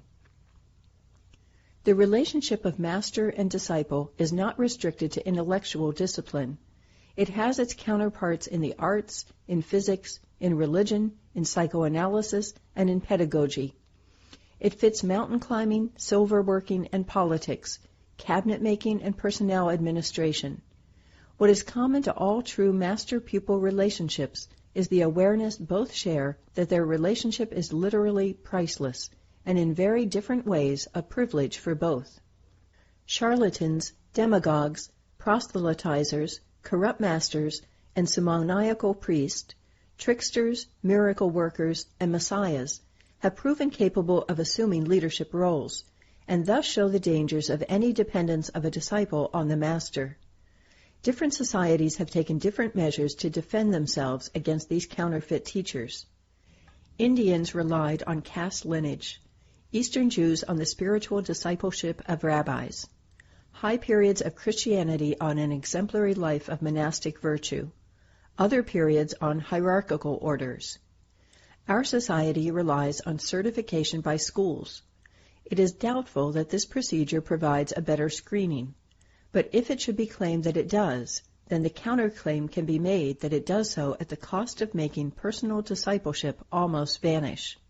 In practice, there will always be a fuzzy line between the teacher of skills and the educational leaders identified above, and there are no practical reasons why access to some leaders could not be gained by discovering the master in the drill teacher who introduces students to his discipline. On the other hand, what characterizes the true master-disciple relationship is its priceless character. Aristotle speaks of it as a moral type of friendship, which is not on fixed terms. It makes a gift, or does whatever it does, as to a friend. Thomas Aquinas says of this kind of teaching that inevitably it is an act of love and mercy. This kind of teaching is always a luxury for the teacher and a form of leisure, in Greek schole, for him and his pupil, an activity meaningful for both, having no ulterior purpose. To rely for true intellectual leadership on the desire of gifted people to provide it is obviously necessary even in our society, but it could not be made into a policy now. We must first construct a society in which personal acts themselves reacquire a value higher than that of making things and manipulating people. In such a society, exploratory, inventive, creative teaching would logically be counted among the most desirable forms of leisurely unemployment. But we do not have to wait until the advent of utopia. Even now, one of the most important consequences of deschooling and the establishment of peer-matching facilities would be the initiative which masters could take to assemble congenial disciples. It would also, as we have seen, provide ample opportunity for potential disciples to share information or to select a master. Schools are not the only institutions which pervert professions by packaging roles. Hospitals render home care increasingly impossible, and then justify hospitalization as a benefit to the sick. At the same time, the doctor's legitimacy and ability to work come increasingly to depend on his association with a hospital, even though he is still less totally dependent on it than are teachers on schools. The same could be said about courts, which overcrowd their calendars as new transactions acquire legal solemnity and thus delay justice. Or it could be said about churches, which succeed in making a captive profession out of a free vocation. The result in each case is scarce service at higher cost, and greater income to the less competent members of the profession. So long as the older professions monopolize superior income and prestige, it is difficult to reform them. The profession of the schoolteacher should be easier to reform, and not only because it is of more recent origin. The educational profession now claims a comprehensive monopoly. It claims the exclusive competence to apprentice not only its own novices, but those of other professions as well. This overexpansion renders it vulnerable to any profession which would reclaim the right to teach its own apprentices.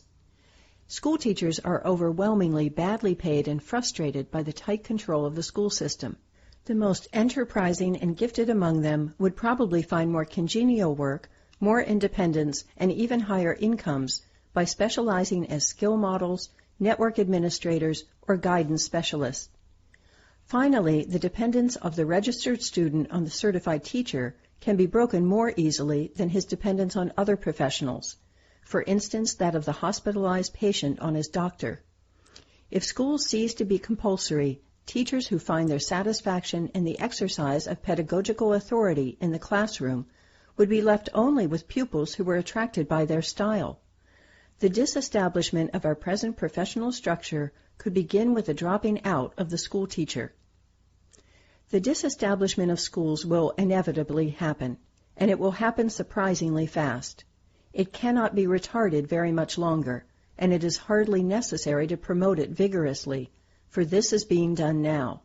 What is worthwhile is to try to orient it in a hopeful direction, for it could take place in either of two diametrically opposed ways.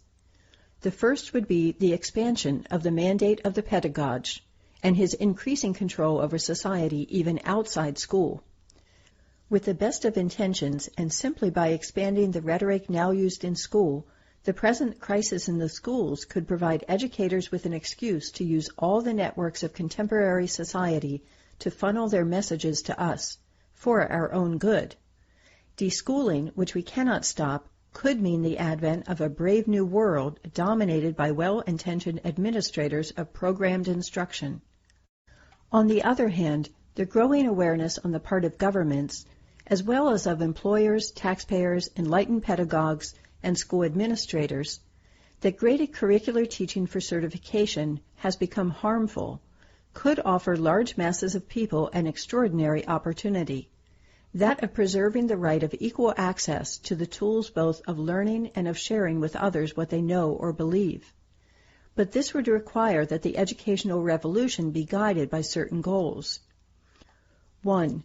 To liberate access to things by abolishing the control which persons and institutions now exercise over their educational value. 2. To liberate the sharing of skills by guaranteeing freedom to teach or exercise them on request. 3. To liberate the critical and creative resources of people by returning to individual persons the ability to call and hold meetings, an ability now increasingly monopolized by institutions which claim to speak for the people. 4. To liberate the individual from the obligation to shape his expectations to the services offered by any established profession, by providing him with the opportunity to draw on the experience of his peers and to entrust himself to the teacher, guide, advisor, or healer of his choice. Inevitably, the deschooling of society will blur the distinctions between economics, education, and politics, on which the stability of the present world order and the stability of nations now rest. Our review of educational institutions leads us to a review of our image of man. The creature whom schools need as a client has neither the autonomy nor the motivation to grow on his own. We can recognize universal schooling as the culmination of a Promethean enterprise, and speak about the alternative as a world fit to live in for Epimethean Man. While we can specify that the alternative to scholastic funnels is a world made transparent by true communication webs, and while we can specify very concretely how these could function, we can only expect the Epimethean nature of man to reemerge. We can neither plan nor produce it. For Unwelcome Guest, this has been Tereza Coraggio reading Ivan Illich, Deschooling Society, Chapter 6, Learning Webs. Chapter 7. Rebirth of Epimethean Man. Our society resembles the ultimate machine which I once saw in a New York toy shop. It was a metal casket which, when you touched a switch, snapped open to reveal a mechanical hand. Chromed fingers reached out for the lid, pulled it down, and locked it from the inside. It was a box. You expected to be able to take something out of it, yet all it contained was a mechanism for closing the cover. This contraption is the opposite of Pandora's box. The original Pandora, the All-Giver, who was an earth goddess in prehistoric matriarchal Greece. She let all ills escape from her amphora, Pythos, but she closed the lid before hope could escape. The history of modern man begins with the degradation of Pandora's myth and comes to an end in the self-sealing casket. It is the history of the Promethean endeavour to forge institutions in order to corral each of the rampant ills. It is the history of fading hope and rising expectations. To understand what this means, we must rediscover the distinction between hope and expectation. Hope, in its strong sense, means trusting faith in the goodness of nature, while expectation, as I will use it here, means reliance on results which are planned and controlled by man. Hope centers desire on a person from whom we await a gift. Expectation looks forward to satisfaction from a predictable process which will produce what we have the right to claim. The Promethean ethos has now eclipsed hope. Survival of the human race depends on its rediscovery as a social force. The original Pandora was sent to earth with a jar which contained all ills. Of good things it contained only hope. Primitive man lived in this world of hope. He relied on the munificence of nature, on the handouts of gods, and on the instincts of his tribe to enable him to subsist. Classical Greeks began to replace hope with expectations. In their version of Pandora, she released both evils and goods. They remembered her mainly for the ills she had unleashed, and most significantly, they forgot that the All-Giver was also the keeper of hope. The Greeks told the story of two brothers, Prometheus and Epimetheus. The former warned the latter to leave Pandora alone. Instead, he married her. In classical Greece, the name Epimetheus, which means hindsight, was interpreted to mean dull or dumb.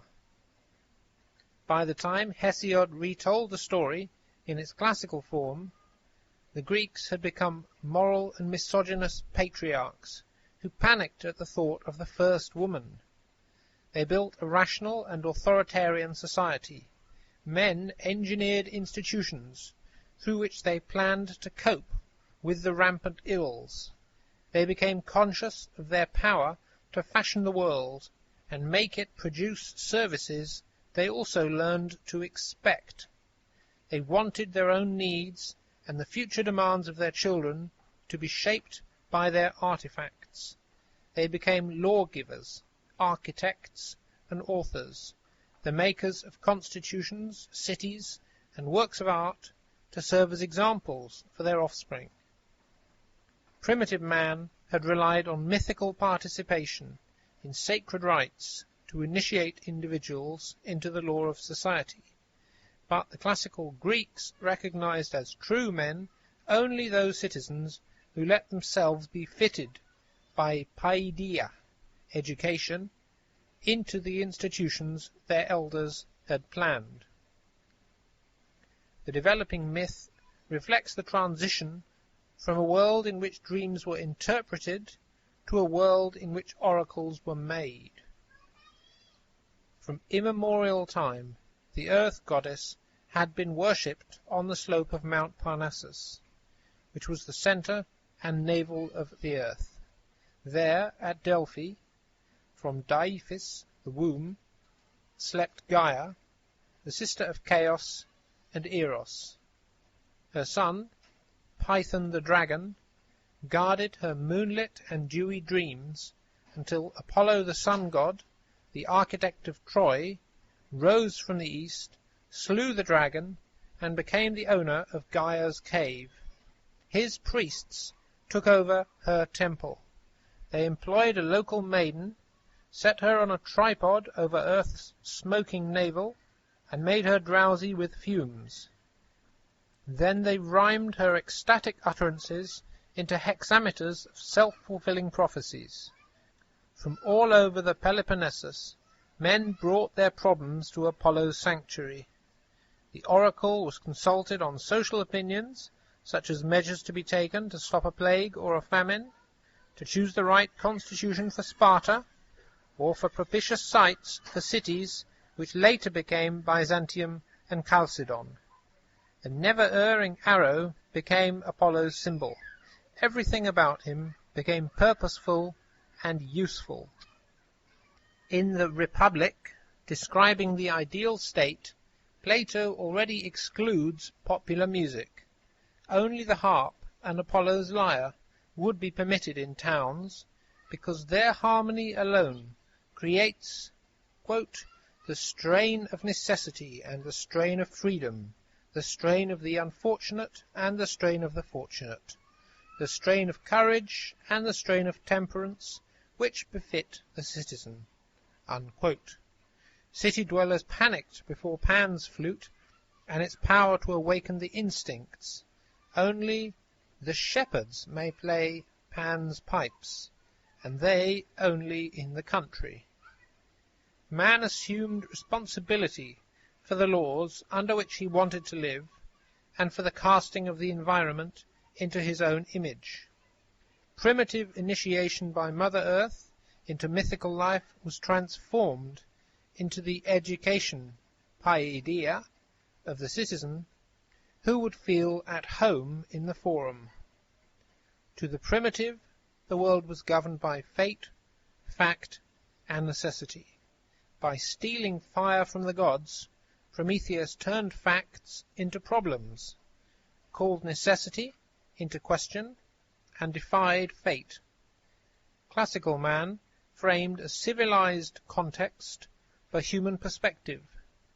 He was aware that he could defy fate, nature, environment, but only at his own risk. Contemporary man goes further. He attempts to create a world in his image, to build a totally man-made environment, and then discovers that he can do so only on the condition of constantly remaking himself to fit it. We now must face the fact that man himself is at stake. Life today in New York produces a very peculiar vision of what is and what can be, and without this vision, life in New York is impossible. A child on the streets of New York never touches anything which has not been scientifically developed, engineered, planned, and sold to someone. Even the trees are there because the Parks Department decided to put them there. The jokes the child hears on television have been programmed at a high cost. The refuse with which he plays in the streets of Harlem is made of broken packages planned for somebody else. Even desires and fears are institutionally shaped. Power and violence are organized and managed. The gangs versus the police. Learning itself is defined as the consumption of subject matter, which is the result of researched, planned, and promoted programs. Whatever good there is the product of some specialized institution. It would be foolish to demand something which some institution cannot produce. The child of the city cannot expect anything which lies outside the possible development of institutional process. Even his fantasy is prompted to produce science fiction. He can experience the poetic surprise of the unplanned only through his encounter with dirt, blunder, or failure. The orange peel in the gutter, the puddle in the street, the breakdown of order, program, or machine are the only take-offs for creative fantasy. Goofing off becomes the only poetry at hand. Since there is nothing desirable which has not been planned, the child soon concludes that he will always be able to design an institution for our every want. He takes for granted the power of process to create value. Whether the goal is meeting a mate, integrating a neighborhood, or acquiring reading skills, it will be defined in such a way that its achievement can be engineered. The man who knows that nothing in demand is out of production soon expects that nothing produced can be out of demand. If a moon vehicle can be designed, so can the demand to go to the moon. Not to go where one can go would be subversive. It would unmask as folly the assumption that every satisfied demand entails the discovery of an even greater unsatisfied one. Such insight would stop progress. Not to produce what it is possible to produce would expose the law of rising expectations as a euphemism for a growing frustration gap, which is the motor of a society built on the co-production of services and increased demand. The state of mind of the modern city dweller appears in the mythical tradition only under the image of hell. Sisyphus, who for a while had chained Thanatos, death, must roll a heavy stone up the hill to the pinnacle of hell. The stone always slips from his grip just when he is about to reach the top. Tantalus, who was invited by the gods to share their meal, and on that occasion stole their secret of how to prepare all-healing ambrosia, which bestowed immortality, suffers eternal hunger and thirst, standing in a river of receding waters, overshadowed by fruit trees, with receding branches. A world of ever-rising demands is not just evil, it can be spoken of only as hell. Man has developed the frustrating power to demand anything because he cannot visualize anything which an institution cannot do for him. Surrounded by all-powerful tools, man is reduced to a tool of his tools. Each of the institutions meant to exorcise one of the primeval evils has become a fail-safe, self-sealing coffin for man.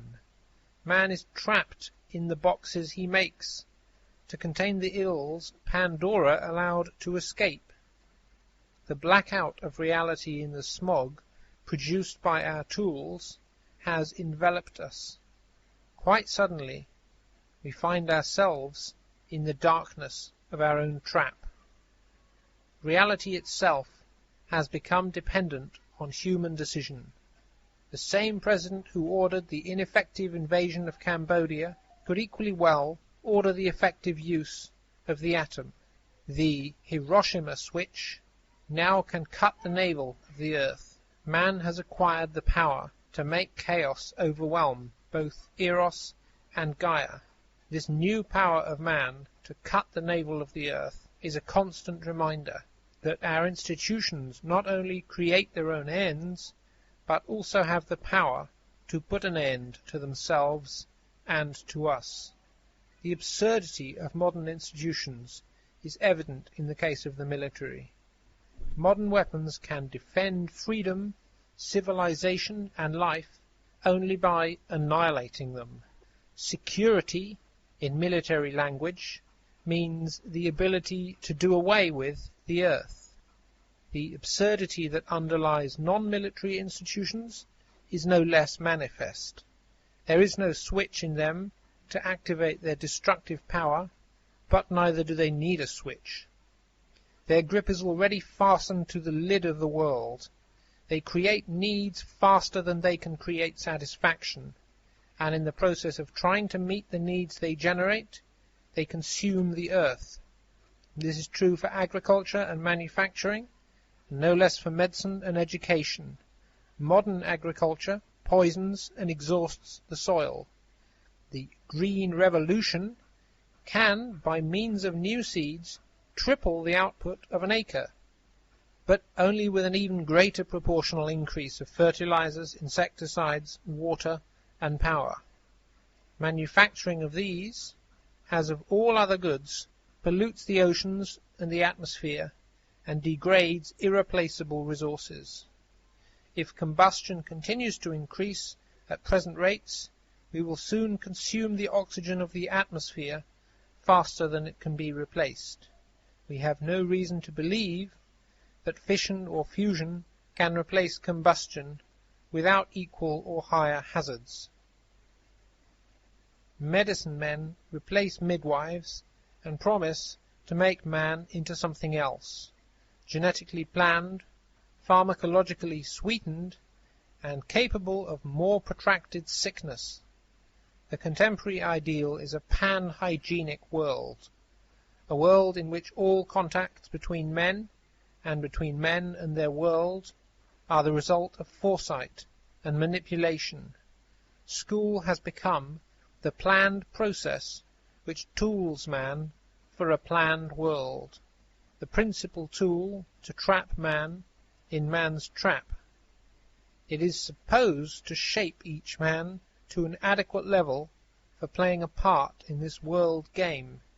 Inexorably we cultivate, treat, produce and school the world out of existence. The military institution is evidently absurd. The absurdity of non-military institutions is more difficult to face. It is even more frightening, precisely because it operates inexorably. We know which switch must stay open to avoid an atomic holocaust. No switch detains an ecological Armageddon. In classical antiquity, man had discovered that the world could be made according to man's plans, and with this insight he perceived that it was inherently precarious, dramatic and comical. Democratic institutions evolved, and man was presumed worthy of trust within their framework. Expectations from due process and confidence in human nature kept each other in balance.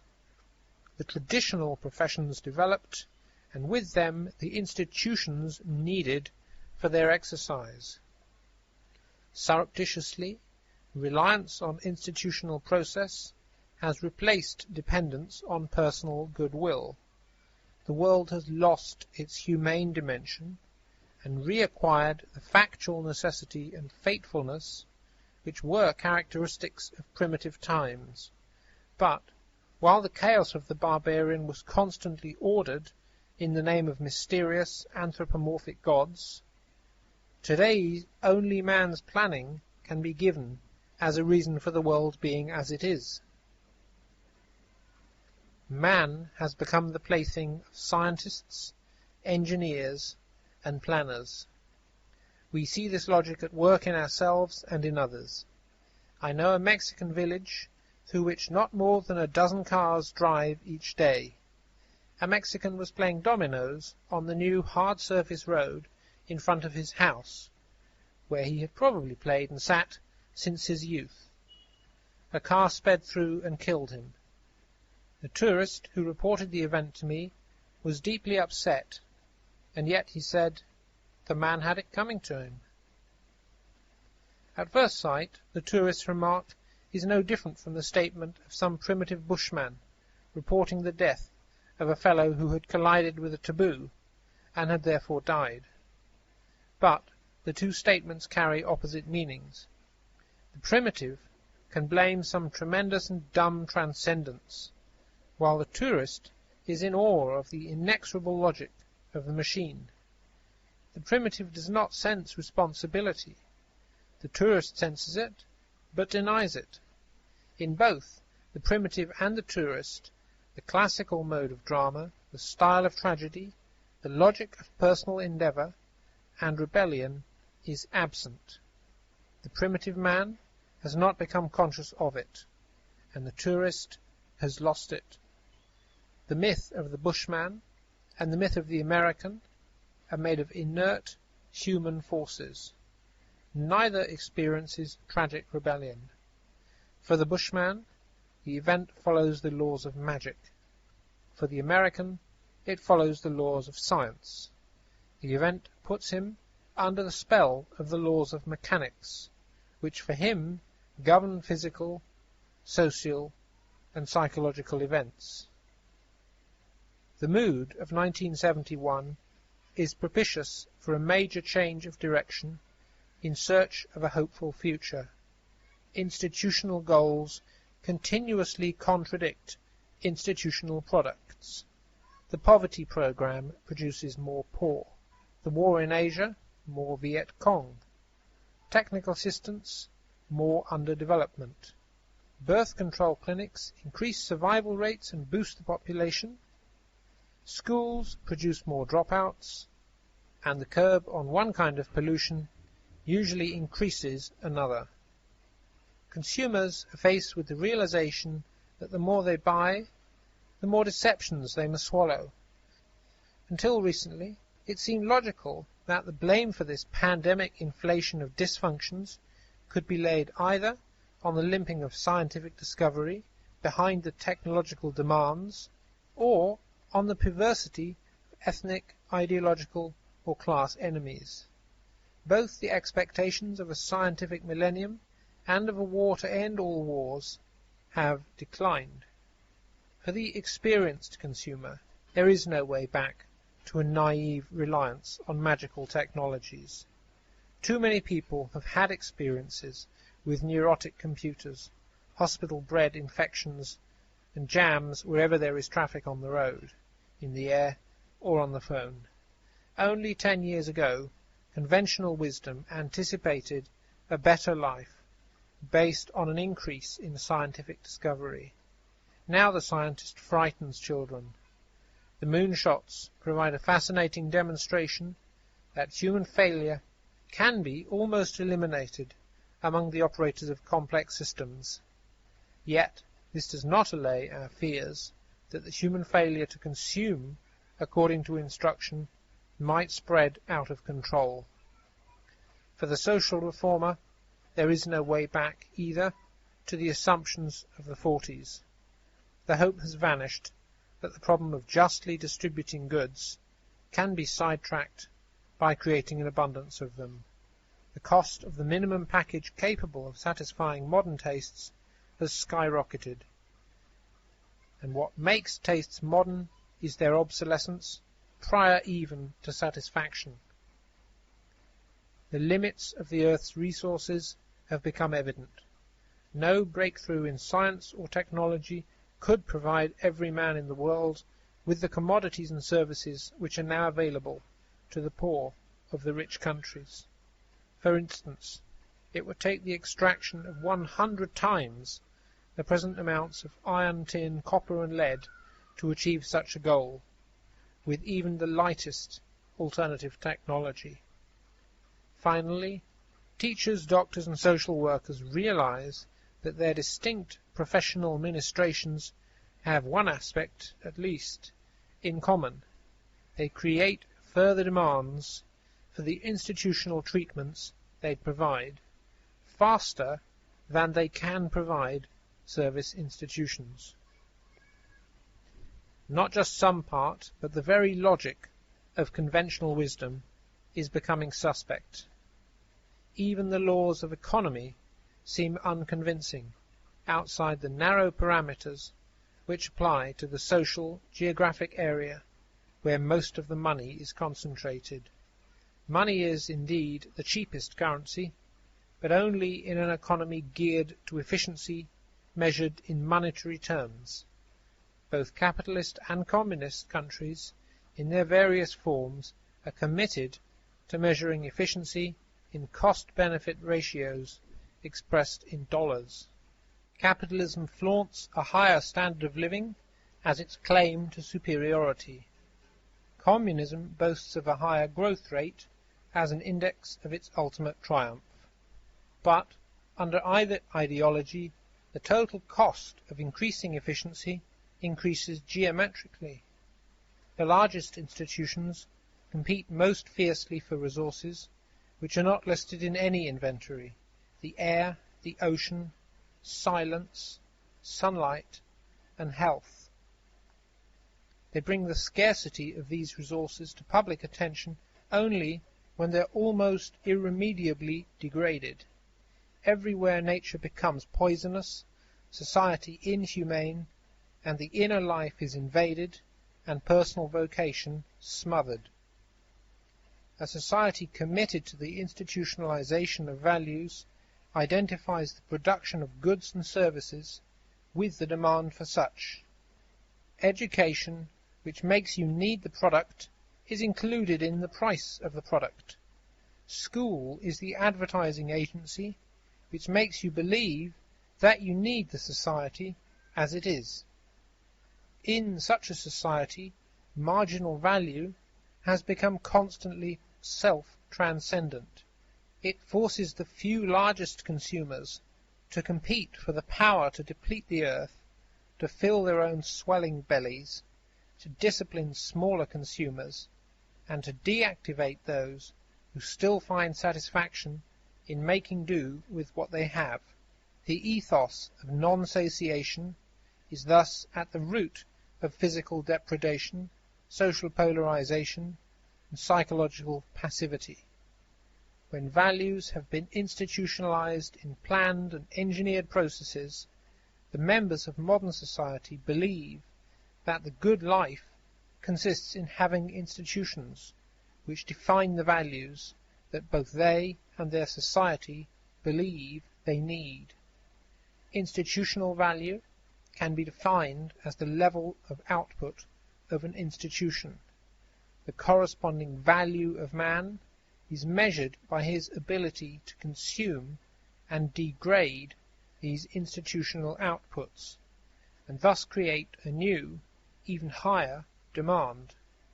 The value of institutionalized man depends on his capacity as an incinerator.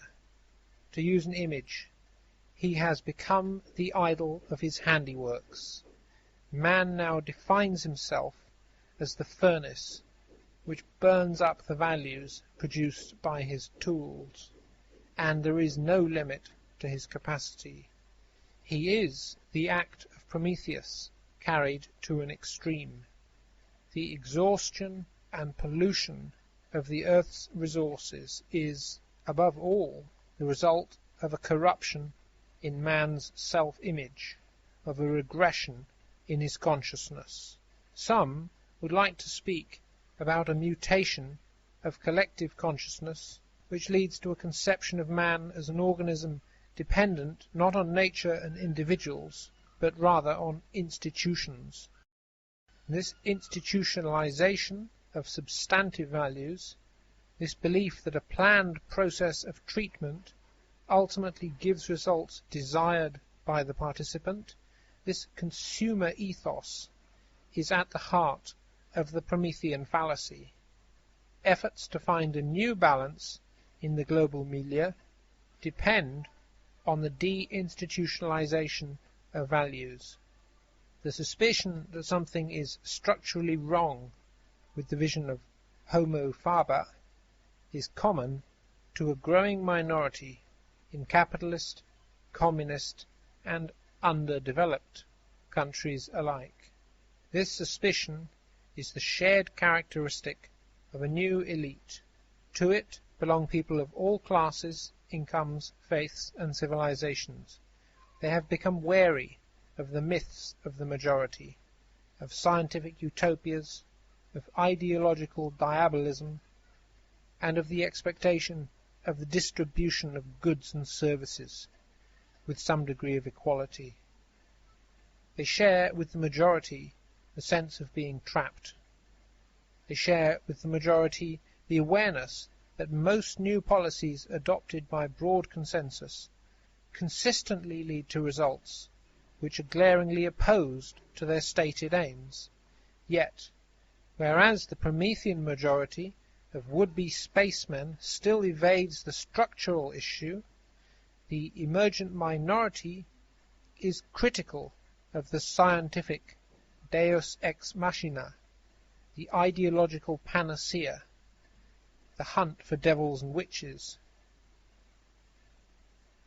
This minority begins to formulate its suspicion that our constant deceptions tie us to contemporary institutions as the chains bound Prometheus to his rock. Hopeful trust and classical irony,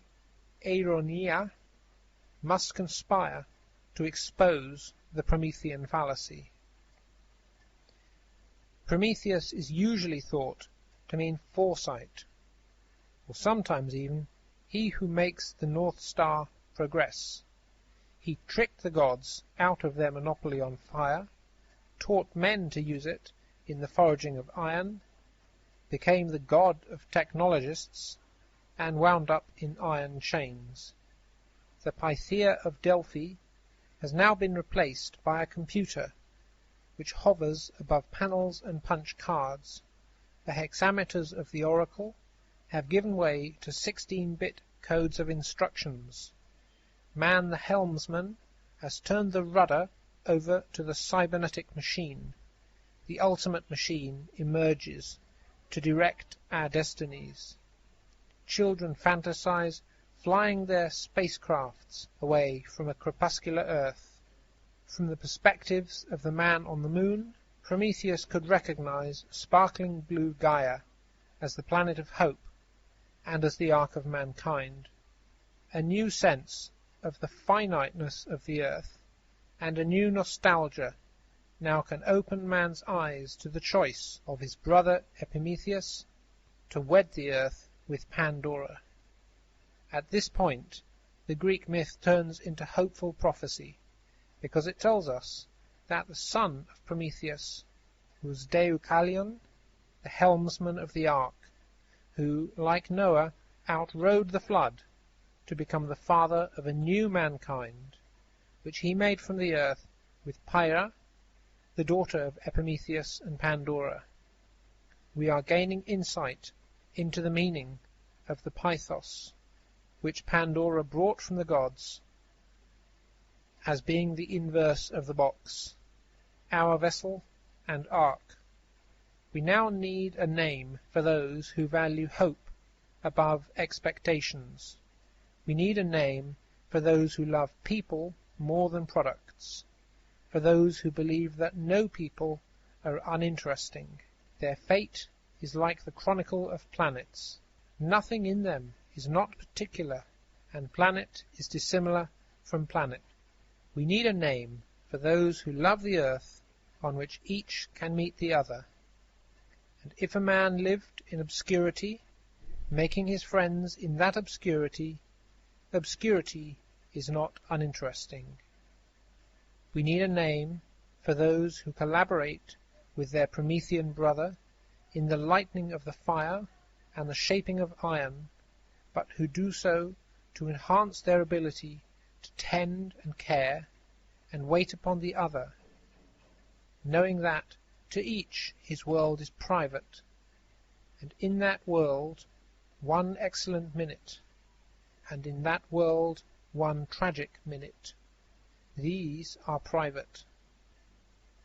I suggest that these hopeful brothers and sisters be called Epimethean men.